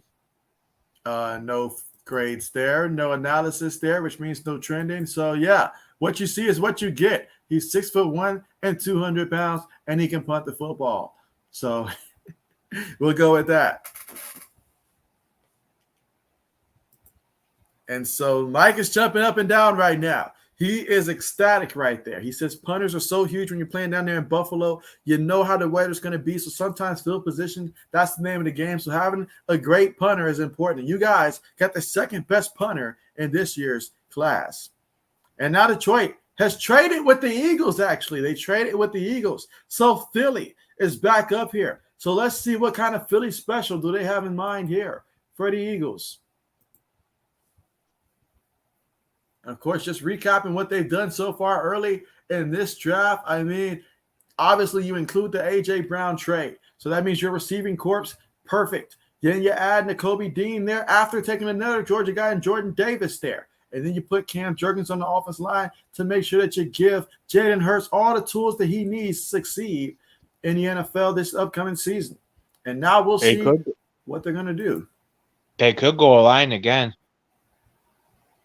That would be great. They could go a line. Shoot, they could go possibly. Did they go corner yet? I don't remember seeing a cornerback for them. No, they didn't go corner yet. And you know that's something the Eagle fans are definitely thinking about. Now the question is, which of these corners would they go for? I mean, I can see them going Goodrich. I can see them going Josh Jobe. I can see them going Barnes. There's, these teams have been going all over, honestly. They can also go Dion. That's right. They could go Kendrick as well.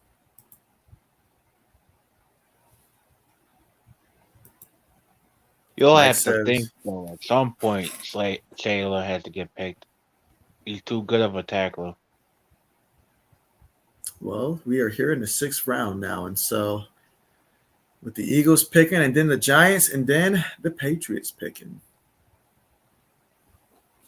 And so Stop it, Mike. Stop it, Mike. Stop. Mike says 183. Patriots take Carson Strong. So don't do it.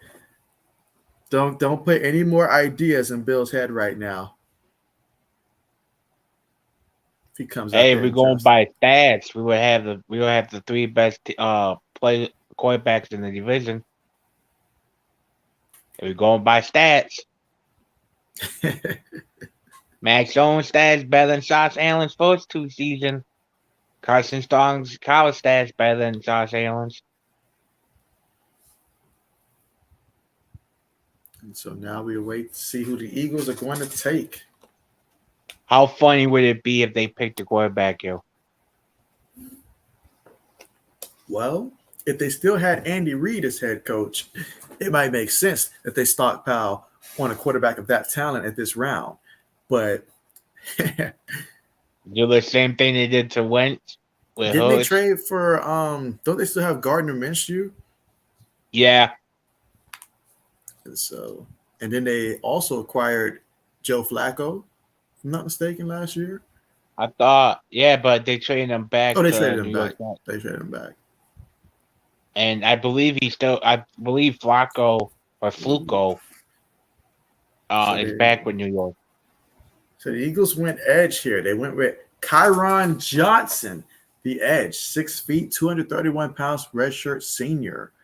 And so, yeah, Pro Football Focus towards this point. Oh, they at least gave us the stats there. So his Pro Football Focus grade in 2019, where he started 12 games, he played in 12 games, I should say.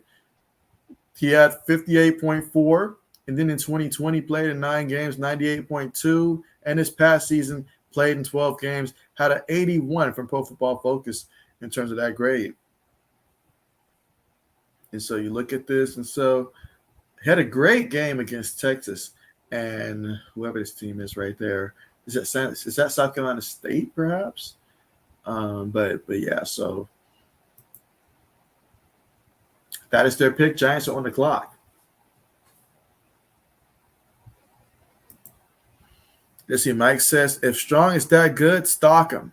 And so, hey, who knows? Maybe the Giants might do that. I mean, the Giants, they didn't pick up Daniel Jones' fifth-year option, so maybe the Giants may be the team to take Carson Strong. Yeah, that wouldn't be a worst idea because think about their head coach was in Buffalo,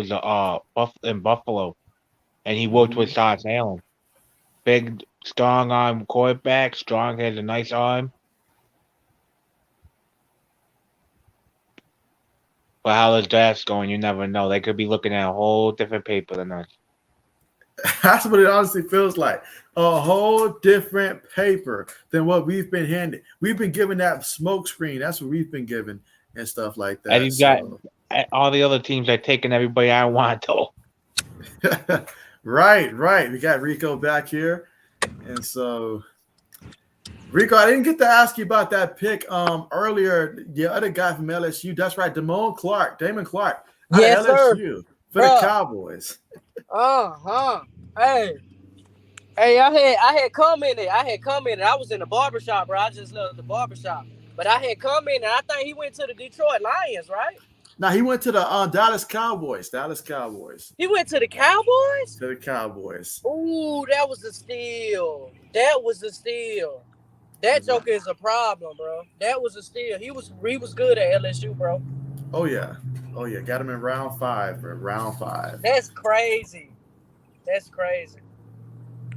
It's been that kind of draft, man. Like a lot of guys are falling. I mean, you look at the best available guys still, and let's see who's all on the board right now. But I mean, we got Sawyer up there still out of Georgia. He's up there. Carson Strong, he's still up there. I mean, looking at this board, Justin Ross out of Clemson, he's still available. Kevin Austin Jr., Notre Dame. Like, there's a lot of guys still up here, and we're already in the 6th round of the draft. So, all right. So the Giants, they went linebacker here. They went Darian Beavers out of Cincinnati. And so, old man, your thoughts there? Oh, sorry, JB. Oh, the Giants. Who did they take? Yeah, they took Darian Beavers, linebacker out of Cincinnati. He's pretty good. I believe he could start right off week 1 for them. So they definitely got themselves a starter in the later round. Yeah, 6'4", 237 pounds. And I mean, you look at that Pro Football Focus grade right there. I mean, other than 2019, where it was a 56.7, back in 2020, 72.3, and in 2021, a 77.7. And so 2 out of 3, pretty good years there. And last year, let's see, 903 defensive snaps, and 123 of those were pass rushes. And so looking at those numbers, 74 tackles. He missed 17 tackles, so missed 17 tackles out of that. But yeah, I mean, definitely, as you said, can come in there and play a huge role with him. He's got the frame, got the athletic skills, and so one of the best, they say, stack shed linebackers in the class. Lowers a boom downhill. And so, Say like Cincy produced a pretty decent draft class this year. yes, the kids from Cincinnati. I mean, we saw earlier. I forget, where did Kobe Bryant get selected by the cornerback out of Cincinnati? Where did he go? Old man, if you remember. I think the Seahawks. Seahawks or Giants. I know the Seahawks took Wolin, and so they took 2 corners back to back. So they double dipped at that cornerback spot. So they're really thinking about the future. Though. Yeah, it does. They like that big body, long arm, 6'3" with long arm corners. They love them. They got 2 of them back to back. That's right. And then didn't the Browns take one of the running backs as well from Cincinnati? I think they took a running back from Cincinnati as well. I know they took a running back. Yeah, that's right. They took Jerome Ford. Plus, they also took that corner I wanted. Oh yeah, that's right. So they did take another LSU player, Rico. The Browns took Cade York, the kicker from LSU. Who they took? LSU kicker, Cade York. And so he's a kicker, right? Yeah, he's a kicker, 4th round. Yeah. He's a good kicker. And so I wonder who's gonna end up with the most players from college in the draft this year. It's crazy. Ooh. Oh man, you see this pick for the Patriots? I'm done with Bill. It's time to smack this dude for real. What? Does he not realize we already got running backs up under contract currently? We went running back once again, this time with Kevin Harris out of South Carolina. I mean, what in the world? Like, what are we doing? We went running back, quarterback, running back. Like, bruh, like we're not even addressing the positions that we need to address on offense. Like, we need receivers if we're going to stack up on a position. Defensively, we can use D linemen, linebackers. What, he playing around with it. I can't believe it. I hope this doesn't mean either Harris or Stevens gone. I would have to think between the two. That would most likely be pointing towards Damian Harris, I would think, since we just got Ramondre Stevenson last year. But it don't make sense because if Belichick was going to be a run-first team, why?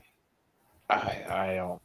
Look, my man acting like he about to go out there and line up with 4 running backs in the backfield, the way he drafted these running backs and all like that in this draft class. It makes no sense. I mean, given what we currently got, I wouldn't be that upset if he got some D-line help. If he would have got some defensive help, I wouldn't care. But what the? Yeah, he's just wow. Hopefully Monday after 4:30 p.m., Bill can pull some moves off and bring some defensive help. Maybe Trey Flowers come back. That's my only hope. That's the only hope I have. That's the only hope that we can hope for right now. Being a little desperate here. Hold on, let's see. Where did I go at the comments here? I feel like I skipped some comments here.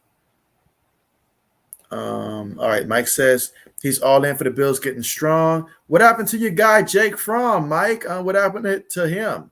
Let's see. Mike says, I'm completely serious. Bills get strong, raise him up, and trade him for a first.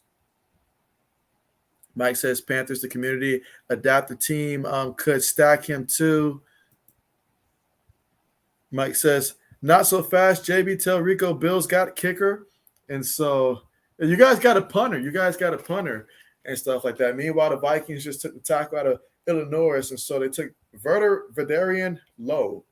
And so but the Bills just selected here. And they took the cornerback out of Villanova, Christian Benford. And so I can't click additional information for him. But yeah, wait, the Vikings took who? Yeah, they took the tackle out of Illinois, Verdarian Lowe. Over Slate. Yeah, so your boy Slayer's getting slept on big time. He getting disrespected bad. I'll tell you, the disrespected. Big time. Let's see. Mike says you got cap room. No, not right now. Yeah, not at the moment. And then Mike says, wasn't Trey Flowers cut? You know what they say, man. One man trash, another man treasure. When your team is desperate, we'll have to work with it, whatever he gives us, because we put ourselves in this position at this point. As of right now, we can't even sign any of the rookies. And so, yeah, so we got Bears coming up here at their pick, 186.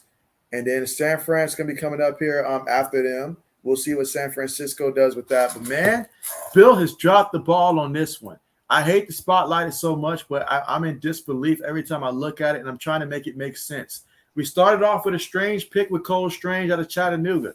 And so, and I was like, all right, just the first round. I taught myself afterwards and said, you know what? This is someone that, I'd have been okay with it in the second or third round and stuff like that. I'll give the kid a chance. Second round, Tyquan Thornton. Old man convinced me, based upon that speed, 4.28. I have to think about that. I like that pick. With Messi gone, and it's rumored Pittsburgh was either taking Pickens or him. And so, yeah, but we went ahead. We got him. So, okay, we got a receiver. It may not be the one that I was picking, but hey. And then Marcus Jones. Loved that pick right there. I know he's a little short, That's but right. Hey, I love that pick right there. Then we went corner again to start off today, and I was like, okay, 2 corners. Well, I guess we can use we certainly needed more than 1 corner, so sure. Okay, Jack Jones. But then we went with Pierre Strong Jr. I'm thinking all the running backs are still on the board. We have other needs that are bigger priorities right now than that, to be honest. But Pierre Strong Jr., but that 4.3, that 4.37 right there, 40, 207 pounds. So I was like, okay. But then we went quarterback. Then that's when I started looking side-eye at Bill, like, Bill, are you sure this is Bill? Is this not Bill O'Brien? What's going on? But we took Zape. And then after that, followed it up now with Kevin Harris, another running back out of South Carolina, where we could have taken a receiver that, I don't know, actually could have been a big help for us in year 1. Rambo, Ross. Guys are still up there, but we're going to have to wait and just hope. Wait and hope at this point. But the Bears right now, they are on the clock.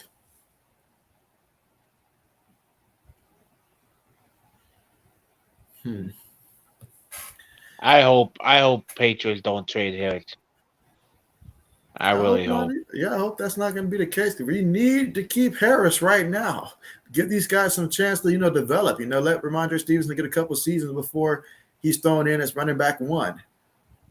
See, I understand about picking the first running back. You're looking for a James White replacement, but why go running back way off the bat again? Makes no sense. All right, let's see. Brayden says that Kingsley's name is JJ after his favorite TV show as a kid, JJ the Jet Plane. And so, wow. Wow. Come on, Chicago. Don't let my dude slip no more. Let's see. Best available players on the board. Let me just go position by position right here. Obviously, the quarterback position, you still got Carson Strong up there. And so after Carson Strong, it's just whoever you like at that point, whatever round. Some of these guys will go undrafted. And the way that this draft's been going, guys, quite frankly, quarterback has just not been a high priority in the draft. It's not every year you get to say that, but it just has not been valued as high as other years. Still a lot of good receivers up there, honestly, which means some of these guys will go undrafted. And that's just the reality of it. There's going to be some good guys that go undrafted. I'm getting to the point now, old man. I'm thinking unless the Pats make a move, maybe in the 7th to get to draft them. Do we have a 7th round pick this year? Yes, we do, because we traded the 5th that we got for Mason. We traded with Texans for the 6th and 7th. And so, yeah, I can see Slade possibly being a guy that if we don't take him, goes undrafted. And so I can see that happening. Because in my mind, I had him projected to me as at highest, if it was a reach, a bit of a 5th, but I was thinking 7th round to possibly even undrafted. I have him as a late 7th / non-draft. So I can see that being the case. I could see him being not drafted coming to Patriots because of Max Jones. Because they are like, if you ask Max Jones out of every receiver who was his favorite, he said Bolden. They slept in the same room. They were like brothers, he said.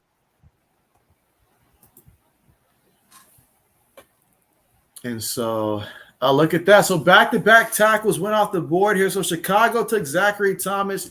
Meanwhile, Rico, your 49ers took Nick, what is that? Zakelj out of Fordham. So, hey, at least the 49ers, they're addressing needs out there and getting I like depth. that pick from Chicago. Oh, yeah, Zachary Thomas? Yep. I had him. I did a final mock draft earlier to players who I wanted the Patriots to take. I wanted the Patriots to take him in this round. Let's see. Mike says Christian Benford the best.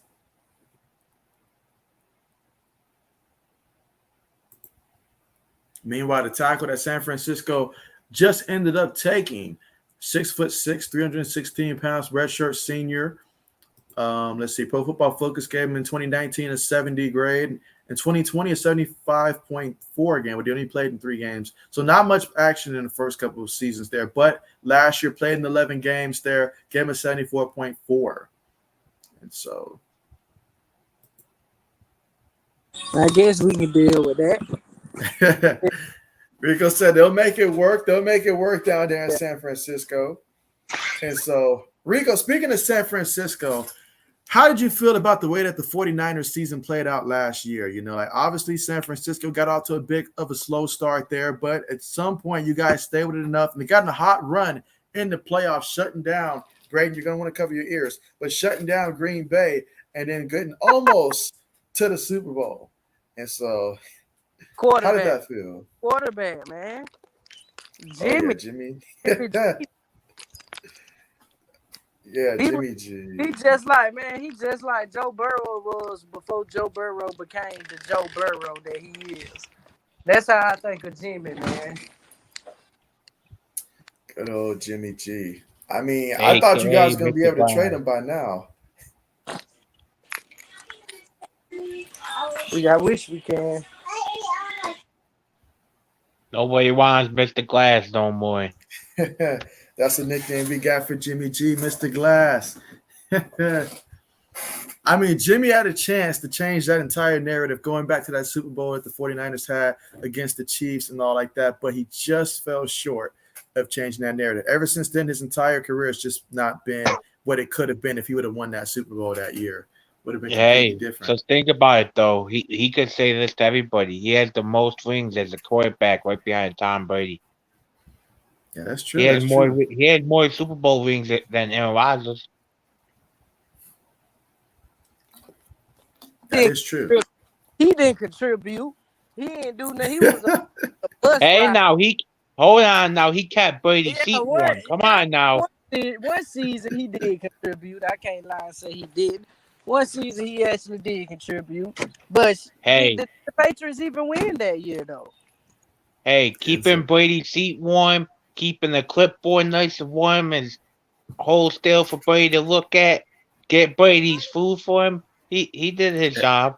Holding the tablet so Tom don't throw the tablet down after every play. Someone got to do that. That's a job. That's a job. Someone had to be the best boy. Oh, that was a job. But no, I mean, Jimmy, Tom just did something about Jimmy that just bothered Tom, that Tom did not like the fact that Jimmy was there compared to all We the all other know quarterbacks that why. they drafted. We all know why. Bill Oh, yeah. Belichick really likes Jimmy G. That's why he traded for Mhm.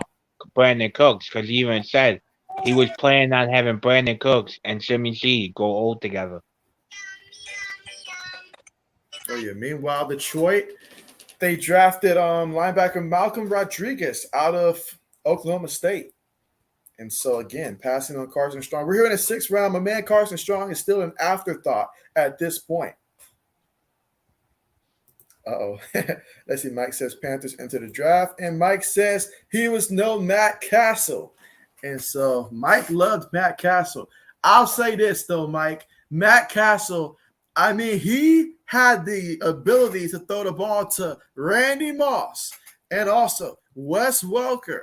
And also at the time, I think we still had Dante Stallworth at that time. I'm not sure if we still had him or not, but Benjamin Watson. There was a lot of weapons around Matt Castle to where you cannot fail as long as you go out there and just be decent and stuff like that. And so that does help a lot when you're throwing the ball up to Randy Moss, especially during that time frame.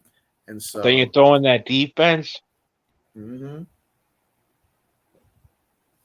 The good old days when the defense was Oh, top yeah. 5, top 10 every year. And we are talking about the same team that the previous year went 16-0 and all like that with Brady in there as the quarterback. So for Matt Castle to come in there and win 11 games, I mean, I'm just saying the roster was already met, was already made, I should say. That's like Gruden going to the Bucks and winning the Super Bowl. That wasn't your team. You didn't build a team. The team was already built for you. Right. But Carolina, they went edge out of Virginia Tech. And so Amari Barno is who they went with. Let's see what they say here. All right, so 6'4", 246 pounds. They gave him a fourth round grade. And yeah, this past season he put up a 72.3 from Pro Football Focus in terms of that overall grade for him. Oh, there goes your boy. He finally got taken. He got taken by the Atlanta Falcons here. Oh, man. So Justin Schaefer off the board, selected by the Atlanta About Falcons. time. Like one down. Slayer needs to go now. The kid out of Georgia. But that's a good pick from them. He could play both guard positions. He did have a couple snaps at center. He wasn't the best at it, but if you want him as your center, you let him sit behind somebody. But he's a day one starter. Atlanta needs gems like this to help that rebuilding process. And they just need to make sure that they communicate with all their rookies. No gambling. If you have, any problems that you need to stay away from the team, from no gambling at all. If you're Atlanta, still want to know if you gamble for I or will say against that them. this has been one of my favorite, not from a Patriots fan point of view, but from a football fan. And being an old lineman fan, this has been my best draft. Oh yeah, like all the linemen and stuff. Oh yeah, which is what really just has me looking at Bill like Bill. If Hey, Bill after comes doing out, more research about it, though, if the rumors are true, Bucks are gonna take him. And I did more research on him. In my opinion, I have him ranked the 5th best guy in the league in the draft. I mean.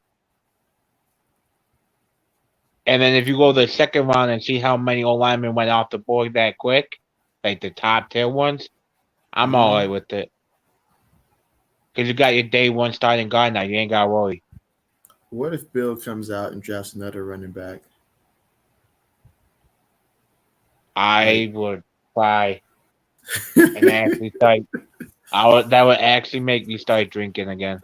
What if Bill comes out and drafts another running back? Or worse, would, he takes another quarterback. I will cry. Like, I think Bill does this on purpose. Bill likes to F with Patriots fans. He'll get a couple good guys like the running back or wide receiver, the corner. I'll even throw in Cole Strong. I'll even say he was a good pick because he's a guard, day one starter. But I don't get the quarterback and the halfback. when we need D-line help. Bill's certainly not someone that drafts off of needs, I see.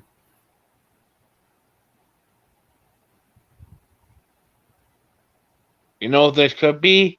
Because people were saying after he picked the 3 first picks, they're like, oh, well, Bill says he doesn't draft need. Well, you needed a guard. You got yourself a guard. You need a wide receiver. You traded up. You needed a corner. Now he's like, okay, fuckers, let me mix it up a little bit. Let me take people that you don't think I'm taking.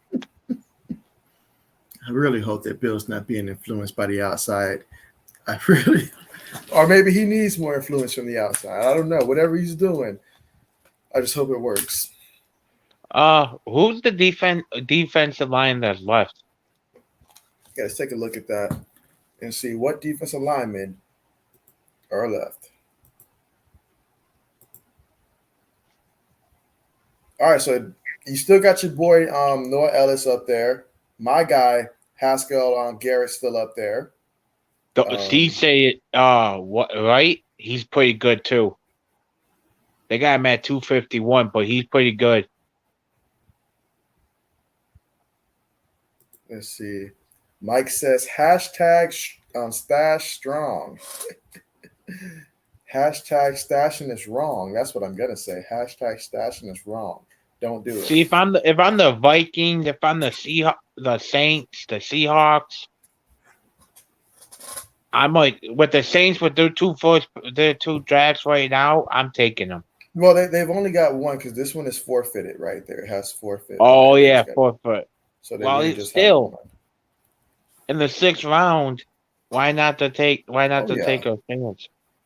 Jalen Naylor. They went wide receiver, Michigan State. So another one of my guys. I'll claim him here. I like the situation a lot for him with the Vikings there. So yeah. So Jalen Naylor selected by the Minnesota Vikings, 5'11", 186 pounds there. And so his time in Michigan State, he put together his best campaign yet after 2 subpar campaigns prior to that with a 77 grade, played in 9 games. And so, I mean, if you look at it, I mean, he had, they say 38 receptions for 692 yards, averaged about 18.2 yards a reception. The year before that, 19.8. So, yeah, definitely going to be looking forward to seeing what he can do at the next level there. He still has some things he needs to work on with his game. But, I mean, I feel like he has the tools and potential to where, especially in this system right here, it could be a good pick here for the Vikings. So I like this move here for Minnesota in round 6. Indianapolis is currently on the clock now.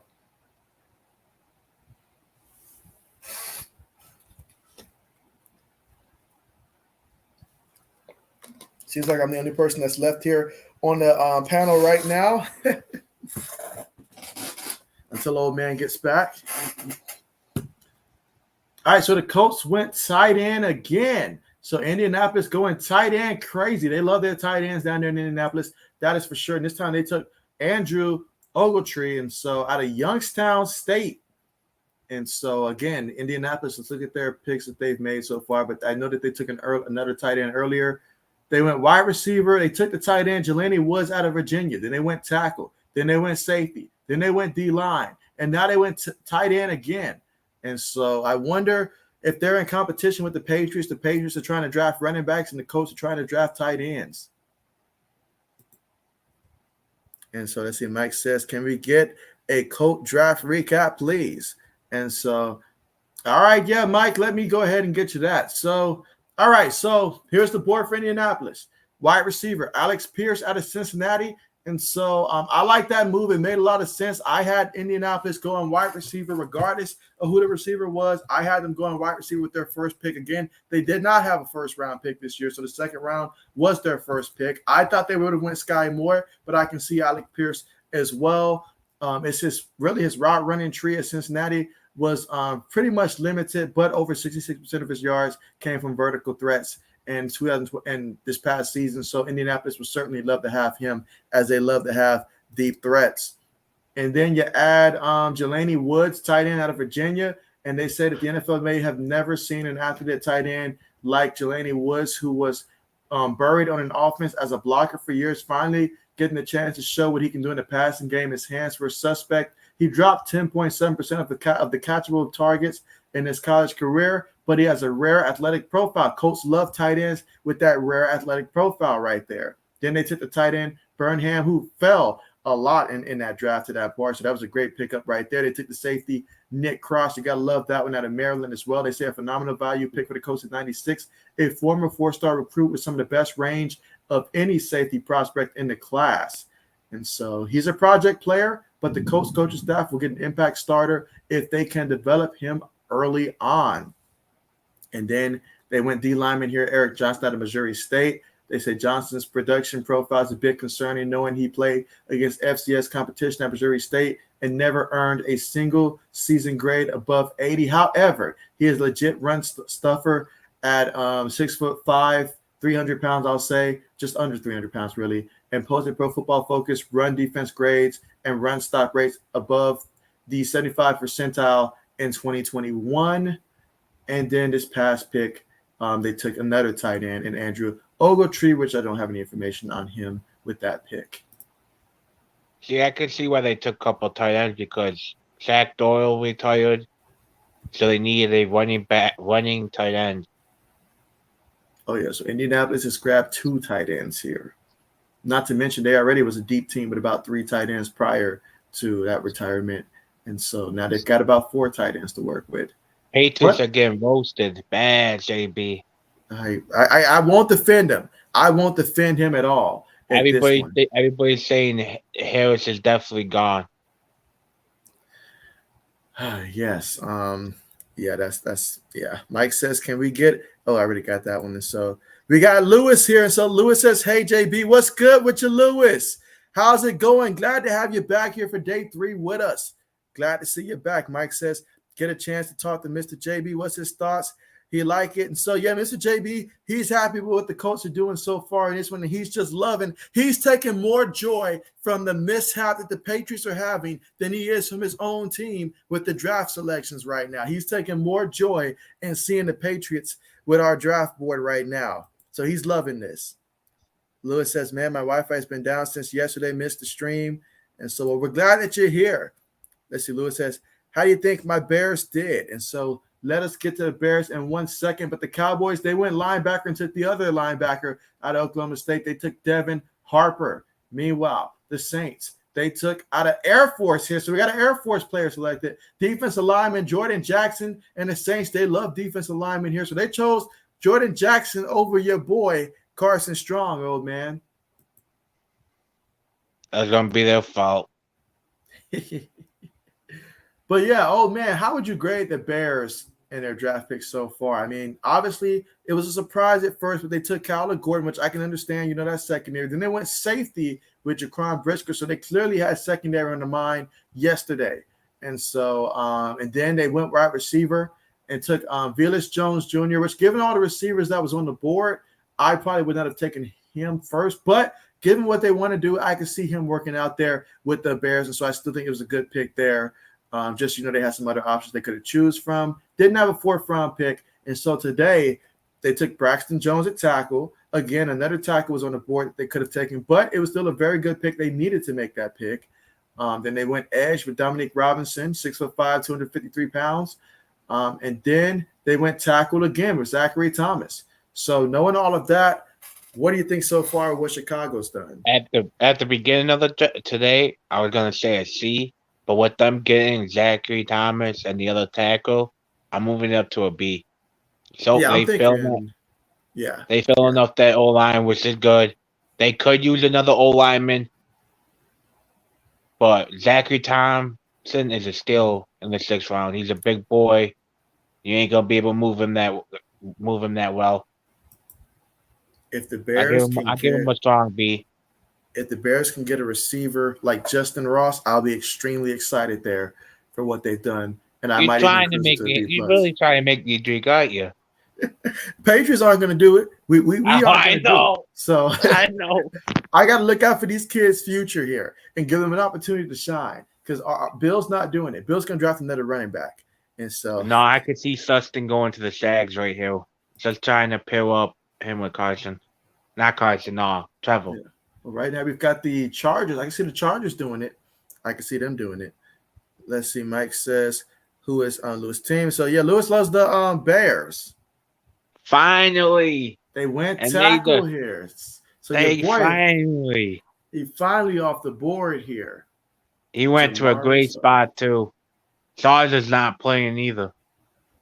Everybody else not playing while we on that jokery stuff. That's why everybody else can have such a good draft, because everybody that's good on the board, we just like, ooh, don't want you. Ooh, not going to take you. We just playing around out here. While meanwhile, everybody else, they serious about this. We guessing, and they come in here with a game plan. Like, man, Mike says Colts are maybe only team that worries me. Mike says Lewis got Spectrum. And so Spectrum, I tell you what, we got a lot of people that may sponsor us someday, but Spectrum is not going to be sponsoring us at all as much as we talk about them. All right. So Braden says, hey, Lewis, the Packers have drafted really good. And so Mike says, a big ask, but Bears draft recap. And so, yeah, we just covered the Bears recap there. Let's see. Lewis says, finally got your receiver, Braden. And so Mike says, how you graded, Lewis? And then Lewis says, who took Pickens? And so Pickens. Steelers, I believe. That's right. Pittsburgh took him? And I believe. I know that the Steelers took. Okay, they took Pickens. Okay, I remember the Calvin Austin. So, yeah, look at that. I mean, Pittsburgh, they're sticking true to themselves, doing what they always do. They got two receivers here that's going to help them out long-term here. They're always thinking about long-term at that position and stuff like that. And so, hey, it has worked out great for them. They got their QB of the future. They got their two receivers of the future. Took the best quarterback on the board. For the future, and I don't know what the heck. We playing. We playing. That's what we doing. We playing. I think Belichick is packing it in. He's like, never mind. Let's get a couple guys and then throw out.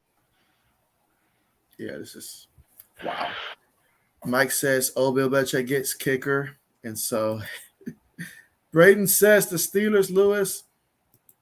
And so Mike says, I listened to Willis Presser this morning. Is Titans a good spot for him? Titans is a great spot for my man Malik Willis there. And so obviously it's going to depend on a couple factors like those rookie receivers that they drafted panning out. But if that pans out like it should, Ryan Tannehill comes in there and really just take on the role of mentor. I hope that he handles this very maturely and he just go ahead and, you can learn from his game there. And, I like that spot there. I like the culture Tennessee has there. They're building for the future as well as still contending for the present and stuff like that. And not only that, the pick when they drafted Hassan Haskins down there in Tennessee, that's a great move to be behind Derrick Henry right there. And so he's going to be tough running backs to bring down. So I like what Tennessee did, and that's a great spot for him. Let's see. Mike says to old point, JB and Bill Belichick got old familiar defensive players, free agents he bringing in. We may just not know.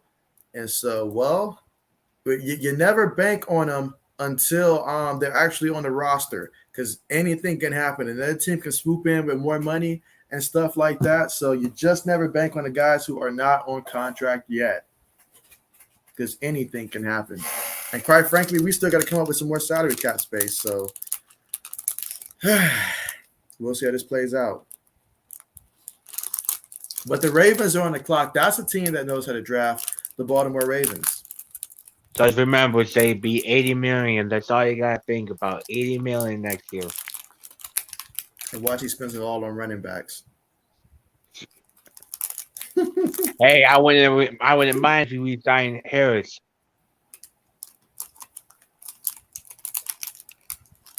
My thing is, I wouldn't be more upset with it if he got more D-line help. If he gets my dude on the D-line with this pick coming up, and then if he gets another D lineman and then Bolden, I wouldn't be upset.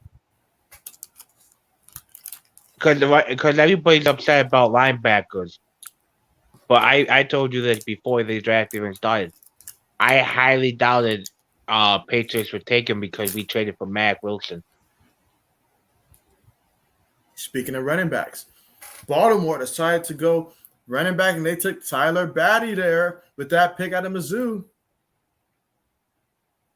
So Baltimore, the question is, with all the running backs that they have, we know how during preseason, like Baltimore almost saw their season fall apart because they ended up with all those injuries they had last year. But they signed a bunch of guys to come in here. But in the 5th round, they're getting a guy that, let's see, Pro Football Focus, he's 5'8", 197 pounds.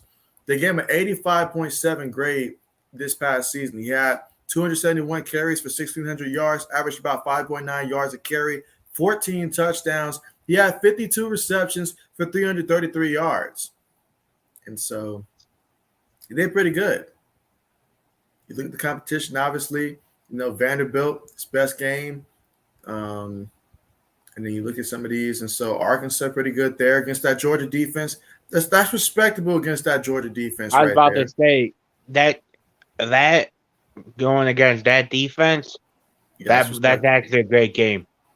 And so that Georgia defense was not giving up a lot. So we'll see how this works out there for Baltimore and how that backfield is going to look for Baltimore next year. Did Panthers take a wide receiver yet? I don't think they did. Let's double look, but I don't recall Carolina taking a wide receiver. They went tackle, quarterback, linebacker, edge. So they have not taken a wide receiver. Ross could be a nice pick if Jaguars don't take him. You need another receiver out there. Could be a good pick for him. Could be a good pick for us. Just something other than running back and quarterback, please.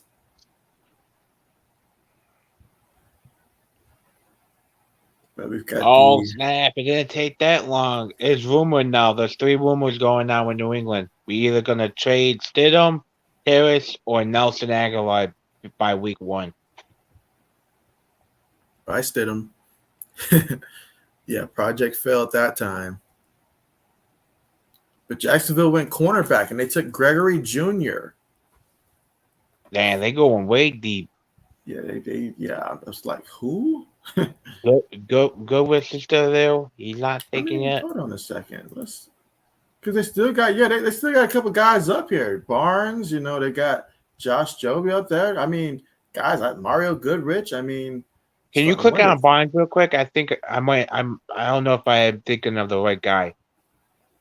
I think, is he more of a slot type of guy? Let's see, 6 feet, 183 pounds. They say he's the fastest man in the 2022 NFL draft. His 4.23, second 40-yard dash shows up on tape. Still, he had too many coverage lapses and allowed over 19 yards per reception across the past 2 years. But with that kind of time right there, I'm surprised nobody's taking a chance on a kid that fast. They say some of the best makeup speed you'll see at the position. Not overly anxious at the line or when he loses a step. Doesn't have to be with his speed. Instant acceleration to work back downhill out of his pedals. And some of the cons, speed of a Ferrari, but turning radius of a Mack truck. Boy. Come on now. That's a bad combination. That's not good. They say loses assignments routinely in zone coverage, gets caught up in no man's land. On the older side, will turn 24 in December of rookie season. How this draft is going, it sounds like a Belichick type of guy. Don't do this.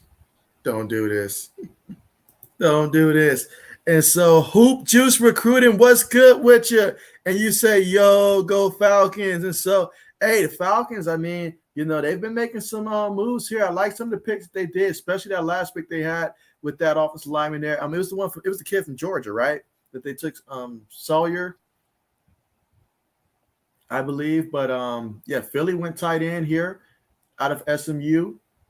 And so got Carolina on the clock. But we'll look real quick at the Falcons real quick.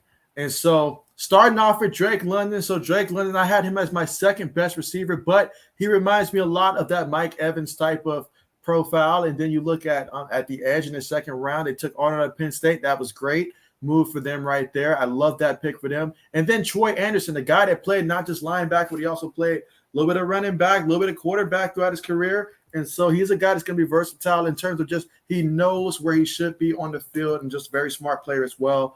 But he can be, as they say, very special for Atlanta. So you got to love that pick right there. That could be a star. And then in the third round, got your quarterback of the future in Desmond Ridder. And so, I mean, Desmond Ridder, I was pretty high on him. He was my second most ready quarterback right now in terms of, to put in there. Kenny Pickett was first. He was second on that board. And then they went out there and went edge here with D'Angelo Malone out of Western Kentucky. Then they went running back here out of BYU. The kid doesn't have many flaws to his game there. Averaged 4.4 yards after contact attempt. That's right. After contact, not yards per carry, after contact. But then Justin Schaefer, who I thought could have been a third or fourth round pick at best, but most likely around that fourth to fifth round range, got him in the sixth round. Excellent right there. So you got to love what Atlanta's done so far in this one. Meanwhile, the pick is in for Carolina. And Carolina took tackle Cade Mays out of Tennessee. And so, again, the Patriots are now on the clock, old man. Are we nervous? How are we feeling? I feel nervous. Belichick, please get somebody on the D-line. Let's see who's available here on that D-line. Because, come on, Billy Boy. Don't let me down again, Billy Boy. I'm so thrown off here. I can't even identify the D-line here. Let's see. Mike says, good call load. Mike says, our edge. Braden says, I think your Pats would like to pick at 199 because he drafted some guy named Tom Brady. And so, yes, some guy. Mike says, LOL. Mike says, is there a tight end out for my Panthers guys? And so, I mean, they went ahead and they took tight end there. Mike says, Hoop, how you like your Falcons draft? You want strong. And so they just got Ryder. So I don't think they want to take Stroud as well. Neither should we. There's a couple good good guys on that D line that could get picked too. I wouldn't be upset.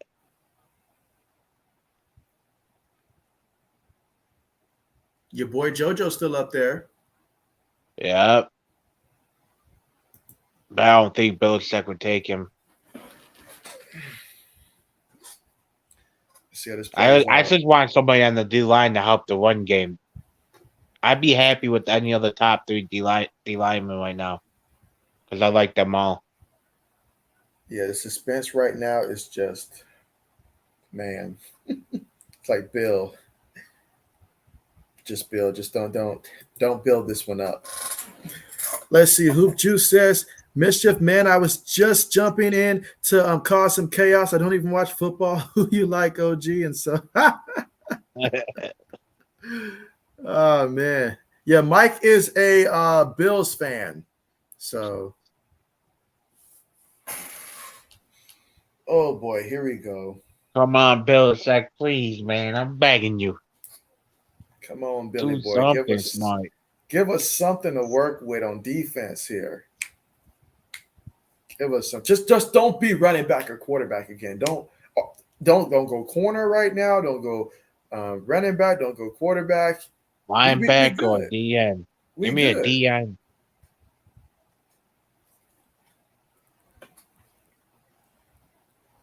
Let's see. Best available on the edge. And so Christopher Allen, he likes Bama guys. Yep. I think you can get him a little bit later. That's exactly why Bill would take him now if he does.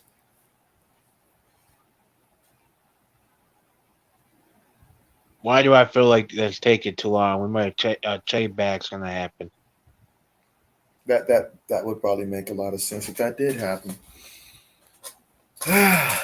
Bill. I just keep telling myself 80 million. That's how I'm going to sleep and not drink at night.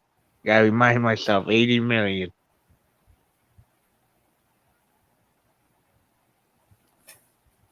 And so you can see the suspense right now. Like I'm just over here just watching. I'm like, come on, Bill. Like they do. They do this at the match with fans. They already know who they taking.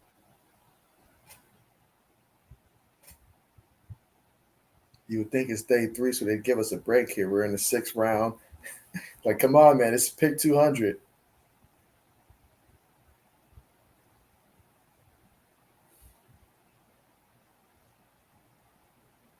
Who will they take? Oh boy. Looking at best available. But yeah, these Arizona State guys, I would have thought that these guys had been gone like third or fourth round. If we At were gonna take least. another wide Yeah. receiver, I'd be fine with that too. Oh yeah, I mean, at this point, your boy Justin Ross, if he end up being a guy, I'm all for it.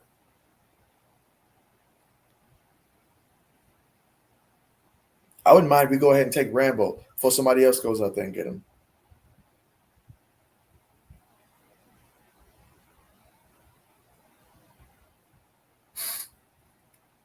But whatever Bill does, you're right. This is taking an awfully long time. Like I'm pretty That's sure what it's I'm the long. saying. Like, I'm like, oh, here we go.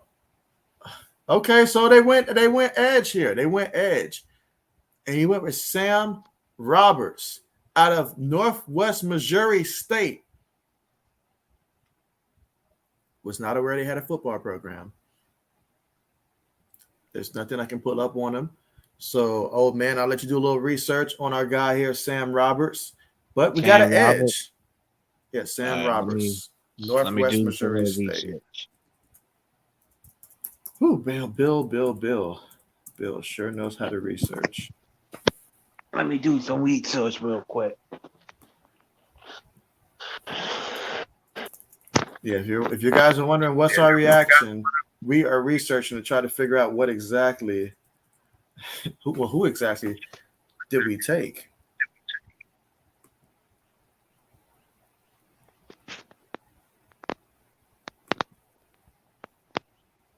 Meanwhile, after our pick took so long, the Cardinals, they already knew their guy. They went halfback out of USC. They took Keontae Ingram, halfback out of USC. And so Ingram, he's 6 feet, 221 pounds, came out as a senior. Pro Football Focus in 2019, he played in 13 games there, had 853 yards. They gave him a 77.8. But then this past season in 2020, in 2020, they gave him a 64.8.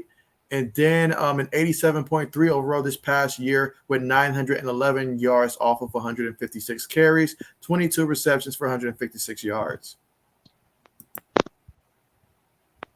And so, meanwhile, the Cleveland Browns wasted no time either. They went Michael Woods II. So the rest of these teams, after seeing New England take forever to make their pick, they said, let us hurry up and get our picks in a lot quicker. And so the Browns went wide receiver out of Oklahoma, Michael Woods II.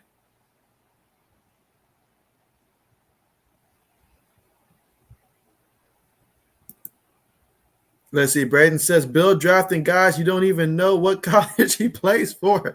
Yeah, I mean, it wasn't even aware they had a college program over there that was a legitimate football team. Let's see. Mike says, yeah, go ahead. What college is he from? Yeah, so my man is from Northwest Missouri State. Yeah. Northwest Missouri State. Ooh. That's a sneaky pick. Belichick might got himself a good pick right there. I text my buddy. He knows a lot more about defense and stuff. He says your asshole's got a good steal. He says he's one of the good ones to come off the edge. What I'm reading is Texans. He says he needs to work on his footing. He needs to gain a little bit more weight, but he is a great speed off the edge. He's always hunted down quarterbacks. He's never taken his eyes off the ball. Okay. The cons are, like I said, he needs to work on his footwork. And on heavy run, he kind of gets stuck on blocks. Well, I'll be looking to see how this plays out here, but I am glad that we finally addressed the edge position here. And so hopefully next time we can go ahead and get my boy Rambo for somebody else does. Cleveland went wide receiver here with Michael Woods II. And so looking at some of the upcoming picks here, we pick again at 210. Pittsburgh's up there at 208. Mike's team's up there at 209. So we got some picks before then. But the Bears are on the clock.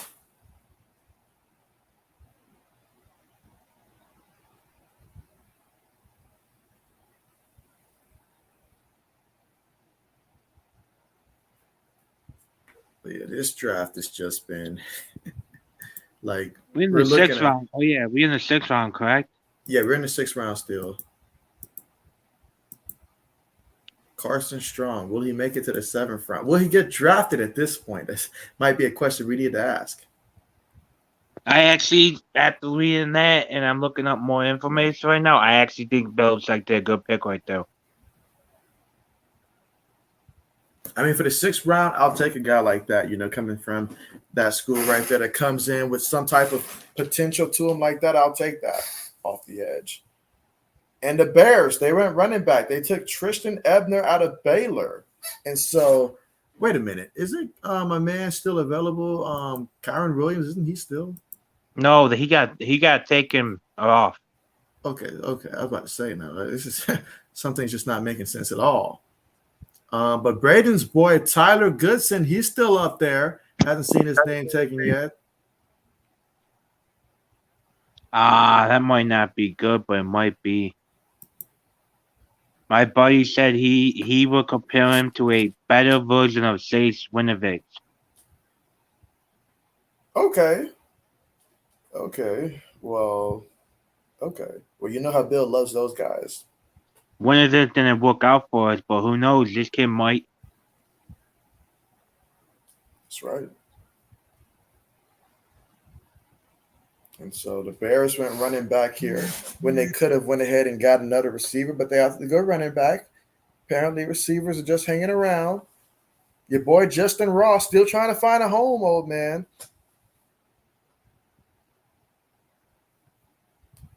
Meanwhile, Tennessee's here on the clock.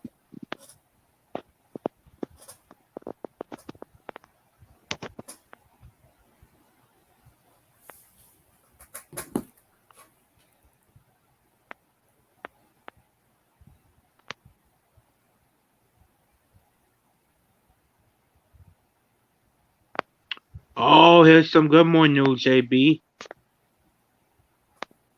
What's that? He won a how you say this? Hold on. Cliff Harris Award. He won the best small college defensive player award. Okay, well, hey, that's great. That's encouraging there. Does it say how many what his stats look like in this past season? Let me check it out right now. Yeah, let me look and see if I can find it as well.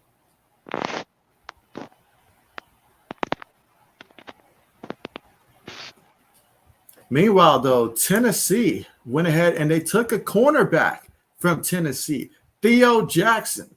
So they took Mr. Theo Jackson above the cornerbacks like Josh Joby. I thought he'd have been gone by now, to be honest, guys. But here we are in round 6, and there's still a good amount of corners on this board.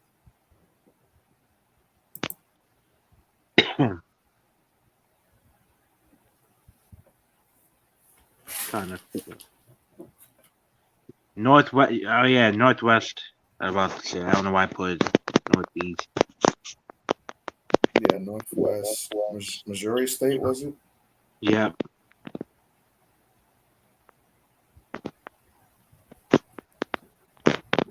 Houston is on the clock. So Coach Dante's team. Let's see, Houston, did they address that receiver position? I feel like they did. Oh, but they went tackle. All right, so another LSU Tiger went off the board here, and that is Austin DeSulis here. Okay. Everybody's saying Carson Strong. They really just don't like Davis Mills. Okay, so for more information, our guy.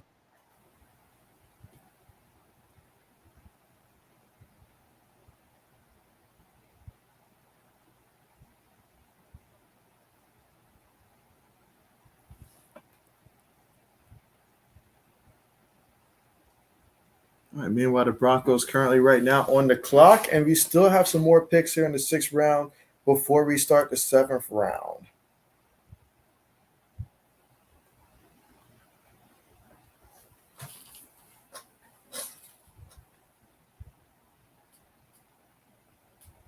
I know Houston traded up for John Mechie.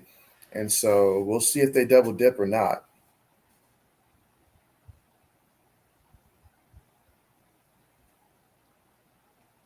I'm sorry, Houston already did their pick. All right, so here for the Broncos, let's see best available. Good time to just scroll through and see some of the positions that's up there. But man, I mean, we're pretty deep on the running back spots here. But at quarterback, we still got Carson Strong up there this year. I mean, we're getting close to the end of the 6th round. So offensive tackle, I mean, they still got Kellen Diesch up there out of Arizona State. They've got some pieces up here. So we'll see if a run on linemen will come up soon. Donovan West. I mean, there's some linemen up there.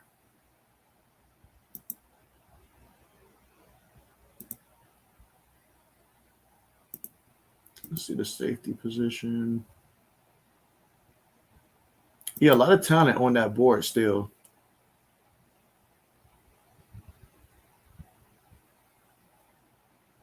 Let's see. Mike says another guy, a coach, a good coach away. Bill Belichick thinks he can fix. Let's see. Braden says the Packers have 4 7th-round picks. And so how many picks have the Packers had total in this draft? Like, gee.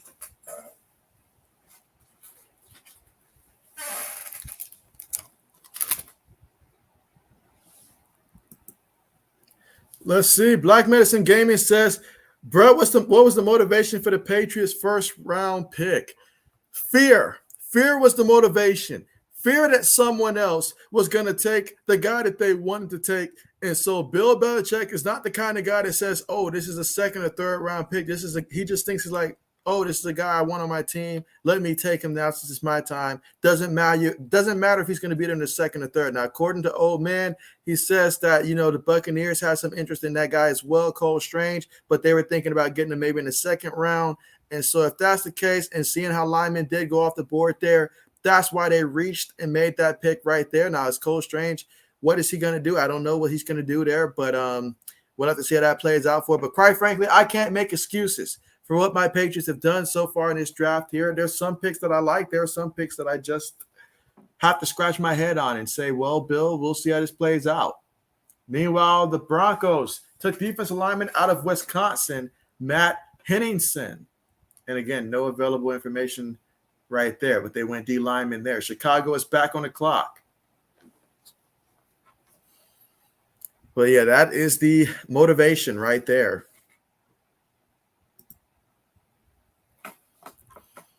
Oh boy! After this, I'm gonna have to find a way to contact Bill Belichick and say, hey, if this draft class doesn't go the way you want it to, you got to reach out and you got to bring me on at this point. I got to help Bill out with this one because Bill is just he's drafting 2 running backs when we were a team that was already loaded with a bunch of running backs. I mean, wow. Let's see. Black Medicine says, was that the worst pick so far, you think, for the Patriots? Our 1st-round pick was not our worst pick. After seeing all of our picks, our 1st-round pick was not our worst pick because our 1st-round pick may actually end up being a starter. We just got him. We reached way too early for him, but he may be a starter. I like that pick there. Tyquan Thornton, I love the speed that he has. It's just I got to see Bill put it together because I haven't seen Bill be able to put it together with a receiver like this. And so, but the potential is there. I just hope he doesn't turn into John Ross the third or something like that. But I'm not mad at too much about that one. Marcus Jones, loved that pick. Jack Jones had me scratching my head a little bit, wondering we just took Marcus Jones there, but 2 corners we did need it. Now this is where you really lost me here. You went Pierre Strong Jr. And so I'm like, okay, he's got that 4.37 speed. Okay. And then you took Bailey Zapp. You took Bailey Zapp there in the 4th round when there's so many other options. You probably could have taken him maybe in the 5th or something like that, but you chose to take him there. And then in the 6th round, you went ahead and drafted another running back in Kevin Harris. So that tells me that Damian Harris, he may be on the way out. He may be very well on the way out. I hope that's not the case, but that may very well be the case there. So that is what I'm thinking. And then we finally went edge here. And Get so I'm hyped happy that we about did this do that. pick, baby. Get real hyped about this pick. I did more information. from 2017 to now, he has been an all MIAA player rewarded. Okay, He was dating back first to in 2017, you say? 17. He was involved. 2018, he went to first team.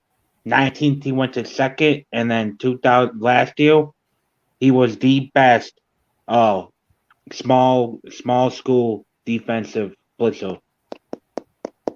He has Oh, nice. only played 13 games and he had 6.5 sacks, 18 tackles for loss, and he loves to smack running backs and he loves to go and he keeps his head up. He never takes his head off of the quarterback or the ball. Fantastic. I'm actually Fantastic. really hyped about this pick. Let's see. Black Medicine says he's like Arthur Blank, except Bill had a fetish for running backs, and so and Arthur certainly had his for receivers. That's for sure. Let's see. Yeah, but Mike says, you also got to remember some of these people. It says bodies because we still need 10 people and to fill the roster up to get to camp. So some of the running back might not make it through camp. that is true, which is why we could have done this in rounds. Well, I guess from now on, if we'd just gone ahead and I'd have felt better if we just come away with a linebacker. But we do got a pick coming up at 210, so we'll see what that turns out to be. Hopefully, he goes D line because I'd be more happy. But yeah, I'm happy about that last pick. Let's see. Mike says Roberts ran a 5'10" 40 dash at his pro day with 33.5-inch arms and did 25 reps on the bench press. Let's see. Mike says Dame Brugler notes that he fires out of his stance with urgent power to fit a rotation as a penetrating 3 technique. Mike says he figures to take a redshirt year with the Patriots as they're decently stocked in the interior. His 6 blocked field goal was 6 blocked kicks in college could be the reason he got drafted. And so, that's a great fact right there. I like that. He's not the quickest, but he's gonna eat up blocks. That's why if we get a defensive lineman, like my boy, you already know. I like that pick though. Even if we don't see him this year, next year with Sudan on the other side, I'm actually hyped about this pick. Oh yeah, speaking of picks now, I mean the Chicago Bears, we saw that they took Doug Kramer, center out of Illinois there, and then the tight end Connor Haywood. I believe Braden mentioned this tight end, if I'm not mistaken, that he was looking out for. And so Pittsburgh took Connor Haywood there.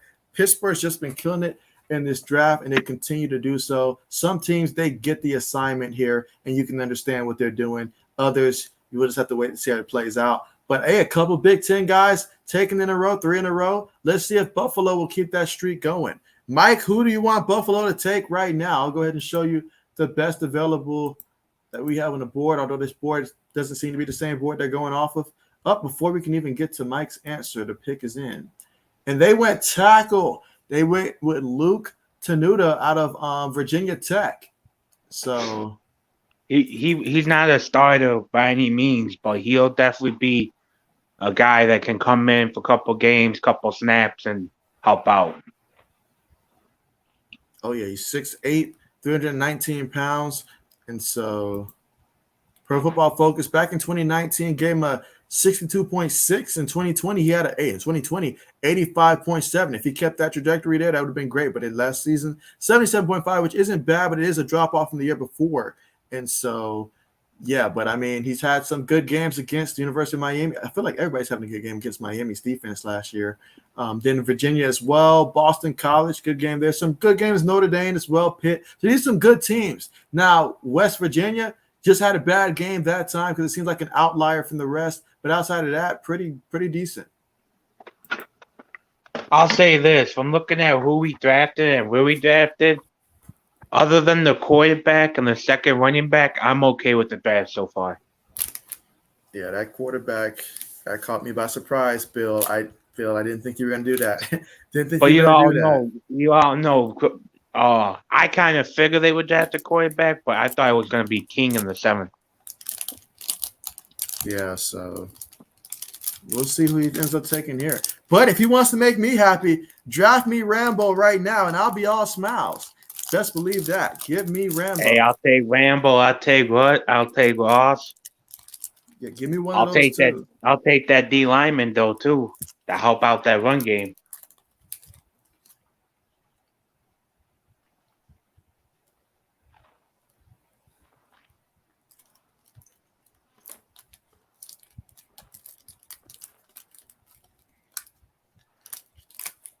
Why does it always feel like every time the Patriots come up, it's a long wait time before you find out the pick?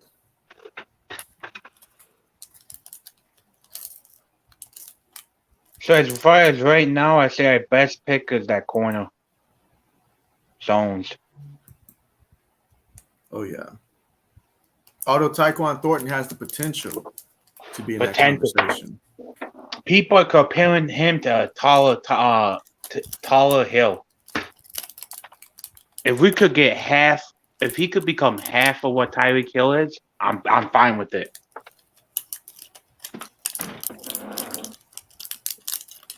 Plus, like I said, Monday after 4:30 p.m., who knows what Belichick is gonna do? All I know is he gotta make some cap space. Oh, yeah. We might have to take some money from next. Well, I figured out we could make 10. We could clear 10 cap space if we trade Bailey. That frees up $4 million. If we extend Sudan and we extend Hunter Henry, that frees up $4 million. If we take Sudan's cap money and make it a bonus, that would free up $6 million. So we have to take $10 million from next year. I'm fine with it. Yeah. To sign the rookies to bring a couple other people, key places. Because I don't think we're gonna. We ain't no way, and we ain't winning no Super Bowl. Hopefully we are able to fight though at least, and not be like the bad team. Braden says that they'll take Harry from us. And so And what you don't need it. To kill Harry, Yeah. you can have him. Give me a 6th rounder. Ahoy. Give all me right, Wyatt. so the pick is in, and we took the guard out of LSU. So Chasen Hines. So we went lineman again, and so I know how Bill hits on these, later linemen in the draft. He's 6'3", 327 pounds, coming out as a senior. Let's see Pro Football Focus grade. Ooh, look at those grades. Look at those grades, old man. Oh, he had Look at one those good pick and I grades. went back to shocking. Why didn't we take our guy from Ohio State? This is Bill.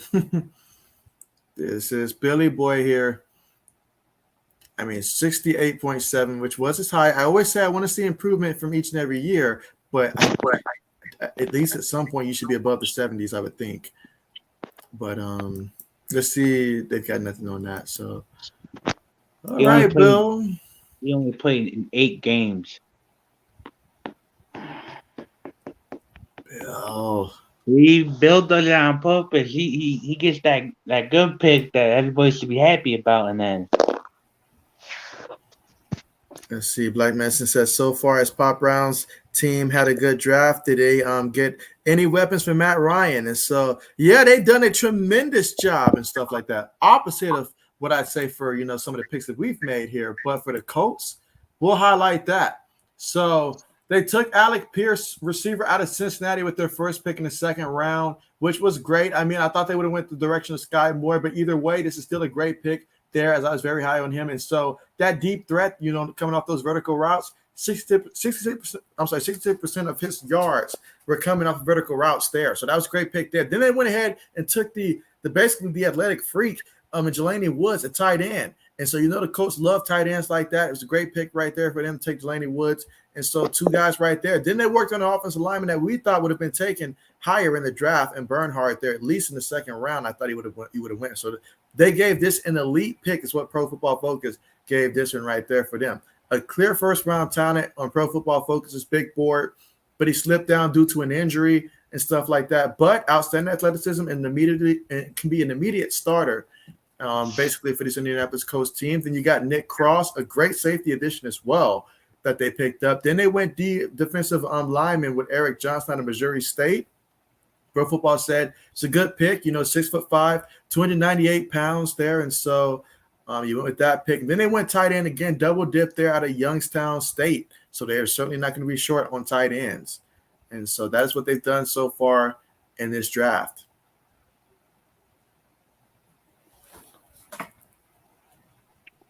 We still have one more pick this round, right? Yeah, we still got one more pick this round.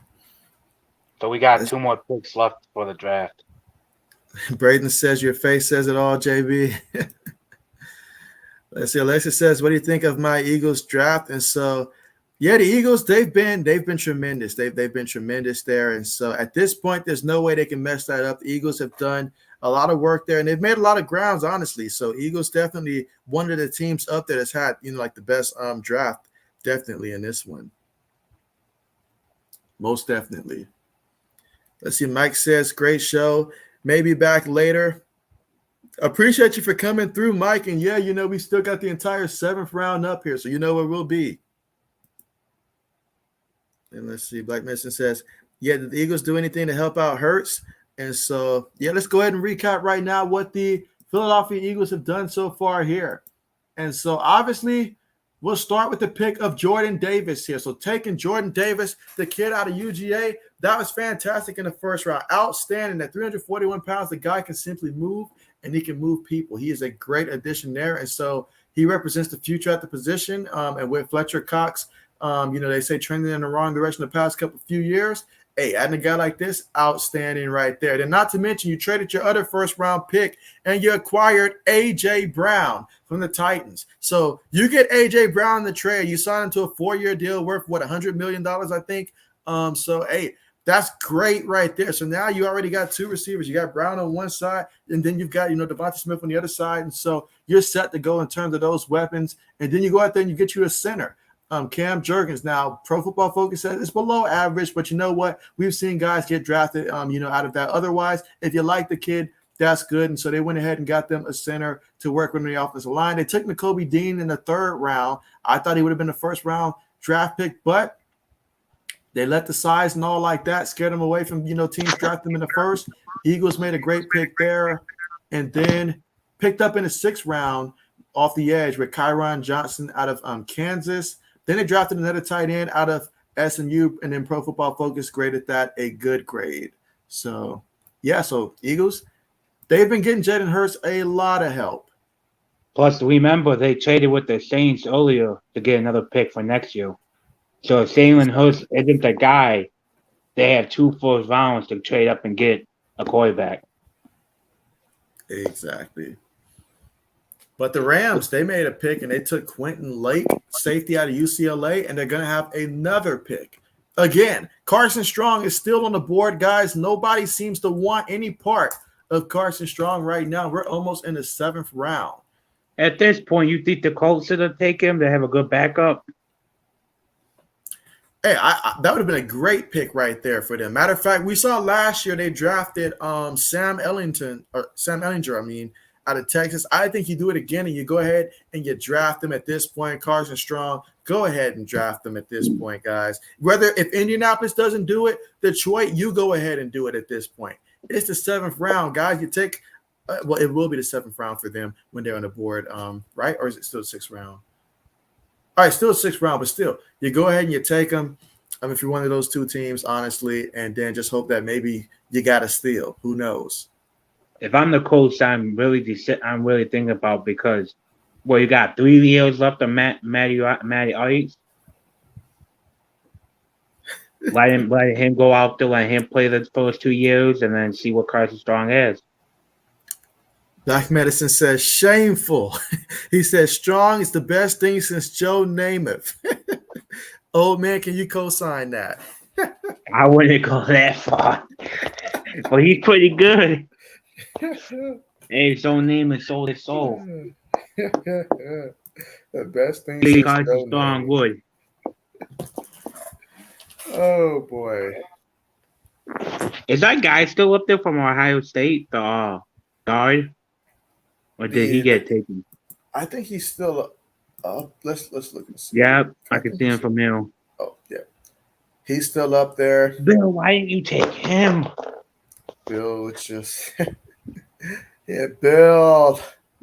Him, I'd have been happy with this kid from Virginia Tech. I mean, Billy boy, what are we doing? I hope with the next pick he goes D-line, though. I'm begging him to. There's going to be a lot of big time players. Oh, your kid out of Ooh. Georgia got selected there by the Rams. And so they went with Darion Kendrick, cornerback out of Georgia. I like that pick. So they went safety and corner. I like that pick. You gotta give Ramsey some help on that on that secondary. Yeah, you traded for a Hill from the Browns, who was playing for you before, but that's a good pick right there. Oh yeah, get you some depth there. Get you some depth. Let these guys come in and learn, and who knows? Somebody goes down via injury. Hey, you drafted someone. And now the Falcons are on the clock here. So let's see what Atlanta does here. Looking at best available.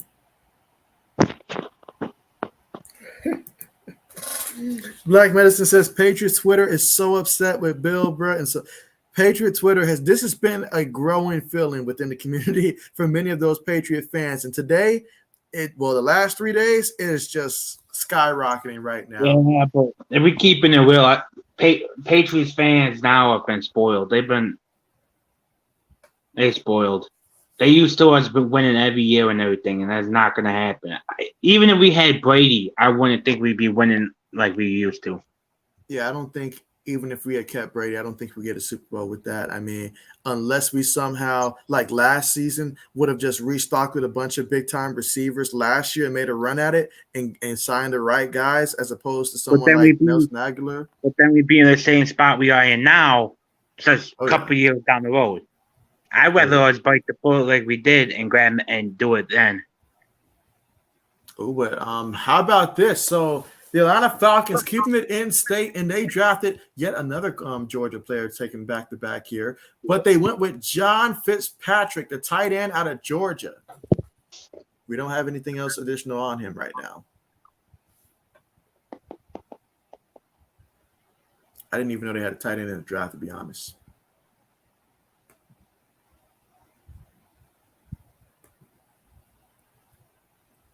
Now the Chargers are on the clock here.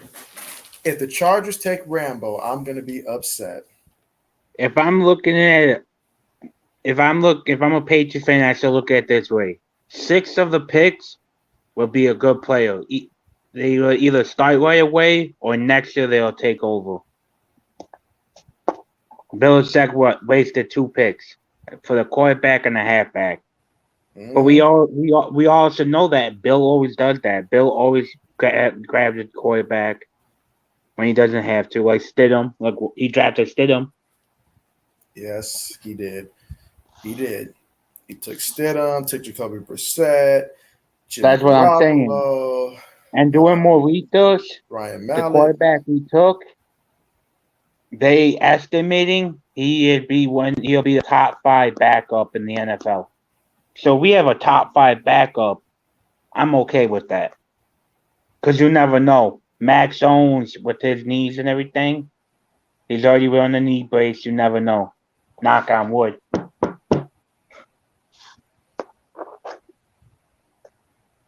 Right. I'd be more happy, though, if he gets a defensive end in this round. We are running low on picks for Bill to get it right. We only got 2 more left. Unless the Packers wanting to kill Harry for a 7th. Yeah, and they already trade. Bill just packages both picks and just trades for some next year picks and says, I'm out. You could do that.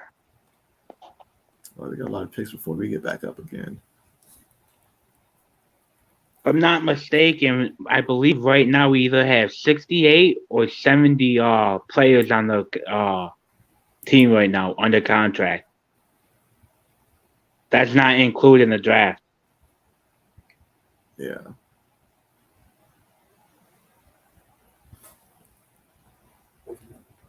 If you're Bill Belichick right now, are you thinking about trading Nelson Aguilar?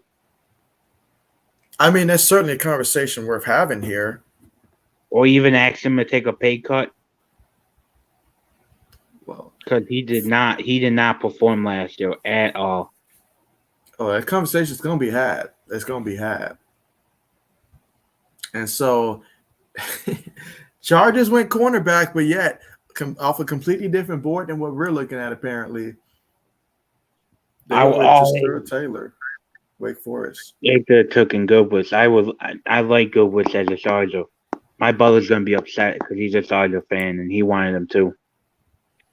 Let's see. Black Medicine says Patriots are going to suspend Bill's drafting privileges, and so need to do more than suspend it. See, and you really can't. You can blame Bill, but you also have to blame everybody in that room. You telling me they all? If you watch the video, Belichick even asked, "You okay with this pick?" Yeah. Mr. Kraft's the final say, and don't tell me, "Oh no, he's not," because he was the final say when it came to Brady and Belichick when Belichick wanted to keep Jimmy. So you telling me you sitting there and you seeing how bad our run defense is, you ain't gonna look at Bill and say, no, Bill, you gotta go. That's the one thing I wish Mr. Kraft was. I wish it was kind of more mean, a little bit heartless sometimes. I was about to say you want him to be more like Jerry Jones in the good way. In the good way, not all about him, but in the good way where he makes it okay. No, I want this dude. I'm getting this dude. There's no doubt. Meanwhile, Virginia, I almost said Virginia Tech. Arizona took the guard out of Virginia Tech, Lycidas Smith. And so I've been waiting to see when he was going to get drafted there. I mean, I thought he might have been gone maybe 4th, 5th round there. 6'3", 214 pounds. You had him in the 5th? In the 4th. On the 4th, and so late 4th. They say that he's a former tight end who still moves with that sort of coordination. He's not particularly long, but still held up well in pass protection, allowing only 40 career pressures in 4 seasons. They gave him a 5th round grade. Pro Football Focus rated him last year. He got a 70.3 overall grade. He played in 11 games, had 598 snaps, and allowed 2 sacks on his side there. But that's the pick that they have there. Let's see if they have an analysis. They do.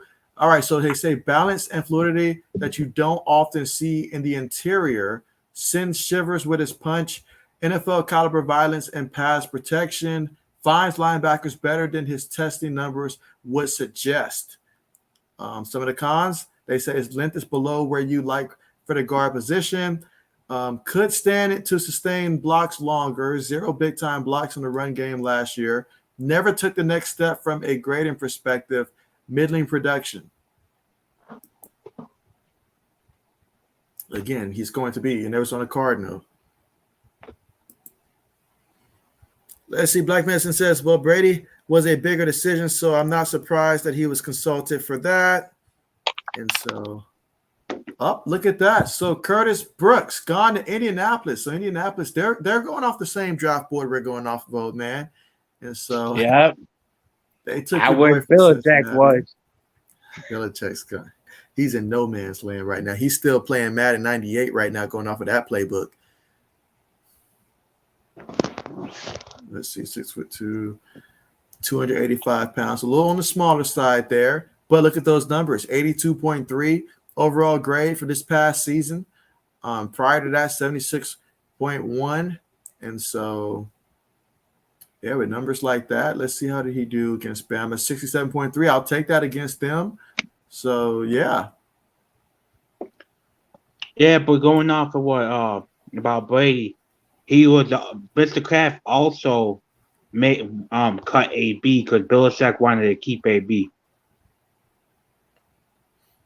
And Mr. Kraft said, no, you're not. We can't have him on here no more.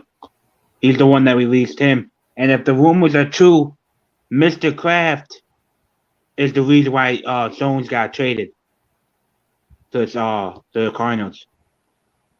Ooh. Don't know how true those are, but it is rumored that Mr. Kraft did not like him. Well, that's discouraging. Hey, from this draft, you can't go much worse. You're right. So we got the Lions on the board here. Will the Lions save Carson Strong from having to go through another grueling round? And before I can even get to that, they went with the edge rusher James Houston out of Jackson State. And so many people was hoping that it was going to be Carson Strong here. Nope. Carson Strong, nope, not happening. And so imagine somebody had in their mock draft that Carson Strong would have been a first round pick. Imagine that, how they're feeling right now. He's in the 6th round. Wow. But I yeah, they had have no Carson Strong going in the 3rd round. At the farthest, late 2nd, early 3rd. I can't believe he's gonna make it to the 7th. I had him going anywhere between. I said to myself, if 3 quarterbacks went in the 1st round and teams start making a run at quarterback, then maybe 2nd. I said most likely 3rd. Potentially, I saw 4th, but I thought no further than 4th. No further than 4th.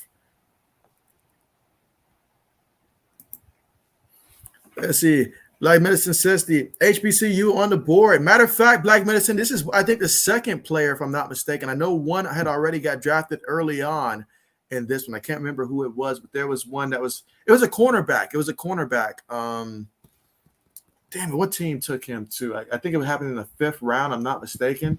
But, yeah, James is the 2nd one that got taken. It was a cornerback that was drafted by someone. Can't remember who. Let me see if I can find this guy. I think it happened in the 5th round, if I'm not mistaken. Wasn't ruled in. Because we had talked about him earlier, old man, in terms of who that cornerback was.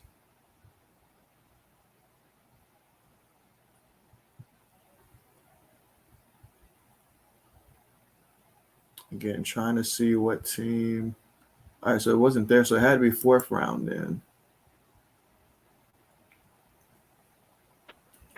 Who are you trying to find? The HBCU player that got drafted from cornerback that we talked about earlier. I think it was a 5th rounder. Okay, I just did the 5th round, so maybe I overlooked them. Oh, there he goes. There he goes. Joshua Williams, out of Fayetteville State, was drafted by Kansas City in the 4th round. So yeah, that was the guy. So I've seen KG's done their homework. Oh yeah, I've seen 2 of them now off the board. So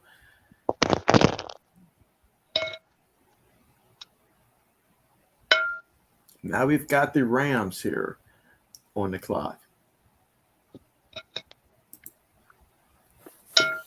Bill's probably going to walk out the building and think, man, I killed this draft.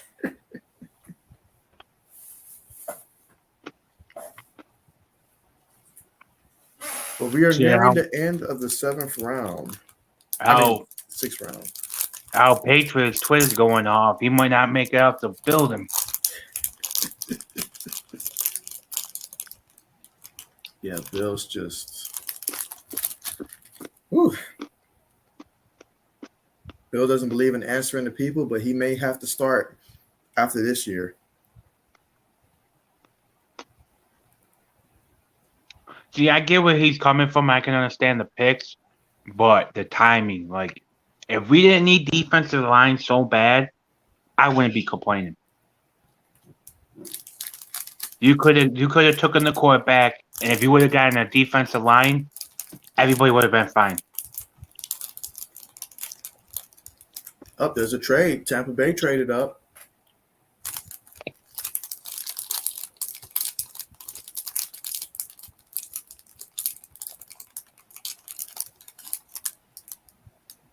See, but what I've been thinking about Cole Strong too. What this does, it gives the Bills that flexibility too.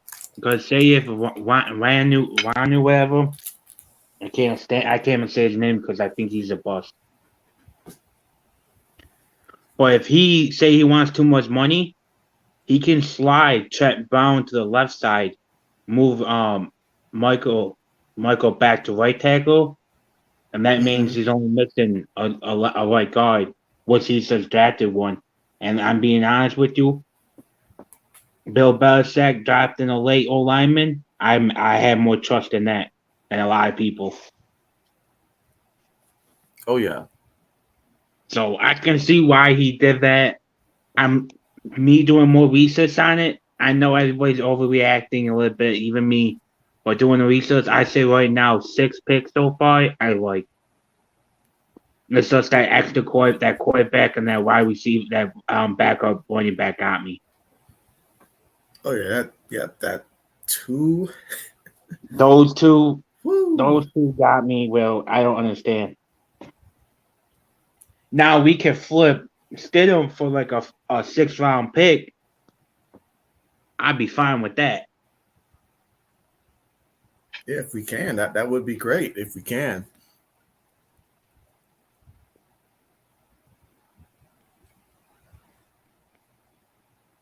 So Tampa made this trade. Who do you think Tampa goes to? I'm looking at this board here, and so let's see what they've done already so far. Because they've already went D-line, tackle, halfback, tight end. They haven't gone guard yet. Look at that. They went tight end again. So a couple teams double dipping there at tight end. They didn't even get a wide receiver yet? They did. I think they took a receiver there. See, well, I didn't see one up there. So I would if they did, I would have double dipped. I would have got Walsh. Him and Tom Brady scary. But yeah, they went out there for another tight end there. So I guess they're sending a message to Gronk that, we're bringing some bodies in. Time to make up these mind. Let's see. Black Madison says, personally, who should the Patriots have taken in the first 2 rounds? And so, old man, I'll let you go first. Well, here's the question I have for that. Are we talking about who was on the board at the time after we traded down and who was available, or like I wanted? Let's go with just who was on the board at that time. The 1st-round pick, I would have taken Travis Jones, defensive lineman. And with the 2nd pick, I would have traded up and went after Booth. I'd have gone. Well, at that time, I did not know that Nakobe Dean was going to fall to the 3rd round, so I would have went ahead and taken Nakobe Dean first, and then 2nd, Andrew Booth Jr. I would have probably taken that route.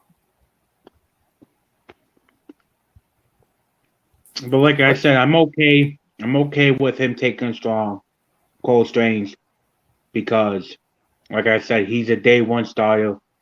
We wanted speed. We got the fastest receiver. Now we got the fastest running back. Like I said, if he got a defensive lineman before he took that quarterback and the 2nd halfback, people would be complaining too much. Oh yeah, and let's see who was on that clock there. That was Tennessee. Yeah, Tennessee went linebacker here with Chance Campbell out of Mississippi, and so good old Chance, 6'2", 232 pounds there. Let's see. Pro Football Focus has shown that each year he's gotten worse, although he hasn't played, full games those last couple seasons there. But as a starter, he posted a 61.3 overall grade, played in 13 games, 901 snaps. He had 74 tackles, missed 21 tackles. You look at this, had a pretty decent game against Arkansas there. Baylor as well was his best game, which was also his last one, I believe. But a lot of games where he left some stuff to be desired. I actually see watched that Baylor game. He did flash off of my TV, but he's not a starter. Like he's more of a backup right now. And so that is what Tennessee did. But Mike Vrabel, he knows a little something about the linebacker position. So we'll see how this works out for the Tennessee Titans. But again, this is the 6th round. And did his son get taken yet? I haven't seen that one come up yet. A lot of people are thinking he will either go play with his dad or he'll come to New England. Well, the way the Bills playing, unless he's going to go out there and play halfback, I don't like his odds.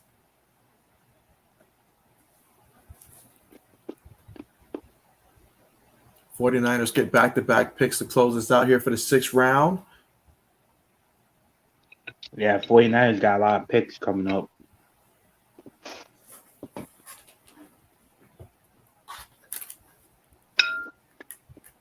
If I'm not mistaken, I think they might have the last pick on the draft. see who's going to be selecting for Mr. Irrelevant once we get to that point. They sure do. They sure do. We should call him up and say, "Yo, you want to kill Hilly?" We got 245, and so I tell you what, though, these undrafted free agents going to be something to watch for after the draft. And I think that's where Bill's gonna cook. Say what you want, Bill will find great talent in the undrafted. That's why I said everybody needs to calm down, including me.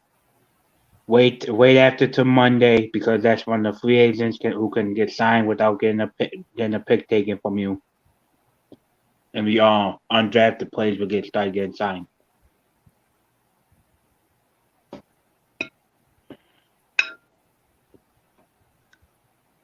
Now it's San Fran on the clock here. And everybody also has to remember, if we being real about it last year, Bill Belichick, had some say into it, but the guy who was drafting our draft mostly is in Las Vegas now. That's a fact. That's a fact. But San Francisco went D lineman here, and they took Calais Davis out of UCF for the 49ers. And so missed about 8 games due to a new knee injury. And so let's see, Mr. Davis, he is 6'3", 302 pounds. And so looking at obviously before the injury, so he only got to play in 5 games there. Posted at 82.3 so far before the injury. And in 2019, he got to post an 80. So, pretty high scores. Again, he got injured there, nothing for 2020. And so no breakdown there. So obviously at this point in the round, this is where you take your gambles, honestly. See a guy with some high potential, high upside, you like him, you take him.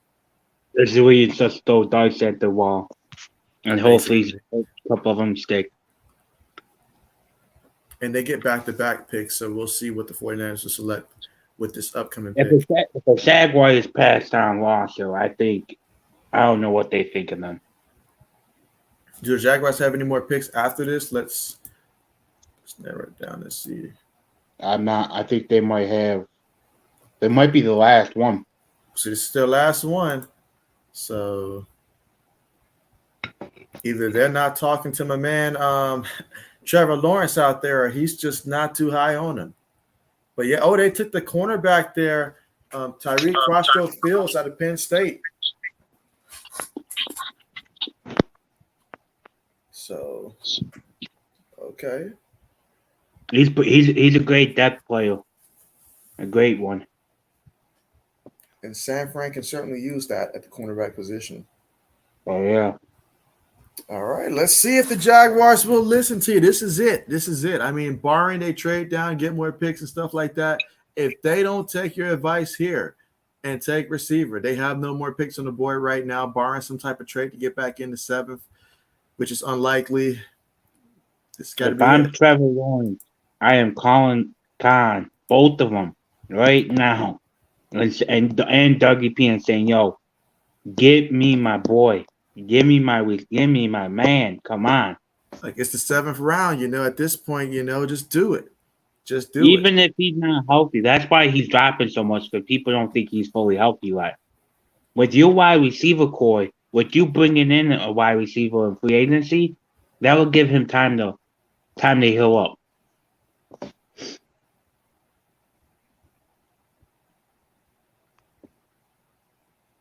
And will anybody draft Carson Strong?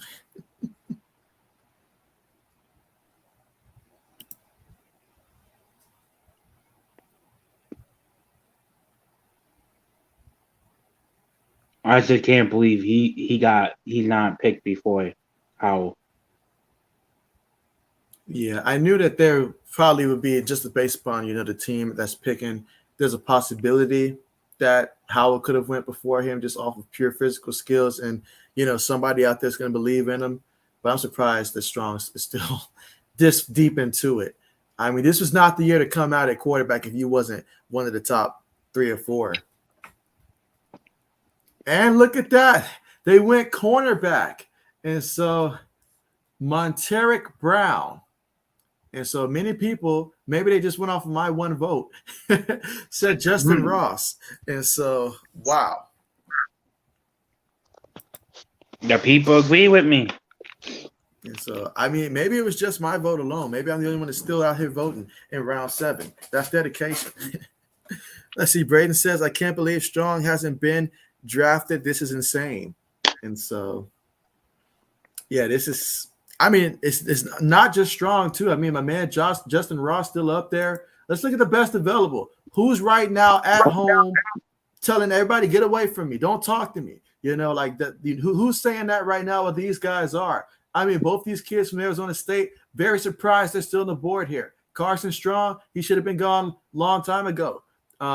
Your boy JoJo, old man from Nebraska, he's still up there. Obviously, Justin Ross, our guy Munford, he's still out there. There's still a lot of pieces that were like, what in the world? Mike Rose out there. Wow. Josh Joby, like what in the world? There's just some guys that we're like, we don't know where's the disconnect. Where's the disconnect? See, if I'm Bill Belichick, I might be willing to offer before whoever has the most pick in the 7th, I might say, you know what, I'll give you a 5th next year for like at least a couple 7s. Because there's some good players still available that I wouldn't let go undrafted because some other team is going to pick them up. Braden says, well, draft Strong. See, if you guys didn't have Jordan Love, I actually think that would be a great idea. I know you guys just signed Rodgers, but you guys could have got a wide receiver instead of that time. Look at that. So the picks are coming in quickly now. Isaiah Thomas for Cleveland. Miami went edge out of California. They took Cameron Goody. Have no information on him. Pittsburgh's on the clock. They're probably thinking, man, with all these receivers on the board, should we triple dip here? Should we get another receiver? Because Pittsburgh's the only team that's realizing the value that's on the board at wide receiver, it seems like. Braden says that he hopes they draft McKinley. If I'm the Steelers, I'm taking that guy from Ohio State. Oh, yeah, that would be a great selection right there if we took Munford out of Ohio State.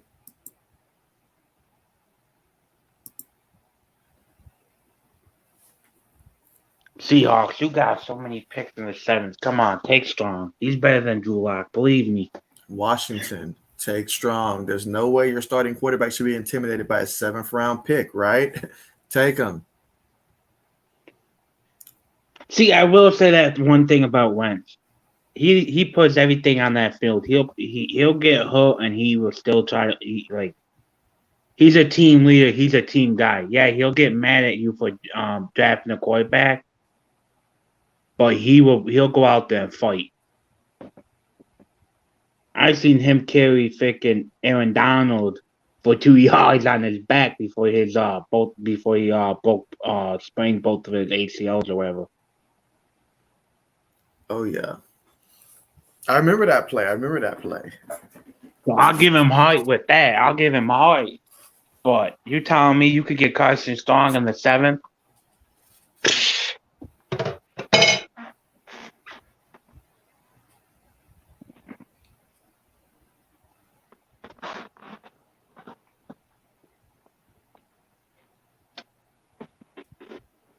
Oh yeah, but this so proves that everybody don't fall in love with nobody. At least not when you're a Patriots fan. Because Bill and Mr. Kraft don't care if you love the guy or not.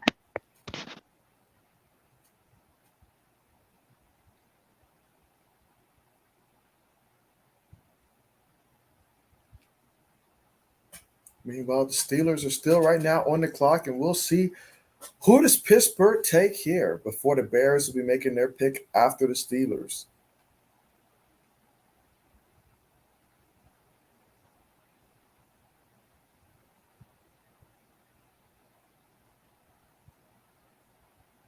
Make sure you hit the light button for JB. A lot of people ain't doing these. whole 7-round drafts. Oh yeah, They appreciate end that. up Yeah, definitely. Definitely make sure you guys press the thumbs up button and also subscribe if you're someone that's new to the channel as well. But yeah, the Steelers went linebacker here and they took Mark Robinson out of Mississippi. And so, yeah, there's no available information there. But that means the Bears are back on the clock. So let's look real quick at what the Chicago Bears are doing. And so, I mean, wow, looking at this right here, and they're back on the board here. But I do like the pick of taking Doug Kramer there. I think he's an underrated player right there. So I do like that pick there. They went running back, and never argue with that. You can never have too many running backs unless you're drafting 2 when you're already utilizing 3. But still, Zachary Thomas, tackle, San Diego State. We'll see how that plays out there. But, I mean, you look at even the boards at Pro Football Focus is giving these guys, they say very good. This one's below average. But if you like a guy, you like a guy. And this seems like a Bears type of pick right there at receiver. So I got no problem with it. I think the Bears, they've done a good job in this draft. And they can make it great by taking another lineman or receiver. That's what I think.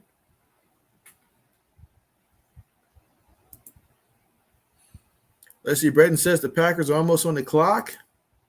Let's see. Black Medicine says, just because we took Drake London, I am going to remove my like from this video, actually. And so I had nothing to do with that decision.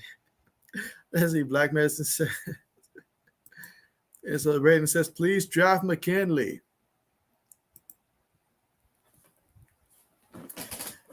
So now with the Bears on the clock, again, obviously, Braden, you got to see the Bears go through their pick, then the Vikings go with their pick before your Packers get up there next. And so hopefully one of those 2 teams don't take your guy.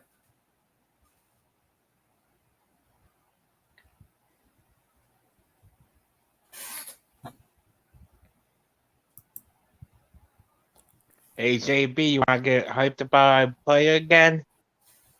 Yeah, fill me in. Guess who he's a fan of? He was a fan before he got drafted too. Before he He's got a New drafted. England Patriots fan. Hey, that's perfect. That's perfect. Perfect. That's right. He's a Patriots fan. He tweeted out he's so happy right now. He's like he went to the team he wanted to and everything. And he tweeted out an old picture, like at least 4 years old, of him in the Patriots jersey. Hey, that's big time. That's big time. And we need guys like that once they actually start contributing to the team, they do whatever it takes to help the team. You need guys like that for sure. Appreciate that update. And so, all right. So the Bears had already made their pick. They took the tackle out of Southern University, Jatiri Carter. And then Minnesota followed that up with a quick pick of taking tight end Nick Moose out of South Carolina. So I've definitely heard the name before. But that's about it. I've heard the name before. But now your Packers are on the clock, Braden. They are on the clock. Looking at best available players. Who is going to help my man Carson Strong get a job right now? If I'm the Packers, I'm taking Ross to triple down on that wide receiver group.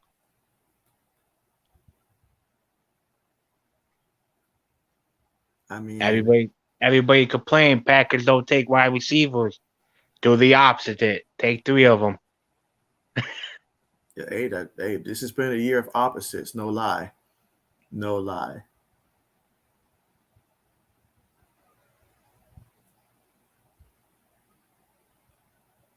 But there's going to be so many good players that didn't get drafted this year. Wow. Exactly. Let's see. Braden says he'll take Ross. And so let's not take the guy who JB wants to fall to his Patriots down there. Let's not do that. Who are the Chiefs taking wide receiver? Sky Moore. I can see them double dipping, potentially.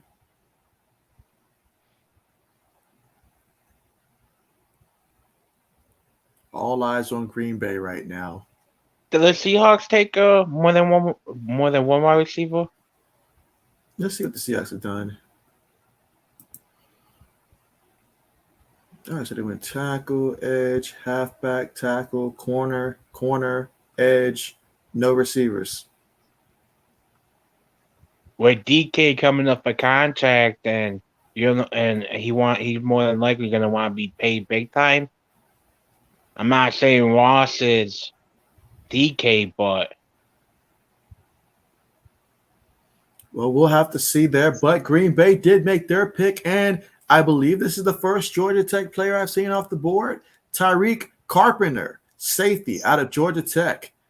So, Braden, how do you feel about that? I've got no additional information to pull up here because they don't have any on him. I wonder if Amos is is coming up on contract pretty soon. I would have to think so. That's the only reason why I see them taking a safety. But Seahawks, they went wide receiver. They took Bo Melton, wide receiver out of Rutgers. Over what? Your boy might just go on. People are hating, man. I don't know, JB. I might not know what I'm talking about because every guy. Hey, though, if my mock draft before where I wanted the Patriots to pick, 4 of them went straight off the bat in the first round of today. Mm-hmm. Yeah, this is. But Belichick's not listening to me. Damn you, Belichick. He should be listening. Braden said it's not the safety he wanted. Braden says you don't know who that is. Who that? Who that?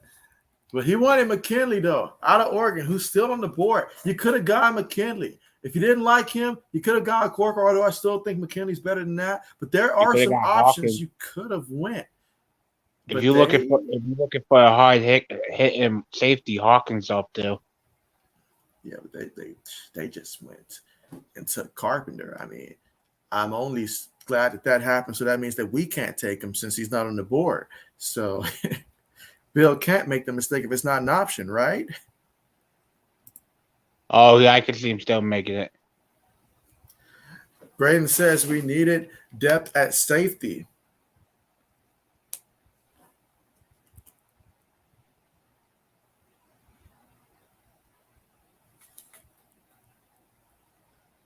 I just hope the rumors ain't true. Belichick's looking to take a punter here. How many picks do we just got one Yeah, left? one. Right? Yeah, one left. That's what I'm saying.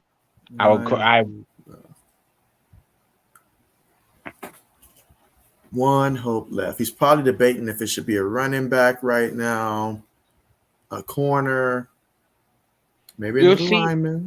If this was last year, I would understand taking 2 running backs.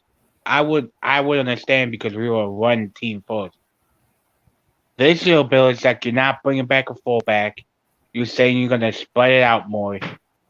So why have 5 running backs? Mm-hmm. I don't want to even think about it because I'm more I think about it, I think Harris is gone, and I hate that idea. Max Jones is his. This is sometimes I hate about Belichick. He doesn't care about relationships. He doesn't care about if Max Jones or even Tom Brady.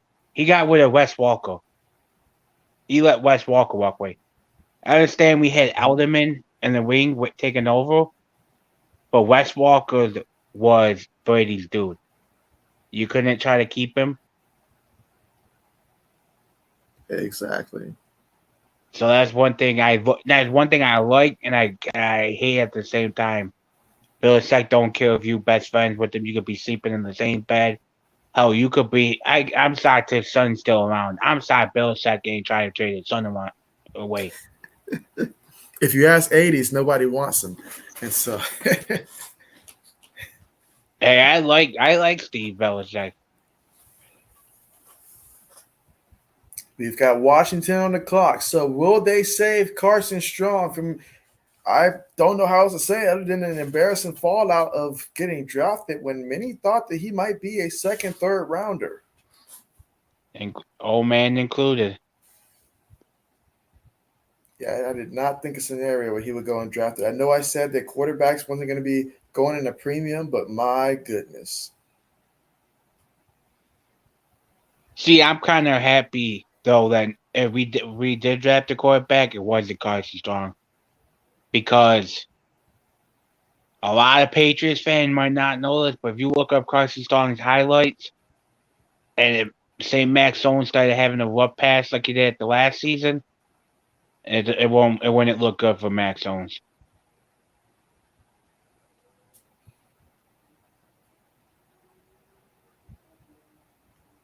So now we've got the Commanders, and we'll see. Matter of fact, I should go ahead and make my vote here. Maybe if I say it, maybe it'll happen this time. I'll go ahead and contribute to that. Carson Strong. Before I can press the vote button. Well, they went with Chris Paul. Tackle out of Tulsa. I like that pick though. Chris Paul fell to the 7th. I had him at least in early 6th round. Let's see what Pro Football Focus has to say about him. All right, so they had him as a 5th round grade. They say that Paul, the athlete, is incredible. Paul, the football player, is a non-starter. So apparently there's 2 different Pauls. But 6-foot photo. And they say Paul started his career off at right guard back in 2018 before switching to left guard in 2019. Then he kicked out to tackle, where he earned the highest grade of his career back in 2020 before struggling there this past fall. A big reason for that was the competition level. Paul got exposed by the likes of Ohio State and Houston on his schedule this past fall. He didn't alleviate any of those concerns at the Senior Bowl, where he earned a 21.1 pass blocking grade. Yeah, I had him as a 6th rounder. I don't see him as a starter, but a good backup. Speaking of which, Buffalo took a linebacker from Clemson by the name of Balon Spector. And so Mr. Spector, 6 feet, 233 pounds here. And Pro Football Focus has shown a little bit of up and down here. I mean, he started off back in 2019, played in 14 games there, 65.7 overall grade. But again, that's on 297 snaps. And then almost doubled that the following year in terms of defensive snaps there. And he had 70.6 in 2020. And in 2021, he had 610 snaps, but he had an overall grade of 61.1. So he dipped out of that 70 and went in the wrong direction there.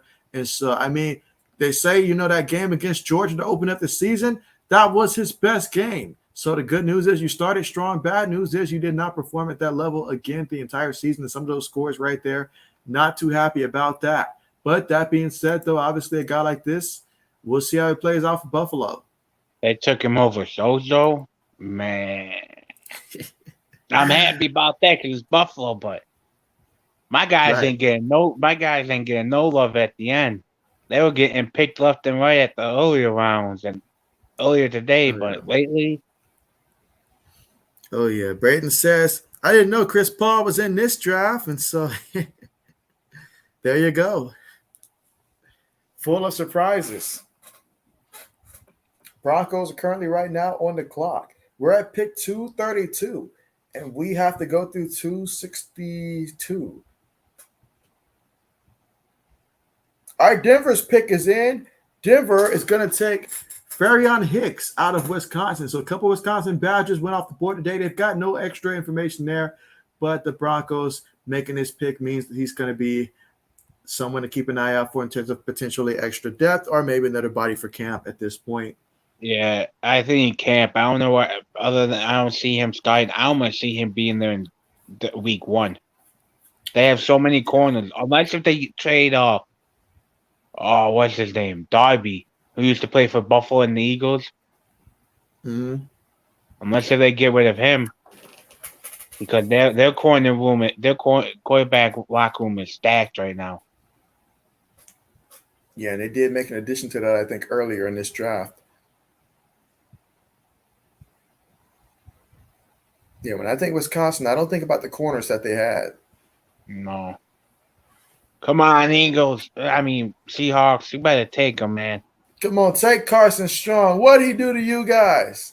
You think there's some kind of video or something out on If him you doing think something.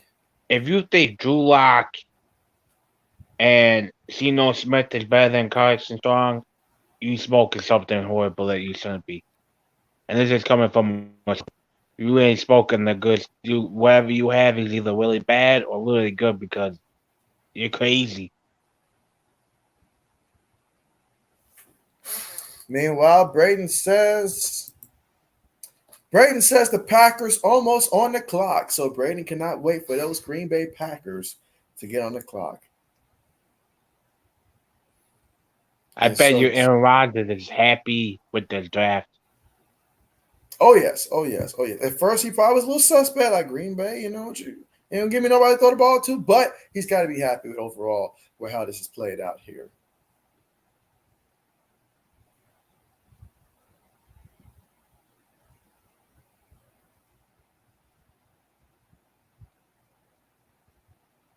And just a reminder that tomorrow, I probably most likely won't be streaming again tomorrow. I'll probably return back to streaming most likely Monday for some NBA playoffs. I'll probably be back for that because I know over, between now and over the week, Sunday, a lot of these undrafted free agents, they're going to be finding homes fast. And so definitely be keeping track of that.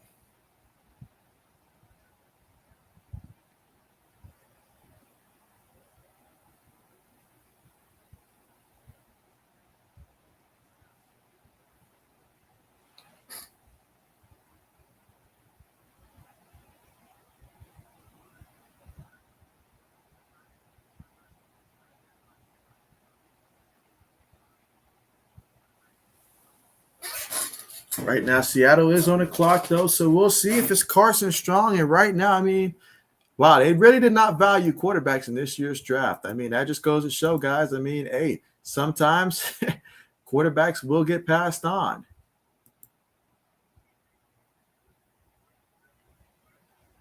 And so they say no quarterback in this top 100 shouldered a bigger load as a passer. Strong had a 6-game stretch towards the end of 2021 season where he dropped back to pass over 50 times in a single game. Still, he finished with a career-high 89.9 passing grade this past season. They gave him a second-round grade. Well, guess what? We're here in round 7, and we're still trying to see somebody say this kid's name when they select. And, the disrespect. So Seattle went tight end. They went tight end, and they took Derek Young out of Lenore Ryan. And so, they went tight end here in Seattle. They said, you know what? Screw the quarterback room. We're happy with what we have. We believe in Drew Lock. We believe in Geno Smith. And if we don't, we'll just acquire perhaps Baker or Jimmy G. So, man, Carson Strong. Maybe Brady, maybe your Packers will come and draft him. Who knows?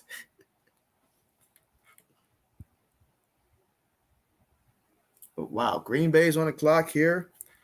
And then the Rams coming up.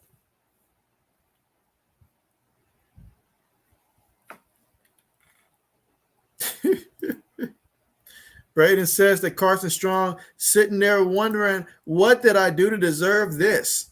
I mean, Carson Strong, teams are treating him like he's Carson wrong, like he's just the wrong answer, anything but him. The only thing that would cement this is if another quarterback got taken ahead of him. I mean, the Patriots did disrespect him. They'll draft the quarterback like that ahead of him. But, I mean, Carson Strong, you're hoping, you're praying. You're like Detroit. You're going to be coming up soon. Take me. And, Jonathan Ford.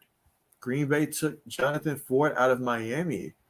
And so I thought there might have been a couple of DTs maybe ahead of him. Even in the 7th round, you could take Strong, even if he becomes a bust. Oh, yeah.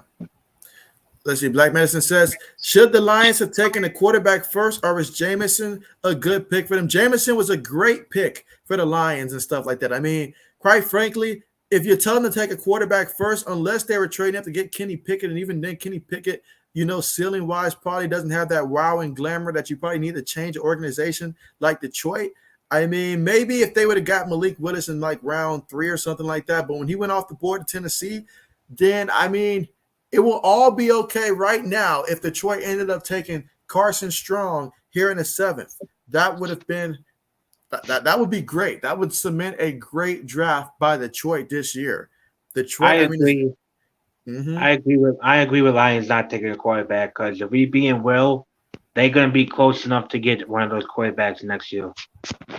And so let's see. Black Medicine says Lions should have considered Strong in some later rounds. And so I mean he's still on the board, so maybe that's the consideration at 237. They're gonna be picking in a couple picks here. Green Bay decided to go defensive lineman with Jonathan Ford. Old man, do you have any opinion of Jonathan Ford from the Hurricanes? I don't like him over the guys that me and you picked, but for that reasons, because I really don't see him seeing the field. I don't think he's a camp guy because they had Wyatt. Mm-hmm.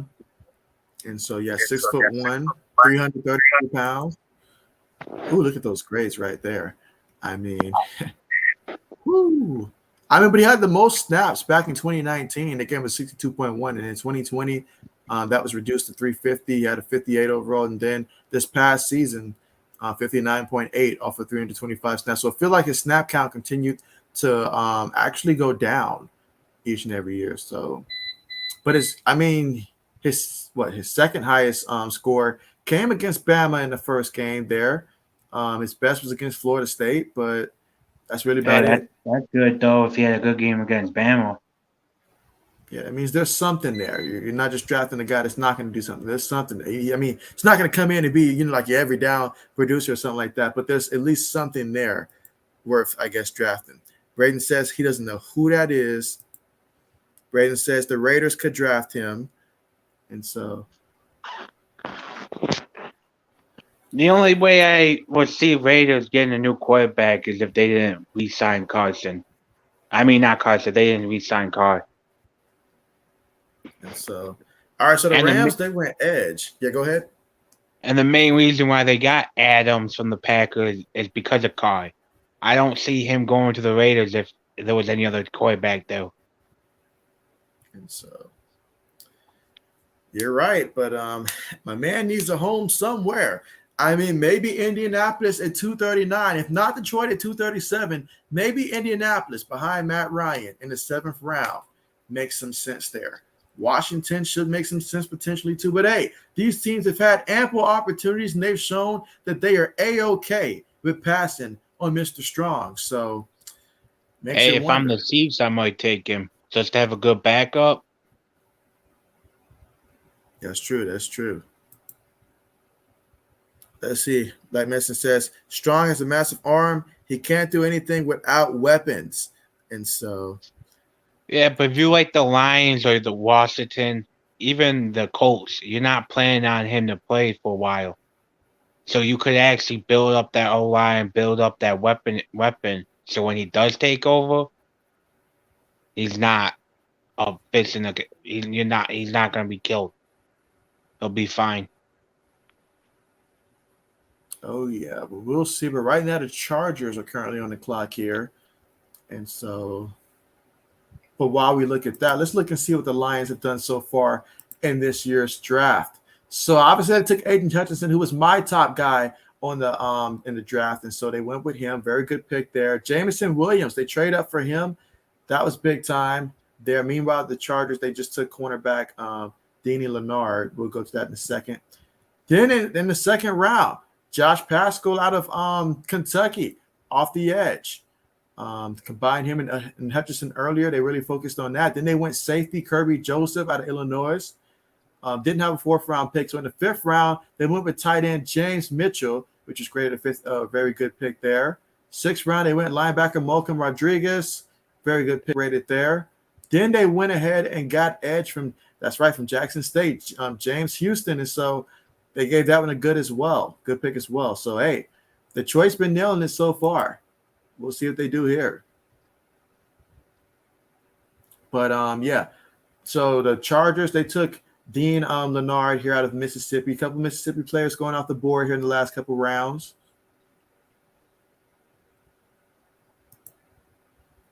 Let's see. Black Medicine says Kentucky has had a good draft. And so, yeah, everywhere I turn around, unlike Kentucky here, I mean, their receiver Robinson, he got drafted. It makes me concerned though. If I'm a Kentucky fan coming back next year, we're losing a lot of guys there, and so Kentucky, good luck to them next season. They lost a lot of pieces here. But yeah, the choice on the clock. I mean, can this be it? Braden says, I hope the Packers draft Ross next. And so, you know what? Packers have another pick. That's what I was wondering. Yep, they do actually at 249, which is after our pick. So hopefully they don't pick him and New England picks him. Hopefully. I mean, we're in the 7th round. I would love to have Rambo, come to the Pats here. I would love to have that, him or Ross. If we can take Ross now and get Rambo as an undrafted free agent, I'd be ecstatic. All those other blunders or whatever it is, doesn't matter. But we'll see how this plays out. I would be happy. Is it what D line looks like? Did any of our guys get taken from D line? They still got your guy. I know Ellis is still up there. Yeah, Noah Ellis is up there. So is my guy in Garrett, Haskell Garrett. He's still up there. So our guys are still up there. Come on, Bill, do the right thing and get us a D lineman, please. Detroit might do the right thing for them. Then you got the Raiders coming up. Josh McDaniels, he loves reading your mind. Well, he took 2 of my guys off back to back. Ooh, so Detroit went corner, and they took Chase Lucas out of Arizona State. So not the Arizona State player I thought would have been selected before the other guys there, but they took Chase Lucas. So that does make sense. They do need help in the corner room. Yeah, I don't question the decision. It's just I'm actually shocked they didn't take a corner sooner. Because that one guy's hooked. That one guy's still hooked. Yeah, and you look at the overall grades there, 2019, which is where he had the most defensive snaps, 61.6. 2020, he had the least amount of defensive snaps there at 300.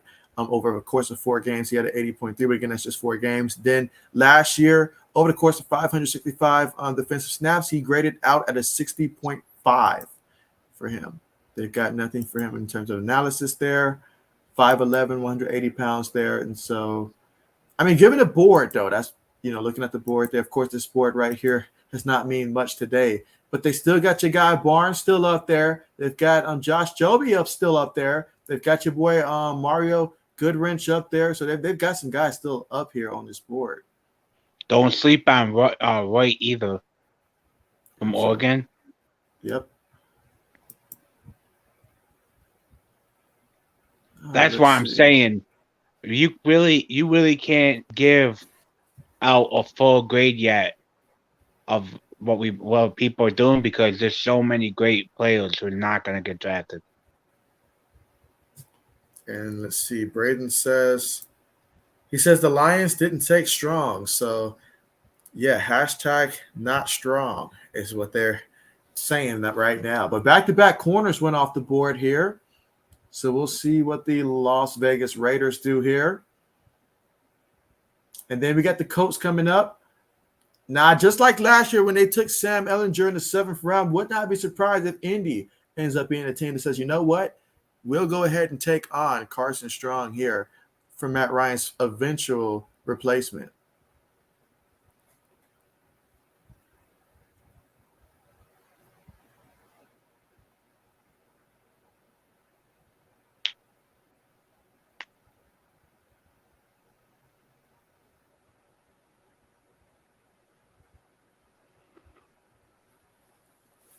But yeah, what a draft it has been so far.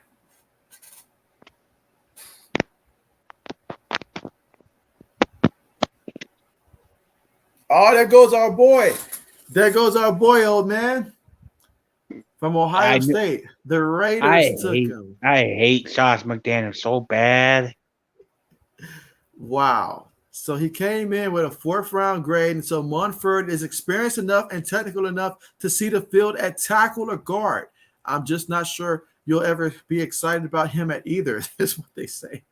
6'6", 328 pounds. And so Pro Football Focus, back in 2019, gave him a 76.9 grade out of 855 snaps. 2020 played in 7 games, 512 snaps there, but that 91.8 grade, really high. But then 2021, lowest grade yet, 704 snaps there, 73.7. So took a bit of a snap back there, but Hey, I still like the kid a lot, though. Some of the analysis they say is that he's vertical, thick frame, long arm, and wide base. Knows how to use length to his advantage and snatches instead of punching already.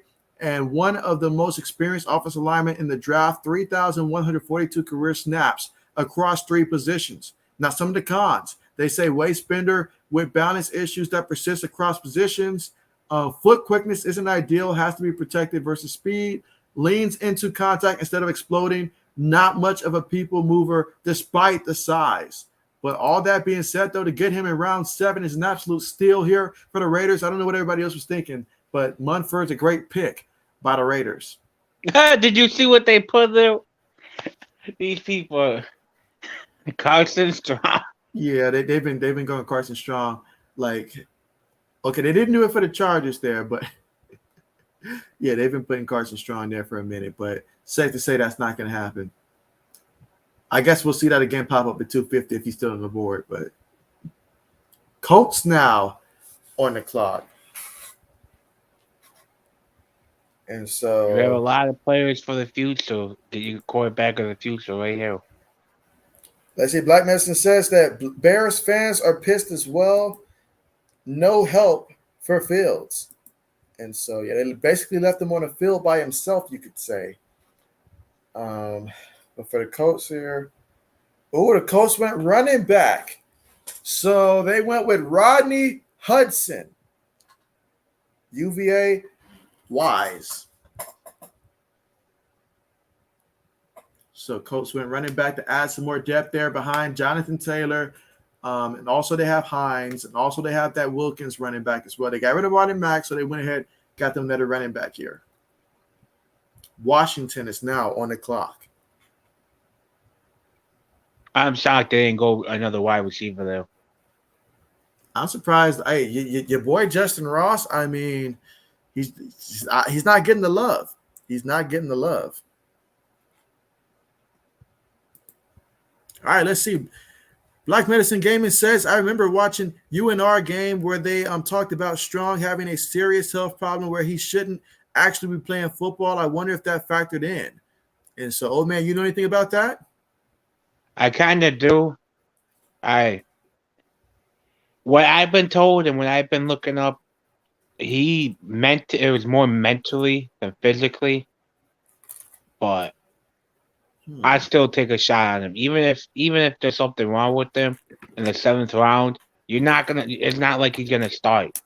If you're the Panther, if you like the Falcons, not the Falcons, but if you're the Seahawks, the Colts, Washington, he's not gonna start. You figure it all out. And at the end of the day, if you don't feel like he can play or anything, you only wait till the 7th pick.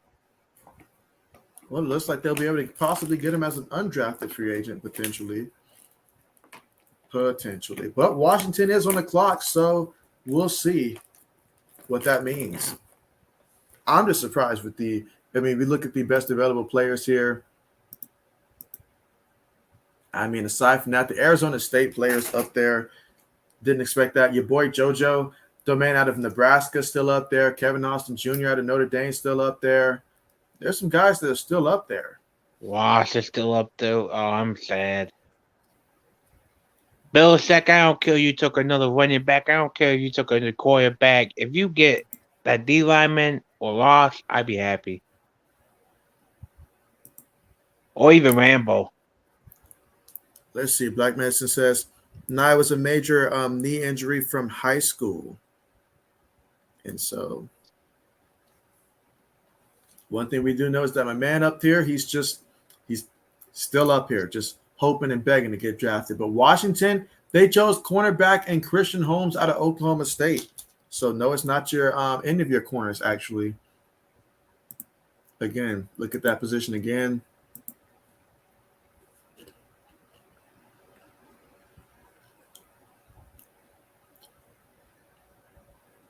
Yeah, they're just not taking your guys. Even if he had a knee problem, I'm still taking him. Look at knee problems. Okay, we talking about the Commanders who just traded 2 picks for Carson Wentz, who has leg problems up the yin yang. They bought Alex Smith then, who broke his leg, and they still put him out on the field.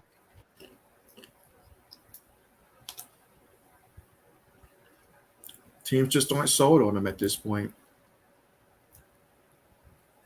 As they're like, somebody's gonna get a great player, and if he's not drafted.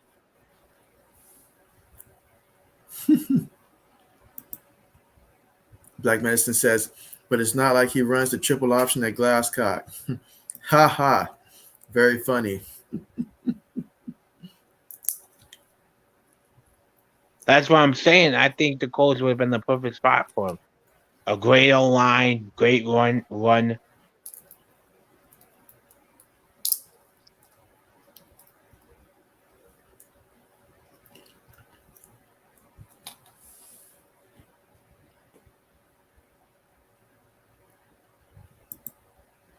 Let's see. Black Medicine says, yeah, Alex Smith had a wet noodle for a leg, and Washington brought him back. And then Braden says, completely agree with old man. It's ridiculous that Carson Strong hasn't been drafted. There's a lot of guys right now that are probably questioning themselves and why in the world did they go this far, potentially undrafted at this point. I have a question for you, JB. Do you think undrafted players should be able to go back to college? I don't like that idea at the NFL at the college level.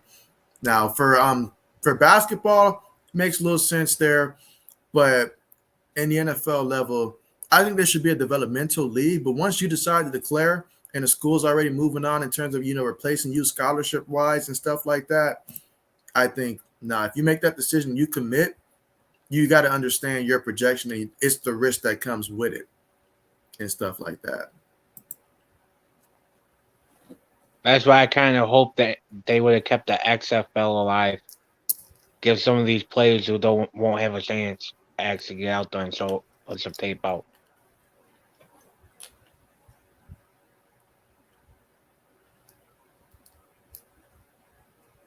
But there's no way, if I'm advising Carson Strong, there's no way I could have prepared him for this.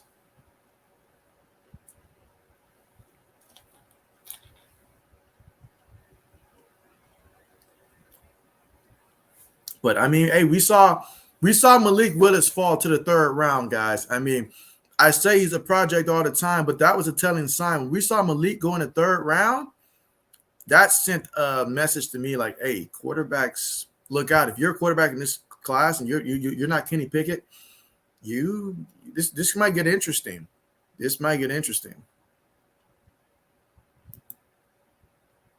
Let's see. Black Medicine says, hashtag justice for Carson Strong. Hashtag I stand with Strong. We stand strong. Oh, speaking of the disrespect, it continues. It continues. So Pittsburgh went quarterback, but they took a guy by the name of Chris Oladokun out of South Dakota State. So that's your quarterback, guys. That's your quarterback being taken right there. Pittsburgh going quarterback, but it was not Carson Strong. Bye-bye, Mason Rudolph. And what that tells me is they're going to let him go and rock with Mr. Trubisky, him and Kenny Pickett. Look at the comment section right there. So Black Medicine says, who is that? And so I had no idea this man was in the draft. I had no idea. I don't even think they showed him on the best available and all like that. I know they're not going to show him now. But they passed on my man Carson Strong for him. And that's just wrong. That's just wrong. I'd have thought, because I was really thinking, I was like, is there a chance that someone might pass on Strong and take someone else? But man, no. Carolina finally took your boy Barnes off the draft board there at Baylor. So there's one down. Woo, guys, this is not the year to declare for the draft, guys. Wait till a more traditional type of year. This has just been wild. I got 5 more guys left on the board, Belichick. Don't do me wrong. You know he's going to find a way to do it one more time.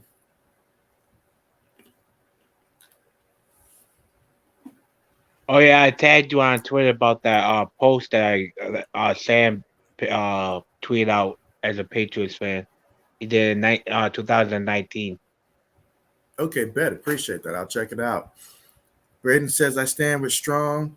Y'all, Strong going to have a long, long moment here. This is where you start questioning things in life. Talking about facing adversity here. You think you might be a second-round pick and you go undrafted, it's looking like, unless somebody steps up to the plate. And then you see these South Dakota State quarterback that we didn't even hear about at all get drafted before you.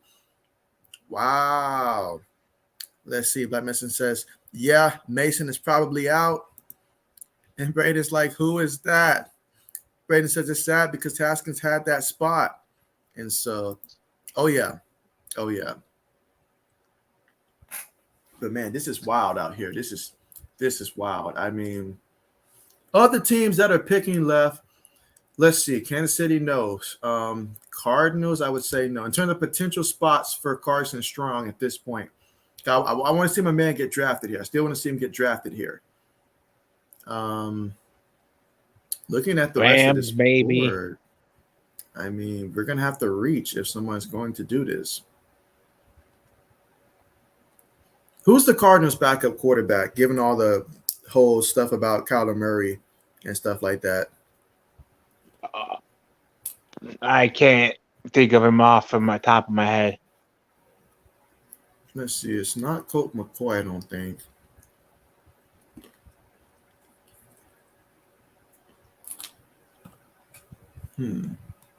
I think Strong goes undrafted because I don't see any team that willing to pick him up. Yeah, I mean, if Tampa had not taken Kyle Trask last year, I could have potentially seen that, but you just spent the second on a guy the year before, and you already got Blaine Gabbert as well, so doesn't make sense there. You mentioned with the Raiders, they already, commit. They have to commit to Derek Carr because that's how they got Devontae Adams to join them. Wow. The Bengals maybe just because they've seen how Joe Burrow did get hurt a little bit in the Super Bowl. I think the Bengals could probably get Justin Ross if he falls to them or something like that. They might like that. Hey, last time they drafted a wide receiver named Ross, it didn't work out.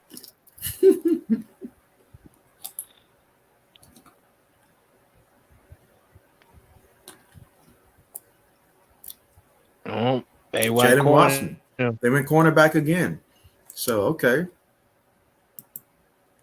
Above our guys. All right, so they took a 6'2", 197-pound cornerback out of Augusta, Georgia. He was projected to be a 6th-round pick. They say Watson is a late-round Tulsi project that should land in a scheme that values length and physicality.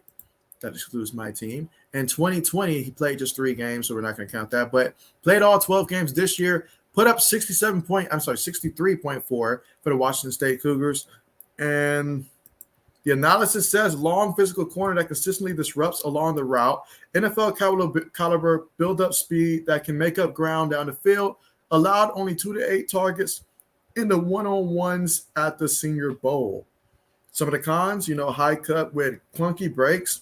Footwork not there to be a match and mirror guy. Wants to be a playmaker, but instincts are all over the map.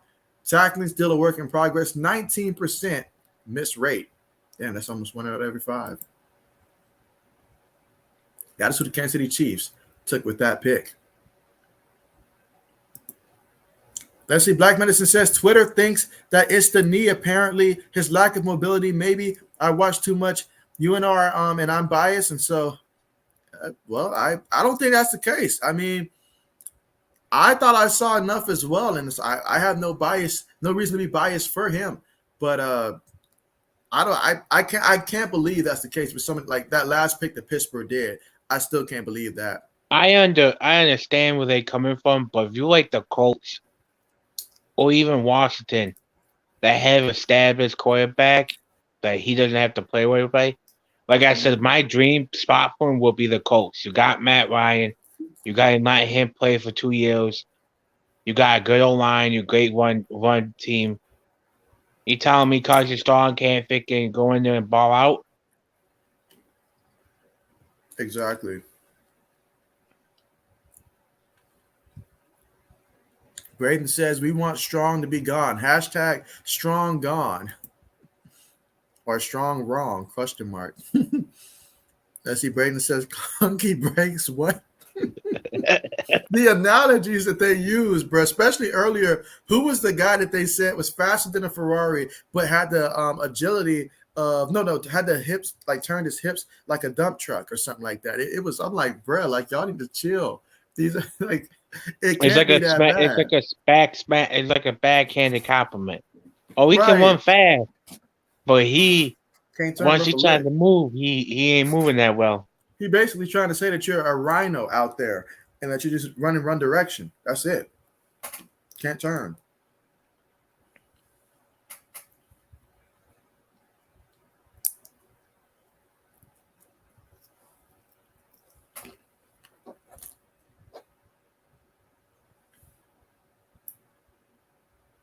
There are a lot of emotions throughout these 3 days of all these draft players getting drafted. Some teams, they're walking away feeling extremely excited after this. Others, we are severely worried. And some players, they're like, what did we do wrong?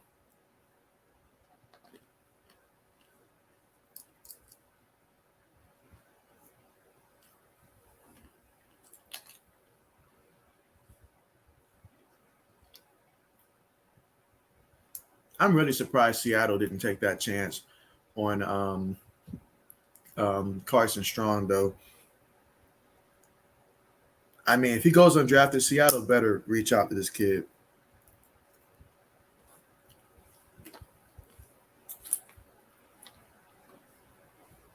If they trade for Baker or they get Baker, they'd be so dumb. Now here's the question: where does that leave Baker go? Because everybody else is grabbing quarterbacks. I'm hoping that Jimmy G goes before he does. Thank you for choosing Walmart. My name is Baker. How may I help you? That's where he's going.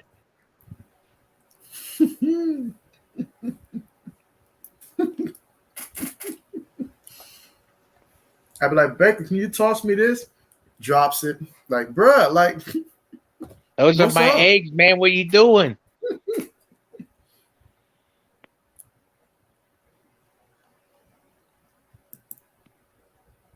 Let's see, Black Medicine says, sounds like they were describing an African elephant. And so, Braden says, turns his hips like a dump truck. And so, Braden says, your Pats are on the clock. We still got the Cardinals picking before us.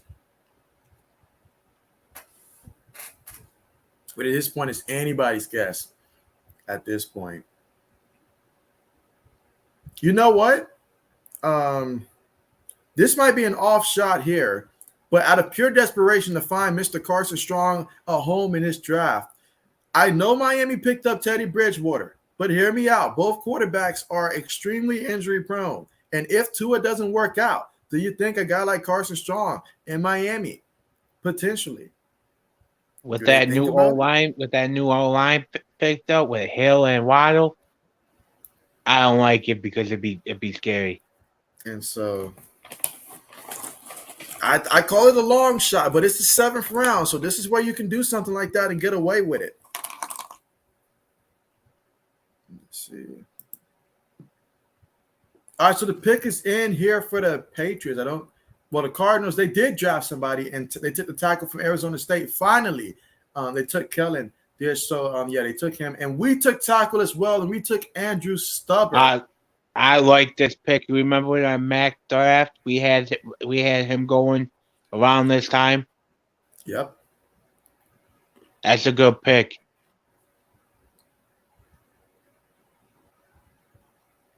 I gotta admit, I like what Belichick did. They'll make sure that old line has good backups and everything.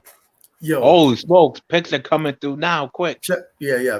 Browns just went center, Dawson Deaton. So apologize to any Browns fans watching, but did you see this pick right here? The Miami Dolphins took a quarterback, and they went with Skylar Thompson out of Kansas State. Yo, Buccaneers, let's take Strong, dude. He's better than trash. And if Brady does leave, you have two quarterbacks can battle it out. So Miami was thinking like me, 2 quarterbacks that are injury prone. I did state that. However, they took a different direction and they chose Skylar Thompson from Kansas State, guys. Wow. The disrespect. Black Medicine says Baker Mayfield stalking associate. I can see Baker at the deli. I can really see that. Braden says, breaking news, the Browns have traded Baker Mayfield to Walmart for 1 gallon of milk. Let's see, Braden says the Dolphins drafted a quarterback, but it wasn't Strong to disrespect. What's wrong with Strong? That's what I need to ask. What's wrong with Strong? Black Medicine says, oh my gosh. And so, Hey, Skyler JB, Thompson, go ahead. with so many quarterbacks coming off the draft now, like I said, we overreacted. Like you can react really quickly. Seeing how many quarterbacks have came off the board, I can now see why Belichick took him. Because he knows he's going to need a backup quarterback who's good. And in my opinion, we have a better backup quarterback than any of the quarterbacks that has been drafted today. Oh, yeah. But, man, Skyler Thompson, Miami. They don't have anything there. He's not even, man.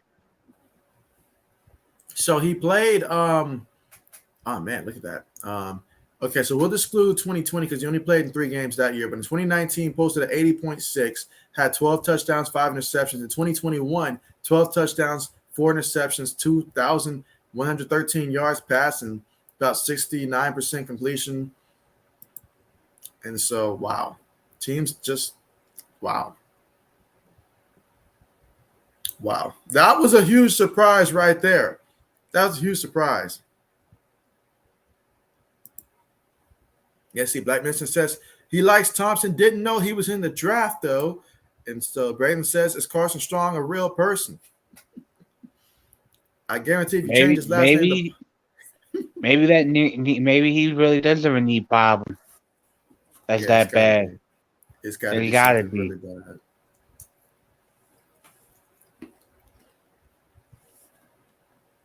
And Buccaneers took another LSU player, and Andre Anthony off the edge. Packers on the clock. Well, our day's done for Patriots. Yeah. I actually like our last pick. I actually like that pick. Braden says Packers are on the clock. And so let's see what Green Bay does here. But the disrespect to Carson Strong is just downright wrong, guys. See, if Belichick didn't pick that second running back and picked the D lineman, I think the draft would be okay. But we didn't get no defensive line help at all. Green Bay took tackle Rasheed Walker out of Penn State.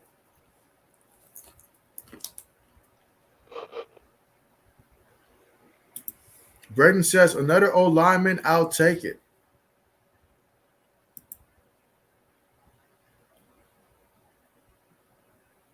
All right, at 6'6", 313 pounds. They say Walker looks every bit a starting NFL offensive tackle until he has to sustain a block. Has Pro Football Focus grade in 2021 of a 60. Failed to build on his marks in the previous seasons. Well, let's look at that. All right, so in 2019, 69.7, 2020, 70.9, but this past season just by far the worst of the worst with a 60. And so definitely took a huge step backwards. Some of his better games came against Villanova, no surprise. Illinois, Maryland. I mean, considering who Michigan has on defense there, that's respectable there. But didn't do well against Wisconsin or Ohio State or Iowa.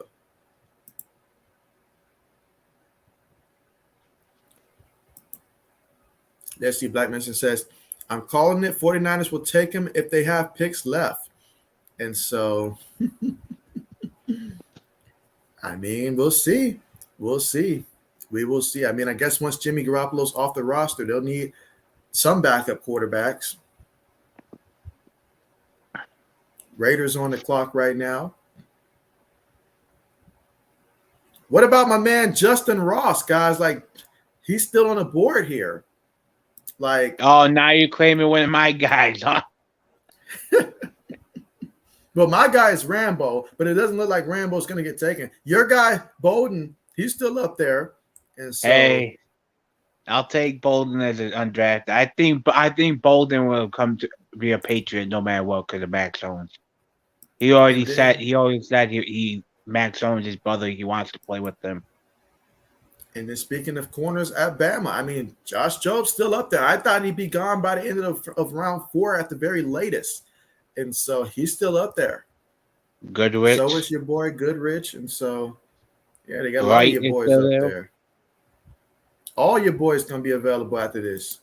I might DT have to. like D I might have lineman to still invite. available. Yeah, I might have to invite them to the stream because they're gonna be needing something to do during their spare time right now because they're not getting Yeah, drafted. It looks send some like. of that message like you text message Trent Brown, text them, yo, come to New England. Let's see. Braden says we got one more pick. Speaking of one more pick, another running back off the board for the Raiders. Is Bill and Josh McDaniel both competing for who can get the most running backs? Because I know they took a running back earlier, and they already got running backs. They were already deep at that position. They're telling me Jacobs might actually get traded. And let's see. Black Manson says, "Damn, who writes these, bro? LOL.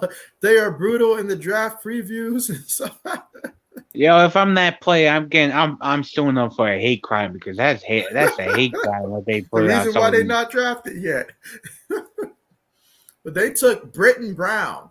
No relations to JB, y'all. But Britton Brown out of UCLA. And so let's see. Don't Black lie, Medicine. that's your lost brother ain't a JB. Let's see. Black Medicine says Ross and Strong are the two biggest shocks. And so they've got no information on my man Brown here. But yeah, I mean, let's look at the running backs that's available because we came in here knowing that there's going to be a deep running back class. And so you look at some of the backs up there. Who stands out to you here at this point of the draft at running back? Tyler Goodwitz, a Goodson, I mean. I like him. You can also say Knight. Knight's a pretty good player. It depends on what you're looking for at this point and stuff. Honestly, I feel like, I mean, whether we're talking, Goodrich, whether we're talking Brooks down there, I mean, Jalen Warren out of Oklahoma State, Abram Smith, depending if you need a physical runners, him, CJ, Devontae Price, you got some options up there. So these undrafted guys, we'll keep an eye out for them when they're undrafted. But man, there's a lot of guys that still just should have been drafted a long time ago that just are not drafted at this point. I thought my man Kellen got picked up already No. by someone. So wow. Hey, So JB, do you know if JJ Taylor is still a Patriot? JJ Taylor, he should still be a Patriot. I don't recall seeing him get released, so I thought he still would be on a Patriot roster. Because I'm trying to think why Belichick would take 2 running backs. We lost Bolden, so I understand about 1. And James White, we don't know what he'll be. I just hope we don't trade Harris. I hope we pay him. I'm hoping that's the case too, but it's not looking good. Bill's clearly thinking about something. Let's see. Braden says, I can't believe Goodson hasn't been drafted yet. And we're at pick 251, so the last pick is 262. No, if I'm not mistaken, don't NFT have to wait a day or two to sign undrafted players? I don't think it has to be a day or two, if I'm not mistaken. I remember last year, I felt like it happened very quickly. So it may have been the next day, if I'm not mistaken, but I thought they had at least had to wait a day because it takes up the day for everything, contract to sign and everything to make it all legal. Because if that's not the case, is right now we can't sign any of our rookies. yeah, that's true. That's true. The Chiefs just took a running back. They took Isaiah Pachacha out of Rutgers here. So still not your guy, Braden, but he's 5'10", 216 pounds. Had 654 yards rushing on 166 yards attempt, which is lower than in 2019 with just 3 more carries. He had 729 yards. So he averaged 4.3 that year. Yeah, so Chiefs just picked up an extra running back here. So back-to-back running backs, but not the guys that Braden was hoping for.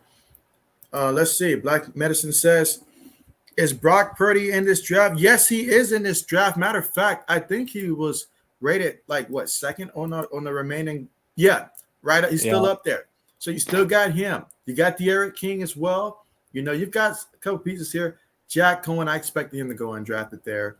But I mean, I really thought that Brock Purdy would have been one of the ones to get taken.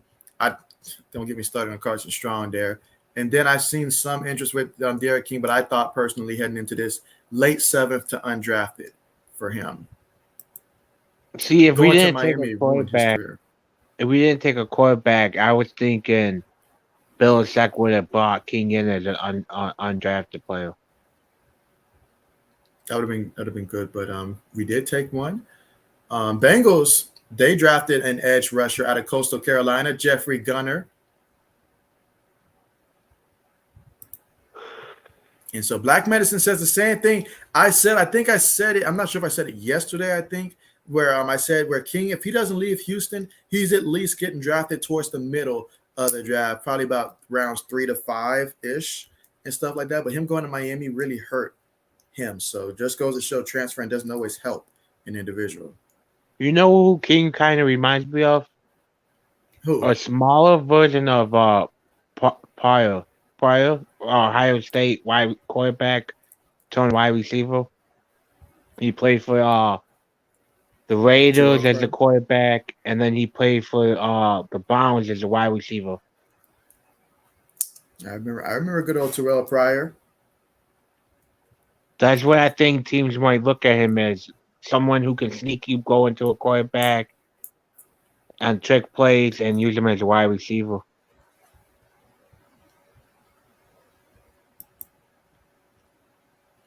Black Medicine says he was garbage afterwards. That transfer to Miami.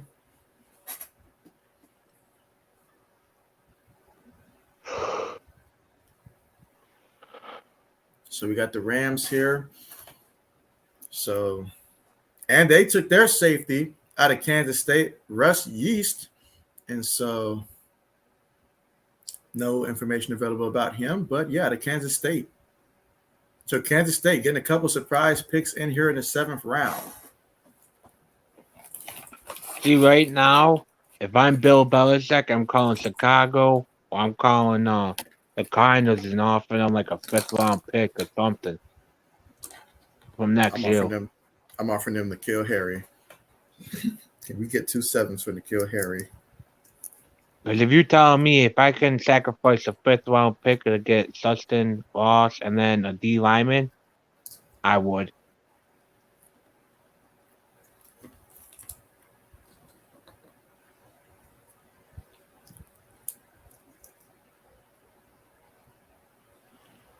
But again, Belichick don't care what we would do. Not at all.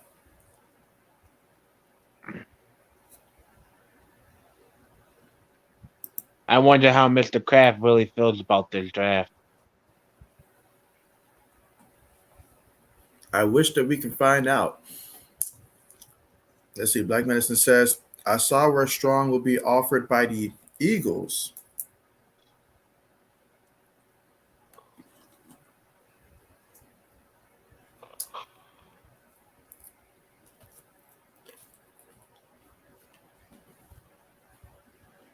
I know this is going to be tough for guys like him, especially Justin Ross. I thought he was going to be drafted, man. This is wild. Like you said, I thought the Jaguars might try to reunite him with Trevor Lawrence, potentially help him out.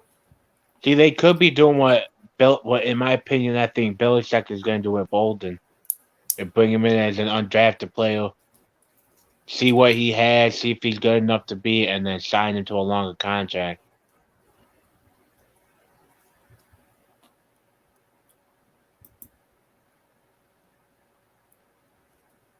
But if I'm Chicago, I'm taking him. Give us the field another weapon.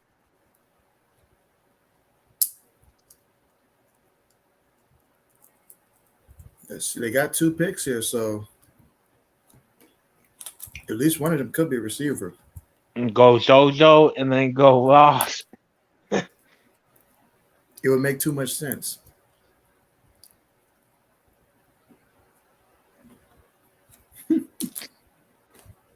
Dang, Cardinals got back-to-back picks too. Black Medicine says at this point they'll draft T.O. before him. I think that's telling right there as to my man just need to get used to the fact that he just not going to be drafted.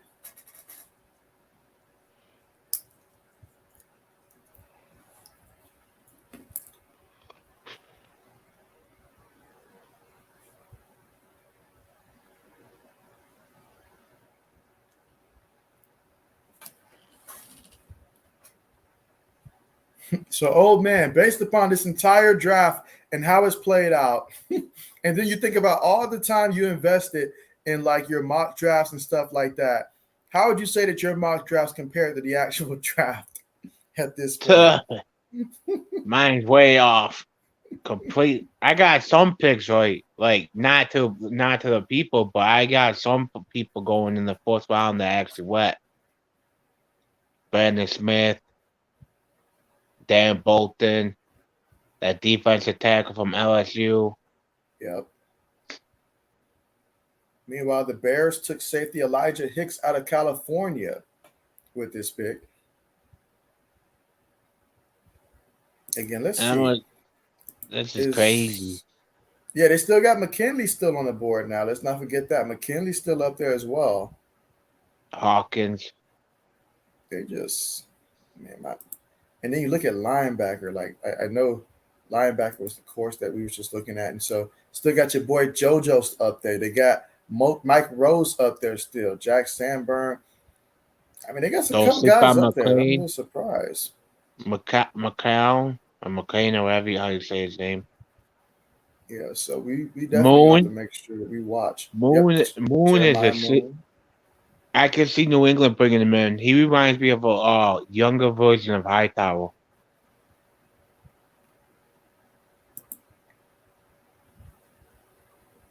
That's what I'm saying. If I gotta give Patriots a grade right now, going off of paper, I give them a C+. Braden says that Carson Strong's going to be Mr. Irrelevant. Let's not forget that the great Cooper Kupp, he was Mr. Irrelevant. I was about to say one of the best receivers. Mm-hmm. So let's see who's going to get that Mr. Irrelevant tag this time around. Can you imagine if the 49ers did that though? If they ended up drafting the next one, or if they took Carson Strong with that one? Carson Strong, yeah. That would tell me a lot about their quarterback situation.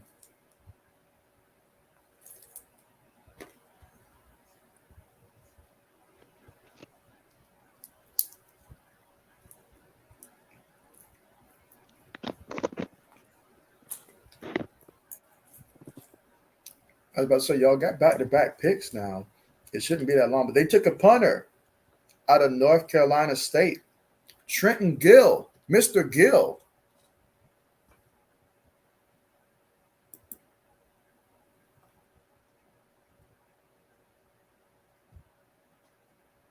All right, 6'4", 220 pounds. Well, without the grades there, no analysis. So, yeah, Mr. Trenton Gill, North Carolina State. So, in the end, they did not go after Justin Ross at wide receiver.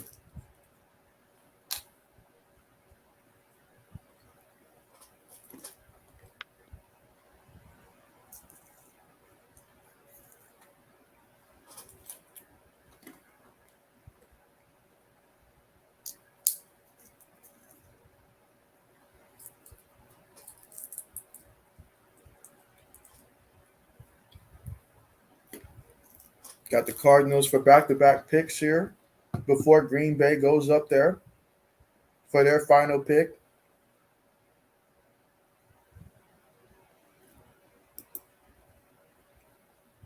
Braden says, Packers, please draft Justin Ross. That would make his day. Black Medicine said Carson Strong gonna be Mr. Undrafted. That would make him irrelevant.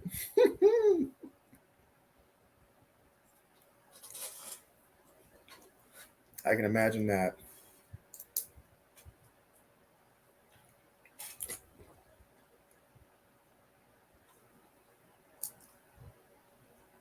I'm shocked 80s ain't through here talking about Baker Pay.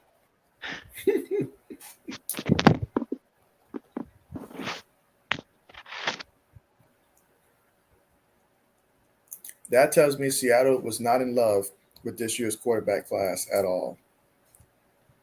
Oh, that what that tells me is they definitely gonna be in a hunt for a quarterback next year.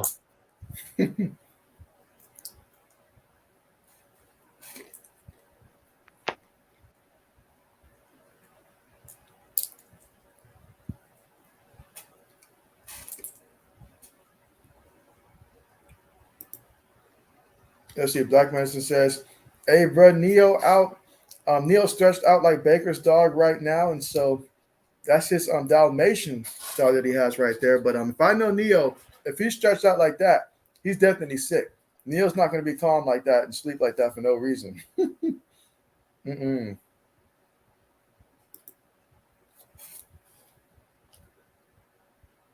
We got the Cardinals right now on the clock.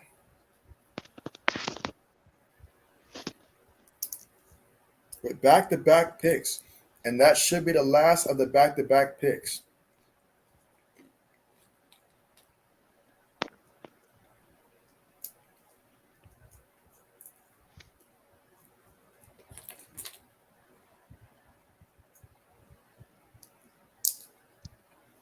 You gotta see people can hate on Max Jones all the way. I love it. I love that he's a quarterback. He's already reaching out to the players that we drafted on the offensive line, on the offense, and is already telling them he's gonna come to dinner with them. Oh, that's great. Shows the leadership of that young man.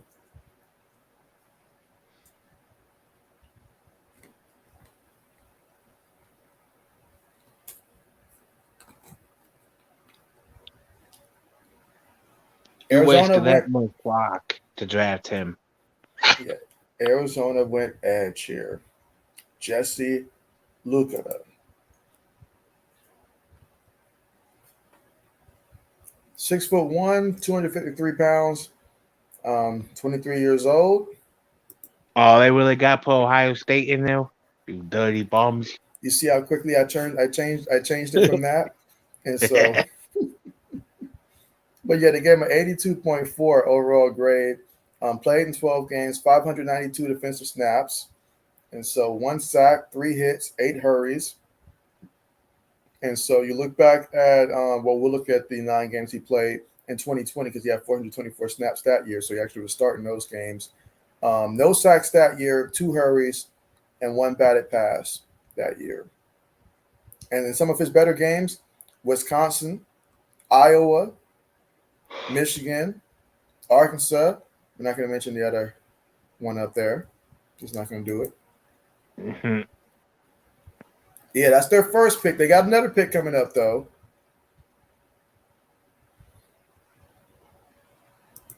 Let's see. Black Medicine says, I'm calling it now, Strong to Alabama. Braden says, LOL Medicine. And so unless he's talking about the Birmingham USFL League team, that's about the best possibility.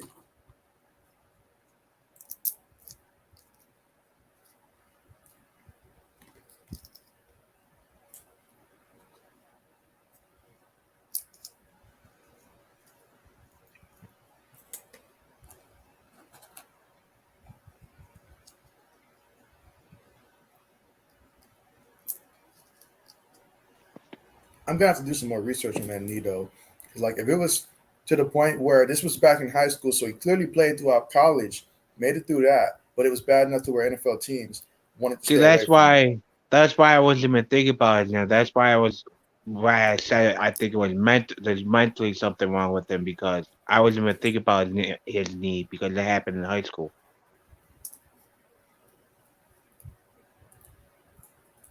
So you telling me he could play? He's been playing good to great for these many years in college, and you're afraid that his knee's gonna mess him up now?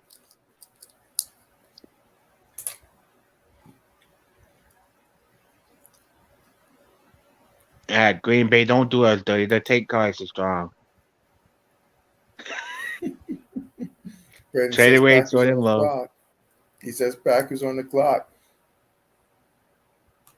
Still got to see Arizona's second pick, though, which is guard Marquise Haynes out of Oklahoma. Okay.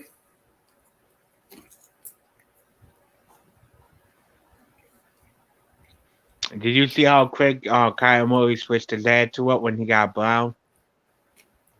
I did not see that. Oh, he's all lovey-dovey. He's all loving the Cardinals again. Oh, this is home now. Yeah, he tweeted out, "Oh, my brother, we're gonna do some damage. Walk him home." Wow. You switched real quick, huh? Really And I quickly. want all Cardinal fans and Kyle Murray fans to listen.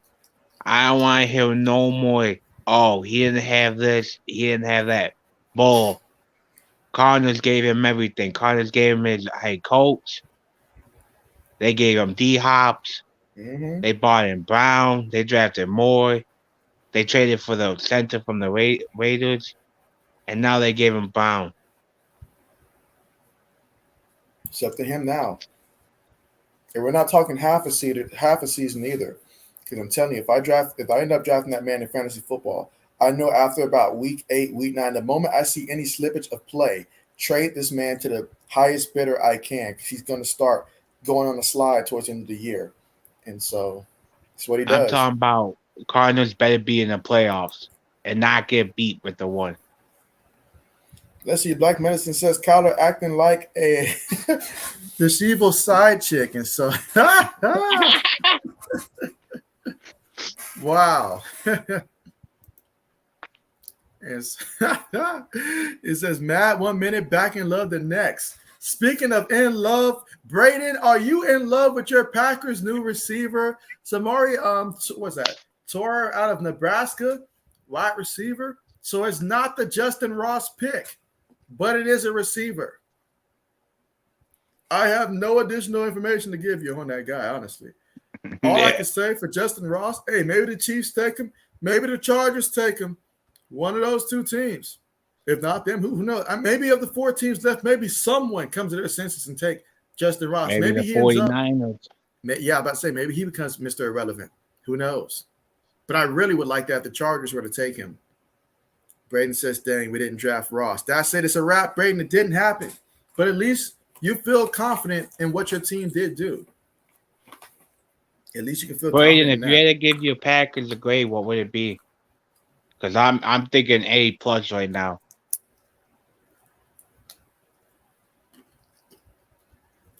If I'm Aaron Rodgers, I'm happy as can be. The O-line got taken care of.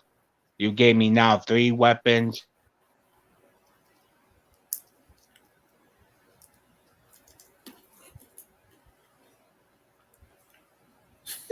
Braden, where's all this energy coming from? Braden's like, all he has to say is screw Nebraska. And so somebody's not a Cornhusker fan right now. So let's see. Black Medicine says, not a Husker fan I see. And so Husker fan. And so let's see. Braden says, I'll give them an A. And so damn. I'll say this, though, Braden, your boy from Iowa. I know you love them Iowa Hawkeyes, but, man, I mean, he's still on that board, man. He's still out there running back. Someone's going to pick him up via free agency undrafted, it seems. Because your man Tyler Goodson, he's still up there. I'm surprised Jalen Warren, I thought he'd have been a 6th-round pick-ish. Abram Smith, 7th round I had. But, hey, the draft has just been unpredictable to the extreme this year.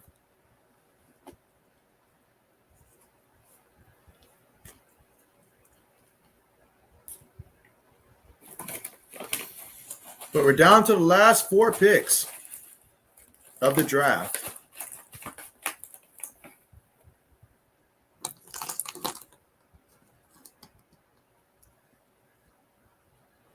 Yep. So what is this? The first player out of Marshall checking off the board, and that's Najee Johnson, safety out of Marshall. There's no available information for me to go through, but hey, safety out of Marshall here for Kansas City.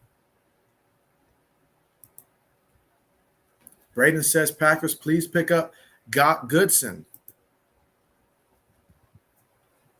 So that is this pick right there by the Kansas City Chiefs. They went safety out of Marshall. Oh, snap. They went safety? They went safety. But they didn't take the kid from Oregon. He's going to become a free undrafted? Clearly, they gave us a smokescreen of a board or something. Belichick, do the right thing. If he doesn't get drafted, bring him in. I love Devin McCourty, but he's getting up in age. I love Devin. I have so much respect for him and everything. But how many more years do you honestly think he has? That's maybe 2. I was just about to say about 2. It seems like where he's at right now, about 2. And so, but Black Medicine says he's calling it now strong to his therapist after this one. He won't be alone. He's gonna go to a chiropractor and get that knee worked on. You've got Justin Fields going to need one after this. That's right, Justin Strong. Well, if Justin Fields' offensive line doesn't protect him too, but yeah, this is. So, in your opinion, JB, who's the best player that might go undrafted? Best player that might go undrafted. Let me just take one good look at the big board again. Not including Carson Strong. Yeah, well, I wasn't going to list him. I was going to list Carson Strong at this point there. If teams passed on him, I'm not going to list him. But, I mean, looking at this board here, it could be – I'm leaning towards JoJo here with Nebraska. I could go Ross, although I'm higher on Rambo than Ross. So I would probably say Rambo, even though he's not listed there.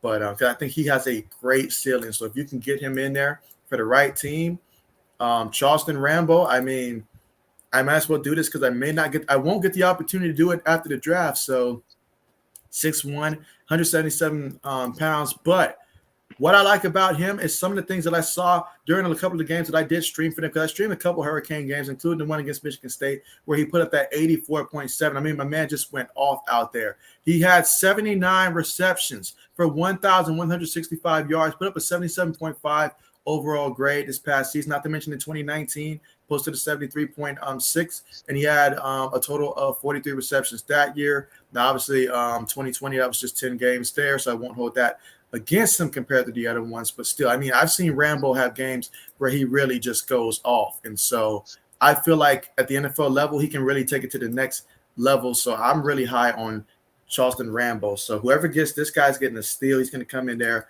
and I think compete for a roster spot. And then when he gets his opportunity, he's going to take off.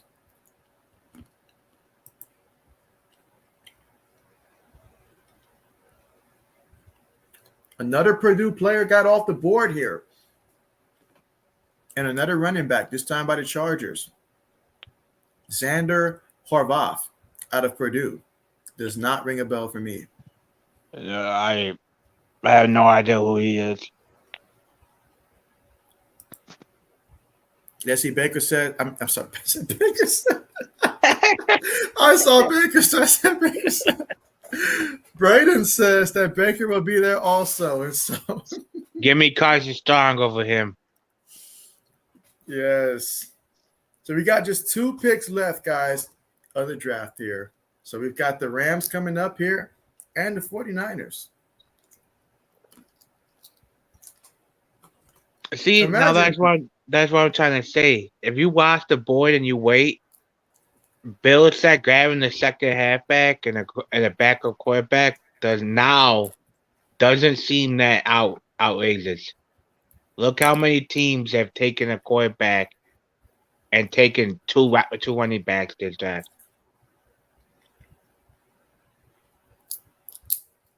We just got more work we need to do between now and the season. But there's a lot of free agency. Like I said, that D-line, there's a couple of D linemen. If he brings in on free agency, that'd be helpful. bring in Bolden, Rambo. All right, so the Rams went tackle with A.J. Curry out of Michigan State. So that means there's only one team left, and that's the San Francisco 49ers with the Mr. Irrelevant pick.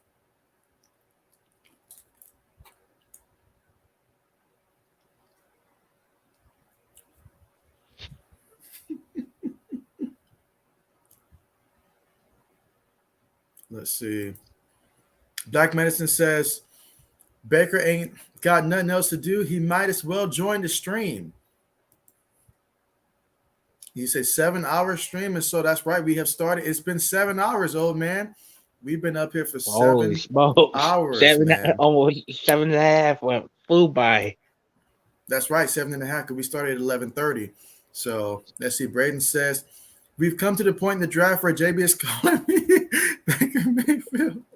I thought I saw some it's been a long draft. I thought I was seeing some progressive commercials. That's what I thought I was seeing. So my bad about that one, Braden. It's a long draft when JB starts calling people Baker. Oh, what is this? No. We made it this far. Flag on the field. I like that how they did that. No. That is just awful, guys. And so they heard Baker heard us talking. He's like, "Oh yeah." He's like, "Let me throw one more wrench in there."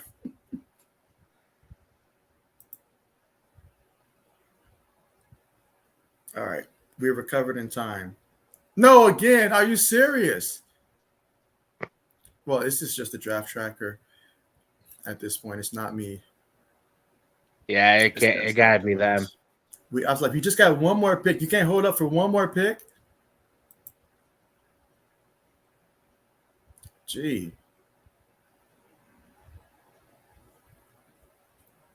All right, hopefully we can last. And so, damn. And so let's see. Black Medicine says, shoot the cannons. Strong is next. Will that be the pick? Or Justin Ross? I can see Justin Ross potentially being the pick. Stop it. Are you serious? Those Bills fans are affecting you now. They switched up their strategies, bro. We are experiencing some technical difficulties on this end, guys, and this is just, I don't know what to say. This is outrageous. They had enough of me. They had enough of me going after them. They're like, nah, we're going after JB now. You know what? That's all right. We got a backup plan in store here. Give me 1 second. If this wants to start acting up, then let me see. Yeah, this is wild, though.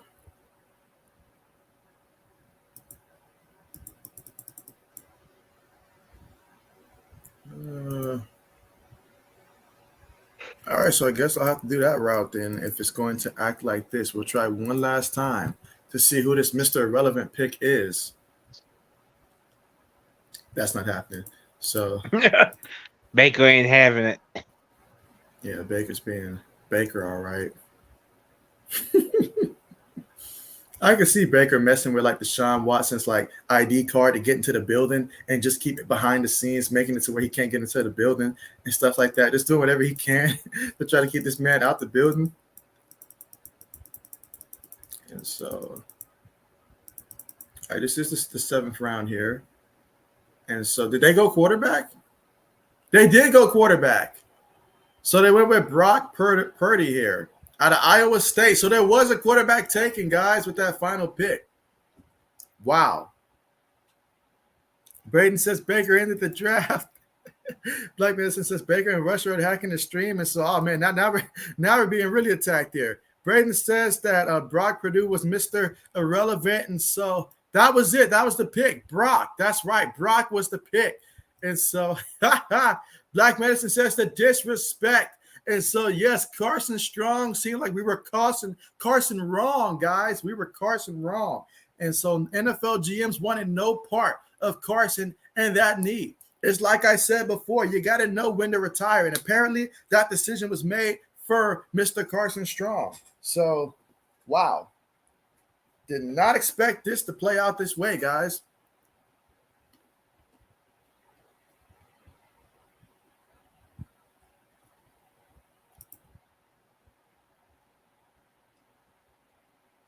But yeah, that is basically the end of that. All right, we got old man back here. Oh yeah, Baker didn't like the fact that you went to a new website. Yeah, he didn't like that at all. At all. But did you see the final pick? Yeah. The disrespect though, is strong. Yes. They must be really nervous about his knee then if that if Beyond no one really nervous. picking him. Beyond nervous. And so, well, everywhere I go, it's not going to let me pull up the drafting. So we'll just have to talk from here. But let's see. Black Medicine says, at this point, my knee's pre-gastric bypass must be better. And so Black Medicine says, poor guy, he'll get a shot. Yeah, I mean, McDonald's is always hiring, so he will get a shot. That's for sure. But it may not be the shot he's looking for. But man, it's just I can't believe it. I can't believe it though. I mean, I really thought the kid was gonna, get an opportunity like shoot round 3, no later than round 4.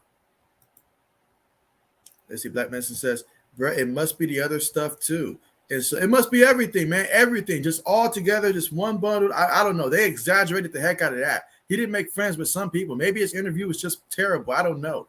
But something they did not like, and they stayed far away from it.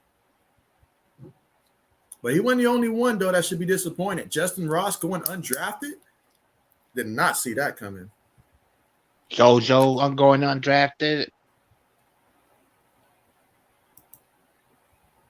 It's going to be a lot of hungry, undrafted free agents. I'll say that. Oh, yeah.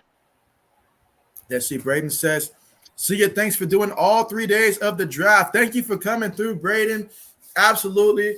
And so, yeah, appreciate each and every person here. And so this has been one heck of a draft experience, guys. It was crazy. I mean, we saw some things that we never really see happen throughout the draft. We're talking about 9 trades in the first round got us started day 1, and then the fall of Malik Willis. And so we had to all stand there together for this man and just hold hands and just pray that this man gets selected by someone. Then Tennessee took him. It was like, okay, but man, things didn't work out that way today for our guys, for multiple guys, honestly. But there's a lot of talent in this undrafted pool, so teams need to get busy and start working the phones and deciding who they want.